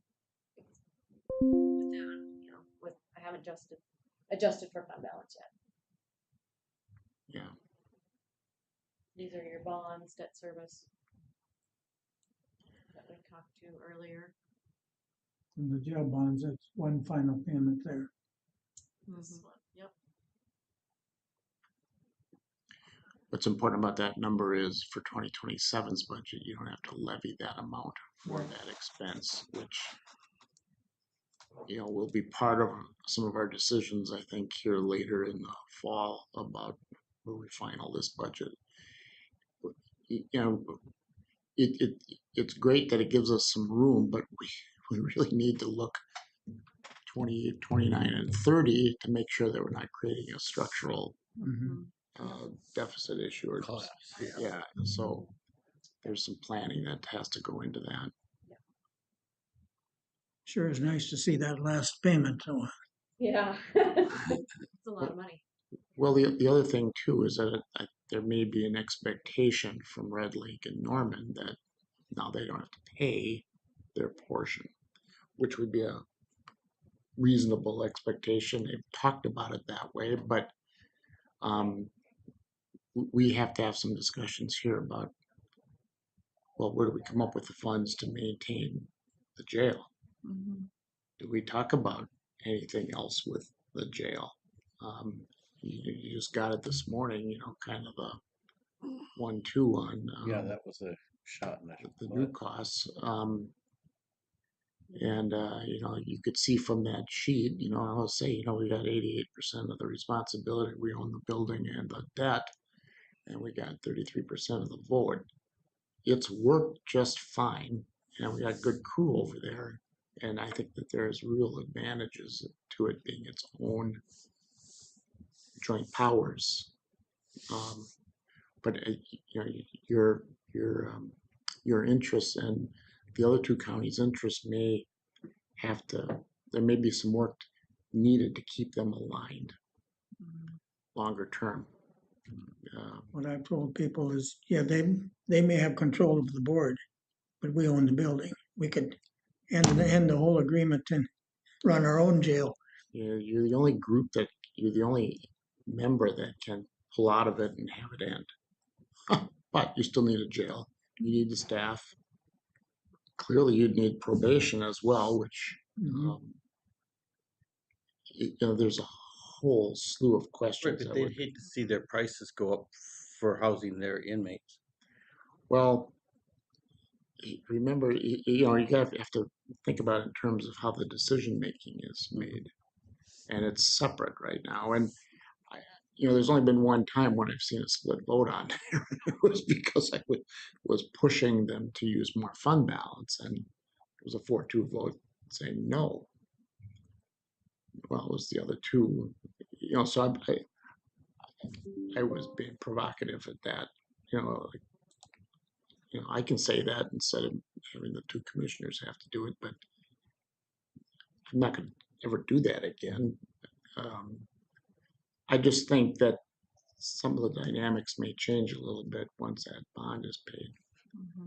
And Andy and I, and probably a couple of you, or maybe eventually that whole board needs to kind of have an understanding of what's going to happen going forward. I don't really have a great answer on what to do for the future of the building. Well, it's obviously going to need to be some maintenance. Yeah. It's a 20-year-old building at this point, so it's. Well, it still takes money to run it. Well, that is accounted for. A lot of that is accounted for, but I mean, they that's not going to view it let as them off the view hook. it as their lease going to pay for the bond. Well, if the bond is paid, what are they leasing? We don't actually act that way, is what I'm saying. You know, we've got debt to address that. When we ended at the juvenile center, you know, we got that debt paid for, and that was it. But they also agreed to pay some of the capital expenses at the building. You know, So we've made a lot of handshake deals, which have worked. But you know, you can see it. You've been the chair of that forever. That there may be a little bit of a divergence of what it means to have the debt paid. Mhm. So we'll get it figured out. And having had the only other county I worked in, we had the jail, and it was nothing I ever want to do again. But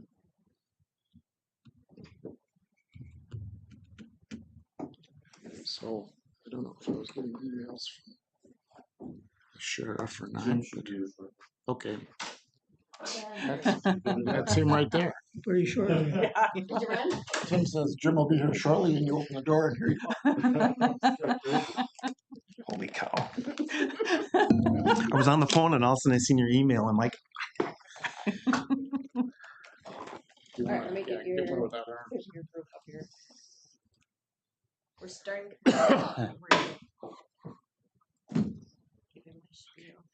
hello there. Hi there. I'm sure you had a long day. You come lights and sirens? No, I was perfectly down Crookston.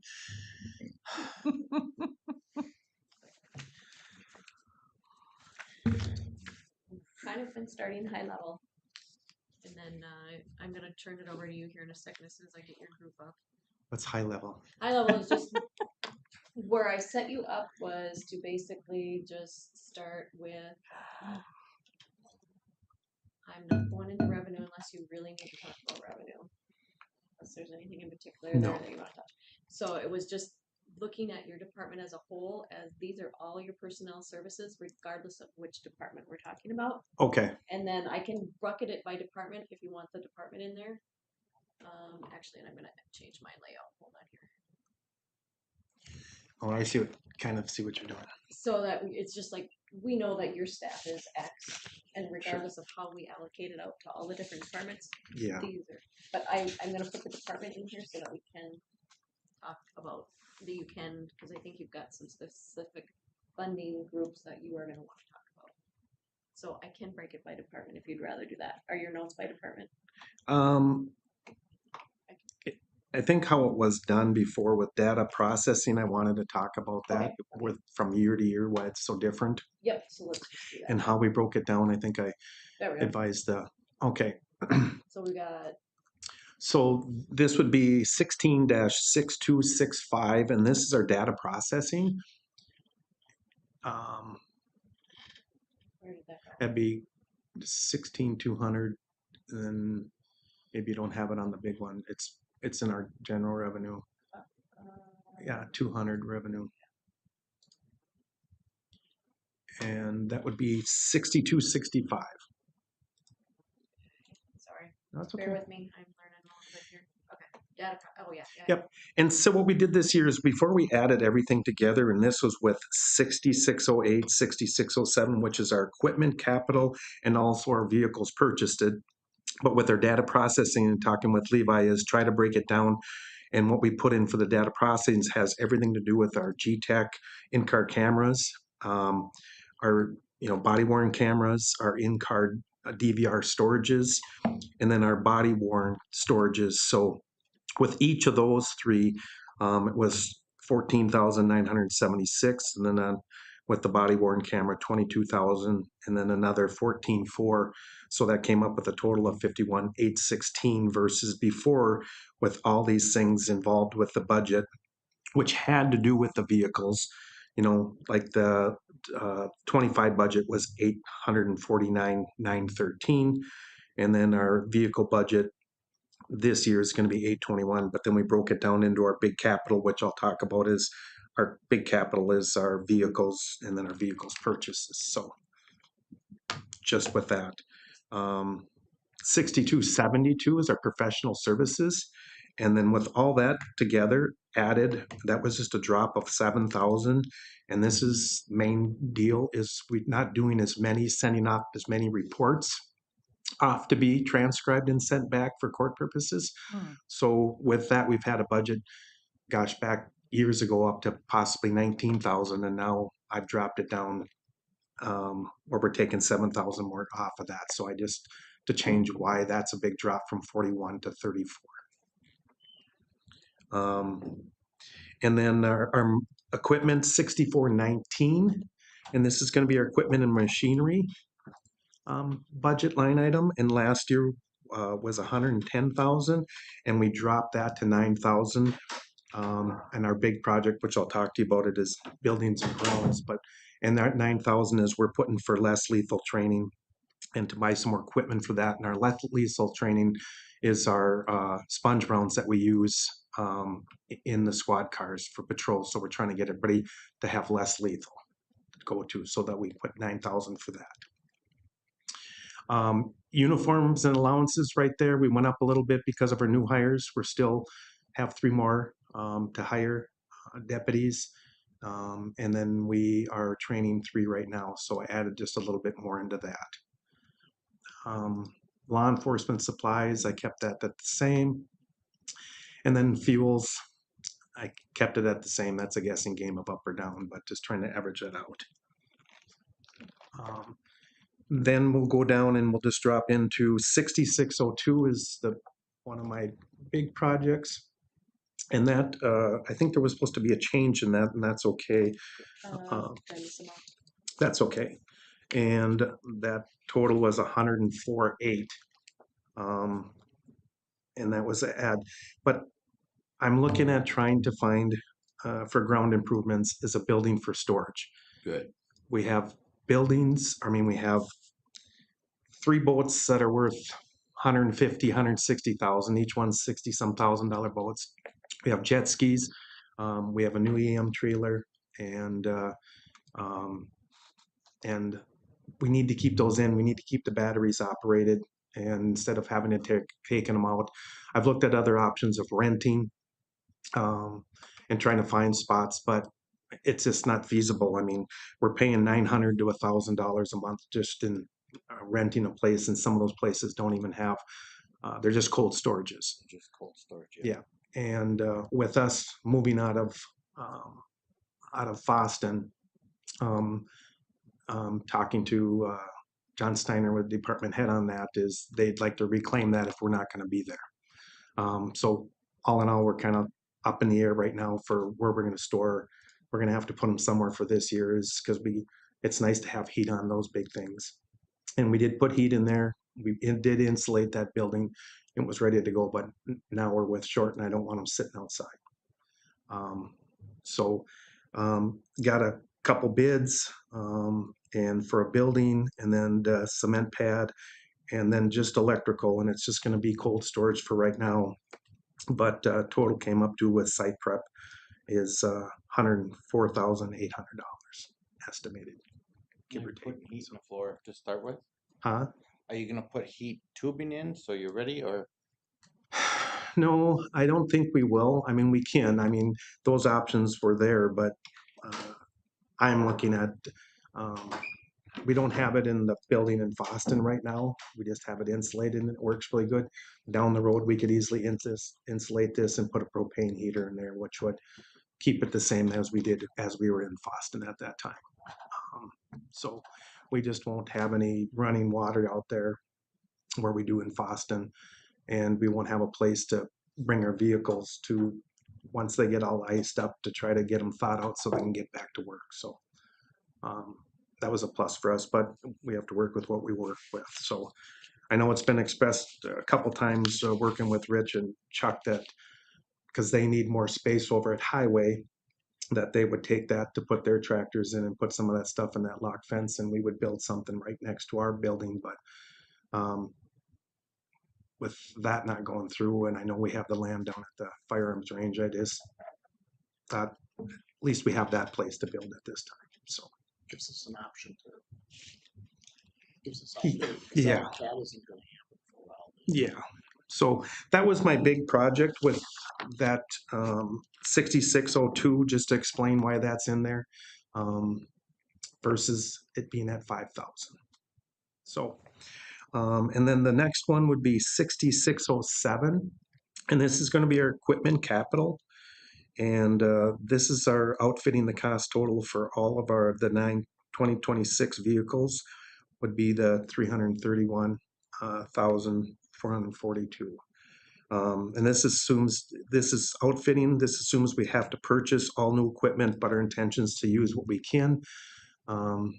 With everything changing and everything, and the things wearing down radars and stuff like that, they only last so long, but we use as much equipment as we can. So, and then the next big item was 166608, which is our vehicles purchases, which is we're going to be looking at purchasing 5 Tahoes for patrol, and then purchase 2 Traverses for investigations, admin, and then purchase 2 Chevy Traverses for patrol and transport. And right now we have a yearly lease cost for 5 Tahoes is going to be the total of $84,938, and then the 4 Traverses $43,600. And then right now our yearly lease total cost is going to be $128,616. And then with the existing enterprise lease vehicles at 310, it'll be a total of, looking at it, $438,620, which is documented there. So, and then I added a little bit with 166805. And all that is for new hire training. I add a little bit more money in there to send them off for training and get them. Usually we keep it there, and we're usually under on that, but I just wanted to make sure that we weren't over budgeting.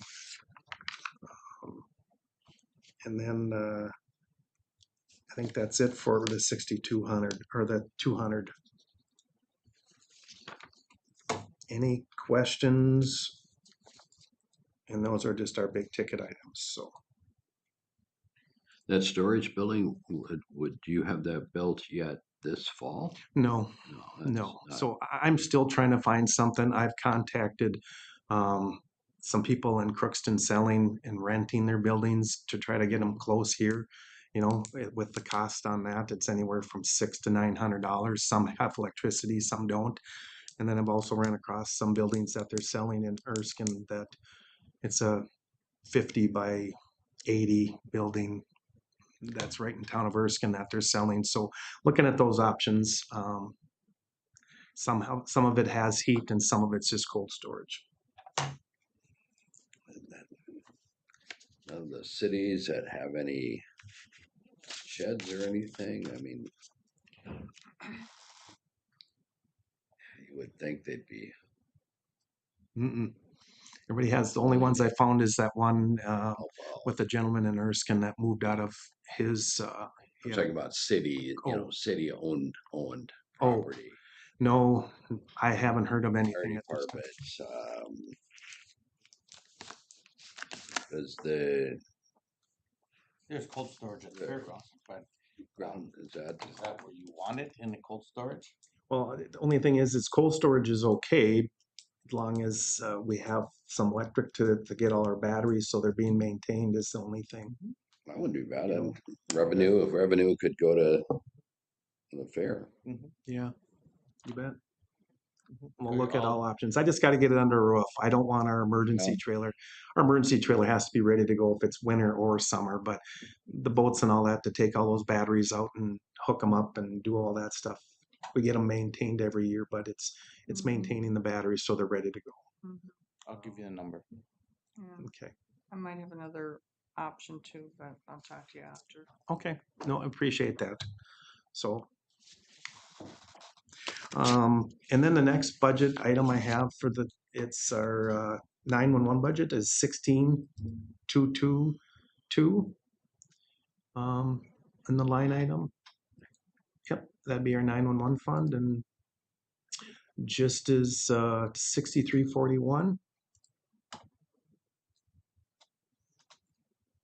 And it's at that 118,520, and this is for all our lease agreements. This is our Everbridge public notifications, Motorola Solutions, Vesta software, our Zerker, Central Square, and then we dropped the critical call. But and then we also this critical call was for the new testing, but anyways, so that changed.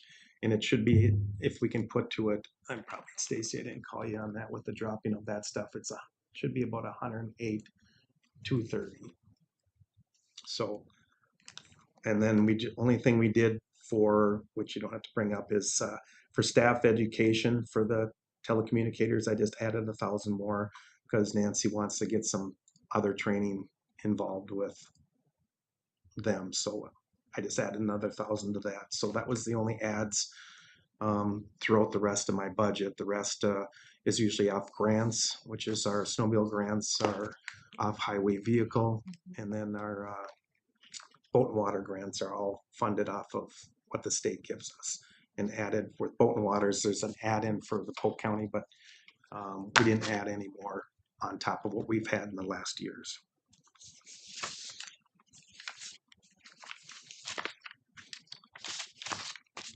So I do not have any big ads.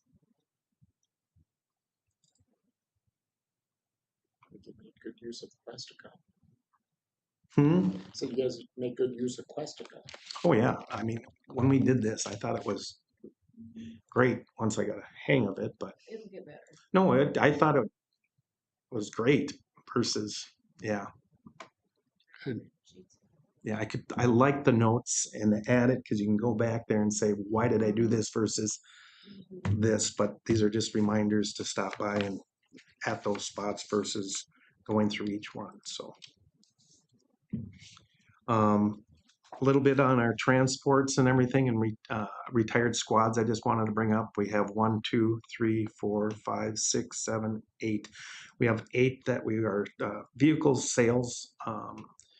There are 8 that we're selling, and the sales have been anywhere between 11,000 and 19. In our Ford utilities that we have a couple coming up is usually between 4,200 and 8,000. So we're trying to keep up. We had to go over extra miles, as you can see, because of the COVID and stuff like that. And now we're trying to catch up on that. So just to give you the heads up of where we're at with our vehicle stuff. So that's all I have for my budget. How many openings you got right now? We have 3. And we have an offer out there, and they accepted and supposed to be starting be the 3rd week in October. And that's a gentleman that comes with 11 years of experience. So Oh, that's beautiful. yeah.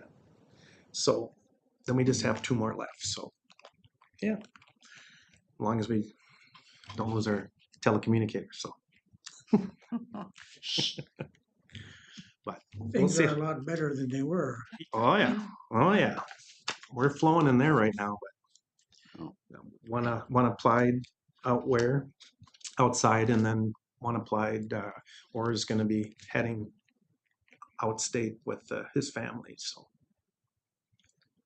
not sure when, but we'll lose him in I think November.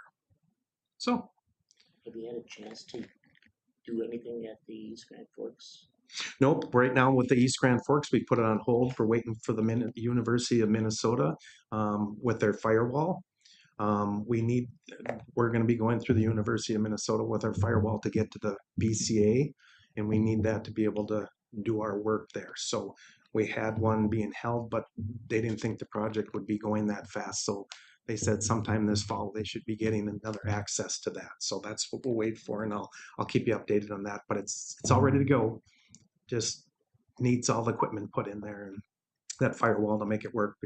But without that, they can't even test it. So there's no sense them coming in. But The front entrance there. yeah, Okay, it's not that side entrance. ours is the back entrance as well. Our telecommunicators and if deputies want to go there, they usually use that back entrance because they can park back there and just walk in and walk right in there. Okay. We were over there and put up some screens or whatever that for the monitors and stuff like that. It's really nice in there. They did a really nice job. And there was a couple of empty office areas back in that spot.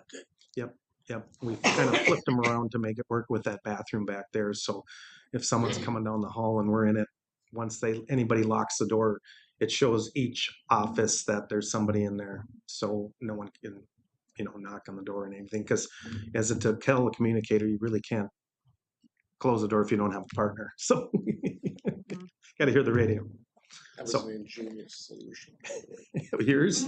No, sometimes I'm in that building, I just go in there and look and go, how do they do that? Oh, Got a door right into the bathroom wall. Yep. But there must have been enough space for There was enough space. They said it'd make it work, and so they opened the door, and then you close that. It's like a full bathroom, so you're really not losing anything, because once somebody from, let's say, from another department uses it, we can't open our door. So, which you wouldn't want to do anyway. well, yeah, exactly. But we do. That and the Macintosh offices are almost ready to go. We're waiting for our key card access and everything. We can get in there by key, and just trying to get a little bit of furniture, trying to talk with buildings and grounds and maintenance to see if they have any dividers and put that stuff in. We can utilize some our couple desks from over in Foston and stuff like that. It's just trying to get some of the evidence stuff worked out of where we're going to put that in Macintosh, but they did a really nice job grouping that up. So, yeah. And the Foston building are you still using that one? Yep, we're still using that. We have everything in there right now. We haven't taken anything out of there. Again, until the Macintosh gets done, we still need somewhere to go. If need be, because our toxicalizer is there, and until ours is up and running Macintosh, we won't pull any of that stuff out. It'll be a quick down and hopefully back up running once it's over there. So, yeah. Anything else? I think we're good. Okay, thank you so much. Thanks, Jim. Yep, thank you.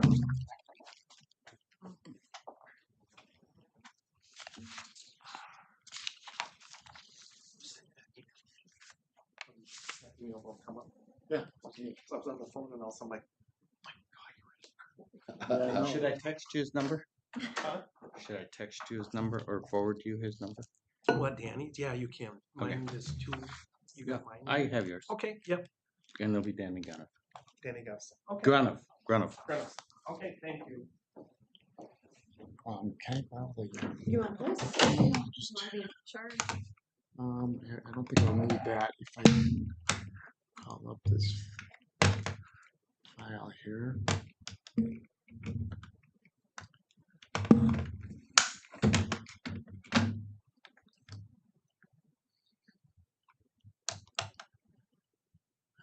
I always have to find a way into my it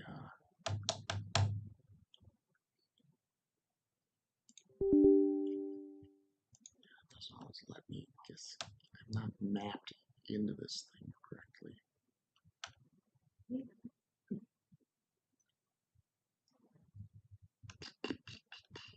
me go back to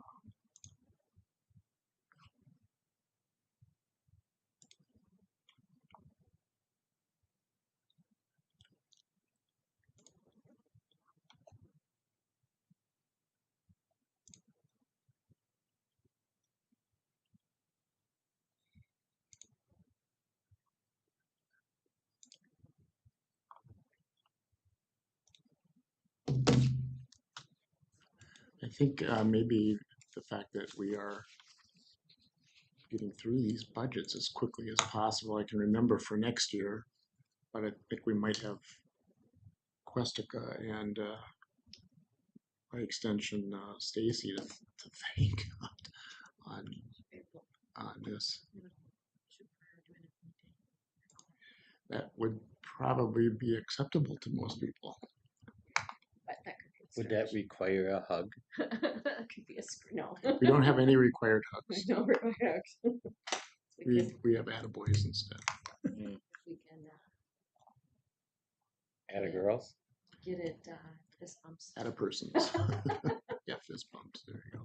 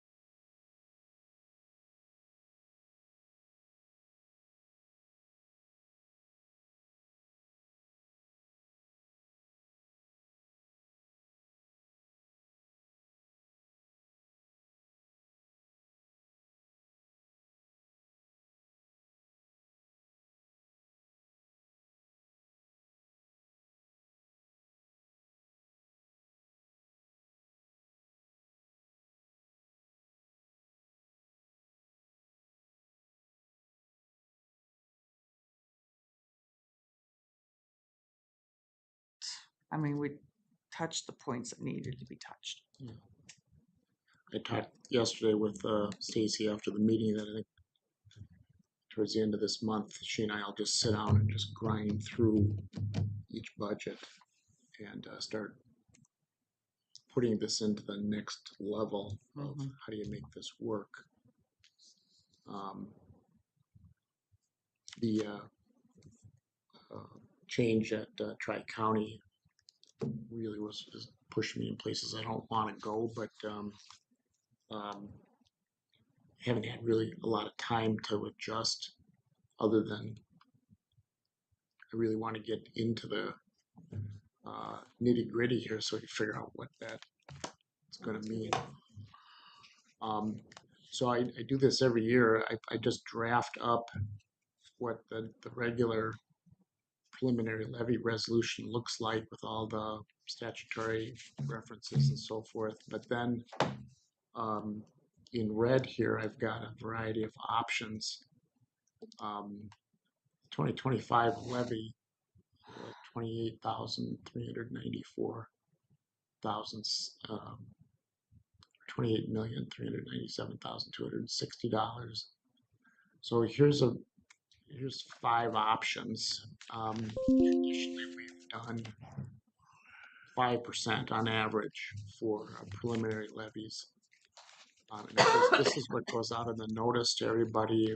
The budget hearing is December 2nd. People come in. Most of the time, they're not in for the budget. They end up talking about their valuation. However, that's what's required. My standard line is if you do a preliminary at 5% and target 3% as the end levy. I'm looking at the hard number here for a 5%, and I think even with that,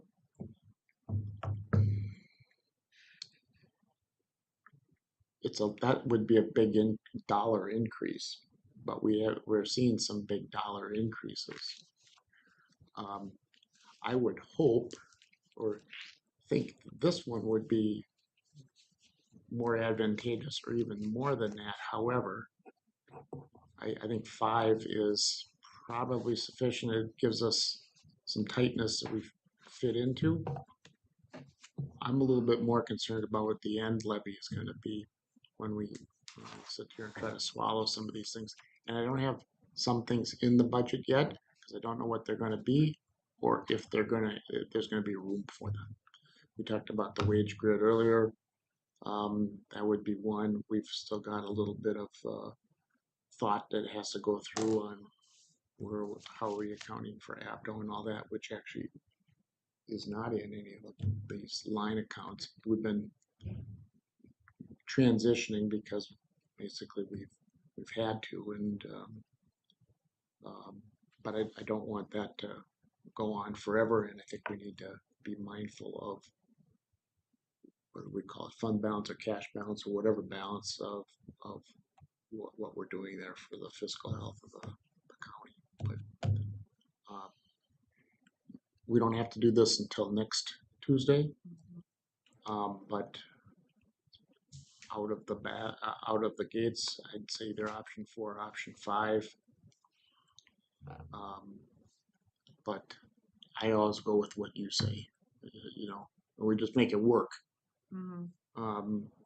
Whatever the number is, it gives me some guidance for where I move towards the end, because I don't vote on anything. Obviously, I just try to make it work from what I'm reading in the room. Well, by next Tuesday, I mean, you'll have a little more of an idea of what numbers we're looking at. Well, next Tuesday means we're going to sit down with the auditors tomorrow. We got Friday and Monday. We got to put a packet out. So I don't know that I'm going to be that much smarter than I am today about the whole budget, but I don't think we will. Yeah, I don't. That's a little quick, but well, yeah, but I mean, maybe just you'd be able to kind of look at the numbers a little more, and I think basically it comes down to is it realistic to be at the 3%? probably. Paul's always mentioned I was just going to say that. Go ahead. a margin, and he'll say that. And at one time, I thought, I think margin is good, but now I think our information's a little bit more solid. Although this 400,000 thing, I just subtracted what he was going to ask anyway. It's 242. It's not 400,000, it's 242. So that was the one that kind of scared me a little bit. Maybe we're a little bit closer to go to option 2 or 3. Paul, My thing is the deception. If we're going to give a number, we give a number. Just try not to deviate from it. I know we need wiggle room. I know we want room for adjustment, but I don't want to come up short either. But if you give a 5 and we end up with a 3, that to me does not look good to my constituents. That's me. That's how it's always, I think that really looks good. If you go with, but not, I like to be straightforward and more to the point. And I think that's what I've always said since the very first time was if we can get it close, because I remember the first time we went with 4 and we ended up with 2.9 or something, or 2.5 or 2.7. But I just don't like that big line of deception. But we do have some big line items this time. I do understand that. Well, yeah, and I don't ever want to come across as trying to deceive anybody. Right. There are decisions yet to be made. Exactly. And you put it at any number, you'll probably end up making some of the decisions. Yeah. So that's right. I can say wiggle room. I always feel responsible for giving you a budget that meets the target. If for no other reason, maybe that makes it easier for you to make a decision. However, my job is to do what you want, how you want to do it. Yep. And like I said, I don't vote, but I also don't just take what one commissioner might say. I agree. I give it to you, and then we've got time because this will be on the agenda every meeting until December. Right. Until December One 2nd. way, shape, or form. Till we make the final. Yeah, and been through this so many times. It's almost like I expect to find, we didn't catch that. Oh, we didn't see that. Oh, I talked to so and so and it changed. Sometimes you have to have a lot of faith that it's going to work. I agree. But I will say, I used a lot of fund balance in our old parlance for the 2025 budget. And it's been more and more. We've had the money to do it because we had this ARPA money and so forth. And we also know that that levy for the jail bonds is going to go away after 2026. Yep. But I don't want to go in 2027 having used all that up and have a structural use of fund balance going forward. At some point, it's not just next year, it's years 2, 3, 4, and 5 that I think that's taken into that's account. the thing. That's what makes me most nervous. Yeah. Is that 27, 28, 29, and that's. I mean, we have to be somewhat conservative this time. Yep. So I mean, if we can continue to add, we never divide. I don't know anything what we're cutting or have cut it in the last 4 or 8 years, to be quite honest. So I think we have to be careful, or we might have a lot of people here, but we might not have any money to pay the bills. Which we have the money that we get. Well, and that's another big thing right now with all the changes going on in our world, state, federally. Particularly with state. I mean, they've got some real serious problems. 2020 look to us to bail them out. Well, that was their plan this year, but it wasn't. I agree with you. So we'll have to make tough decisions in the end. We always do. Do you want to give me one to draft, or should we just come in and I can draft it during the meeting after you've had the discussion next week? And that's fine. It's not hard. Oh, the other two, Phil. Go first or second? I don't know. I mean, like I've always just kind of been thinking about that 5 because just from, I mean, granted, I feel more secure with the numbers we have this year, but there's always, I mean, in the back of my mind that something is going to happen and, or something's going to pop up. Because, I mean, we do own buildings. We do, I mean, there's something that could happen that it is a large amount of money and and if we can get it whittled down, great. But I think, I mean, we know right off the bat that the wages and benefits are a big push on it for next year. And that's going to be in 27 also. So more in 27. Yeah, I'll go up another $250 a month Mhm. per employee for 2027. I didn't bring it up here when Elisa was in, but we had conversation with the a person at Abdo who have been looking for somebody without a profit motive, like somebody, an agent that would get a commission on health insurance. What can we do different in terms of structuring our plan for when we go to renewals for 2028? Because we're also going to be negotiating at that point. And but should we be? Are we just getting up to norm or whatever? But for the county,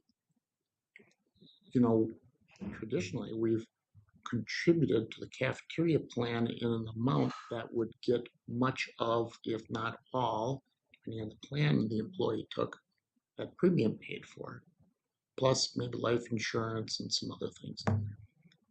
Well, it didn't take long to figure out that if we didn't do the 250, we weren't going to be able to do that for the union contracts last year.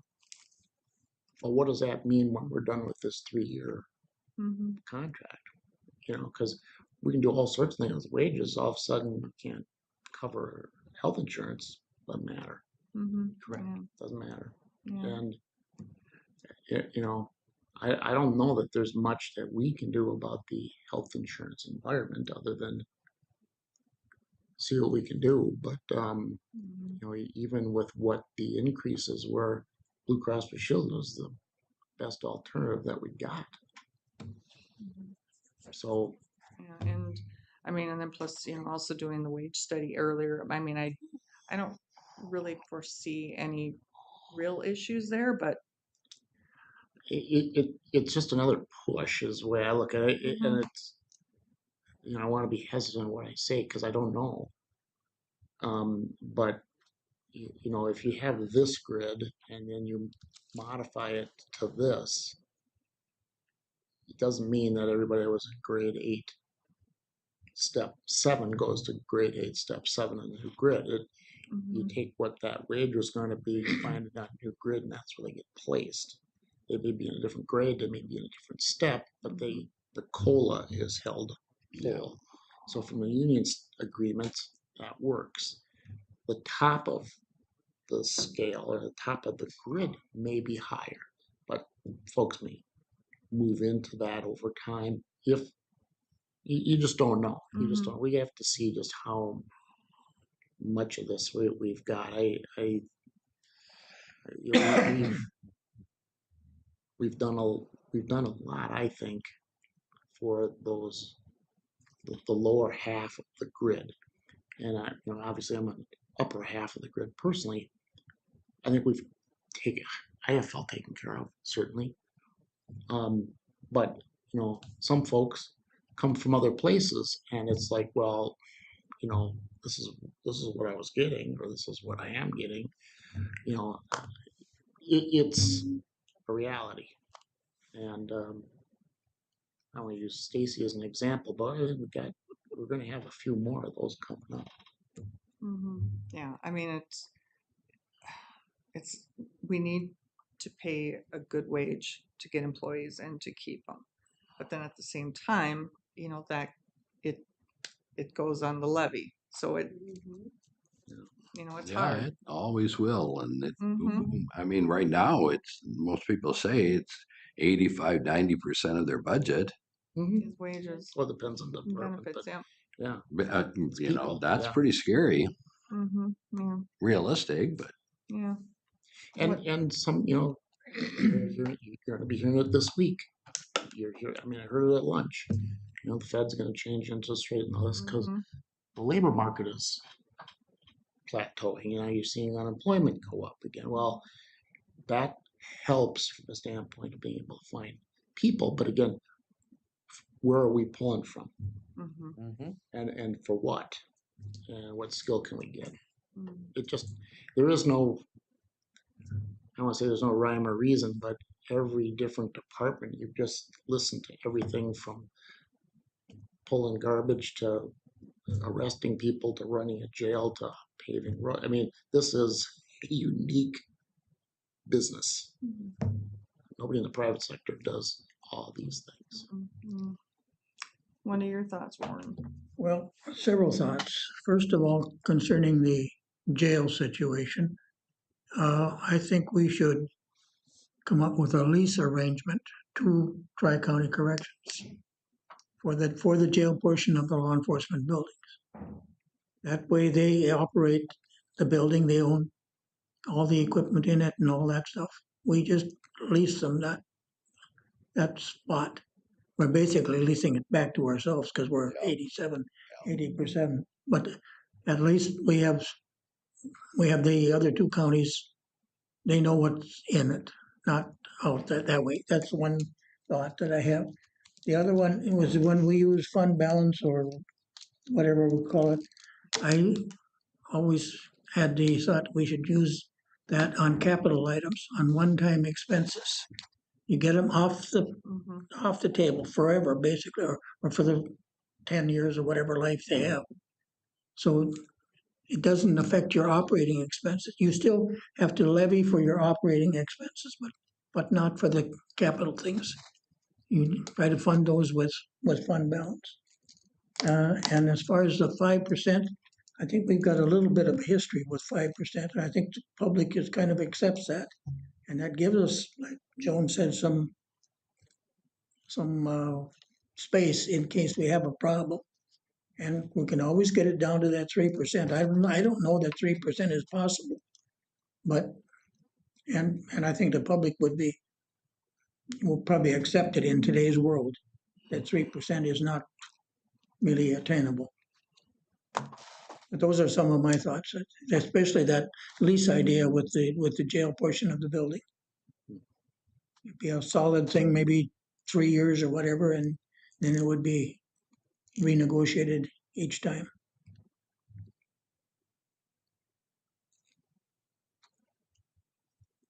Well, I'll draft one up at 5% as my recommendation, but I can change it anytime during the I still would prefer 2 or 3. So. Well, not on the first shot, though. On the second shot, the 2 or 3. We're talking about here. Yeah. For the draft, for our next. This is for the preliminary levy. Preliminary levy. Well, that's why I say minus 5%. That's my thought. And I don't expect to settle at 5%, but that's a starting point. Right. No, like I say, in my mind, I always shoot for that 3, and then whatever variation from the board standpoint. But I'd like to see 4.5 even, but that's just me. Well, I'm sure it'll come down to that. Yeah, I'm sure too. Come down to something close to 3 by the time we're done. But I'm hoping so. You'd like to see the preliminary. Yeah, I would too. I would like to see that. 4.5, I would be fine with that. I could live with that, but I can give you 2, or I'm not. You're kind of deciding right now. I'm not really voting for it. No, but I mean, could live with it. I think we could take some time to think about this and review all our notes. I mean, gotten you with a lot of, If you can do it the day, next Tuesday when we're talking about it, we got that much time to think about it too. But I Mhm. think that's where I'm leaning. 4.5 is, I'd be really good with as a preliminary levy. yeah, with the goal of the three. I agree. I mean, there are a lot, we could do 6 or 7 or 8 if we want to do all this, but that's not, how I think. I couldn't say that's So good. each percent is what in dollars? Oh, God, I had that figured out at one point. It was like 200 and, can you tell here? The first, it's more like 250, I think. Yeah, right here, $283,973. Oh, good. Where did you see that number? Well, it's on the On a spreadsheet sheet. that I'd given you last time that I don't Okay. have here. So it was 1% is, what did you say? 283,973. 283,973. Because I mean that helps to know what each percent. Yep, is sounds worth. good.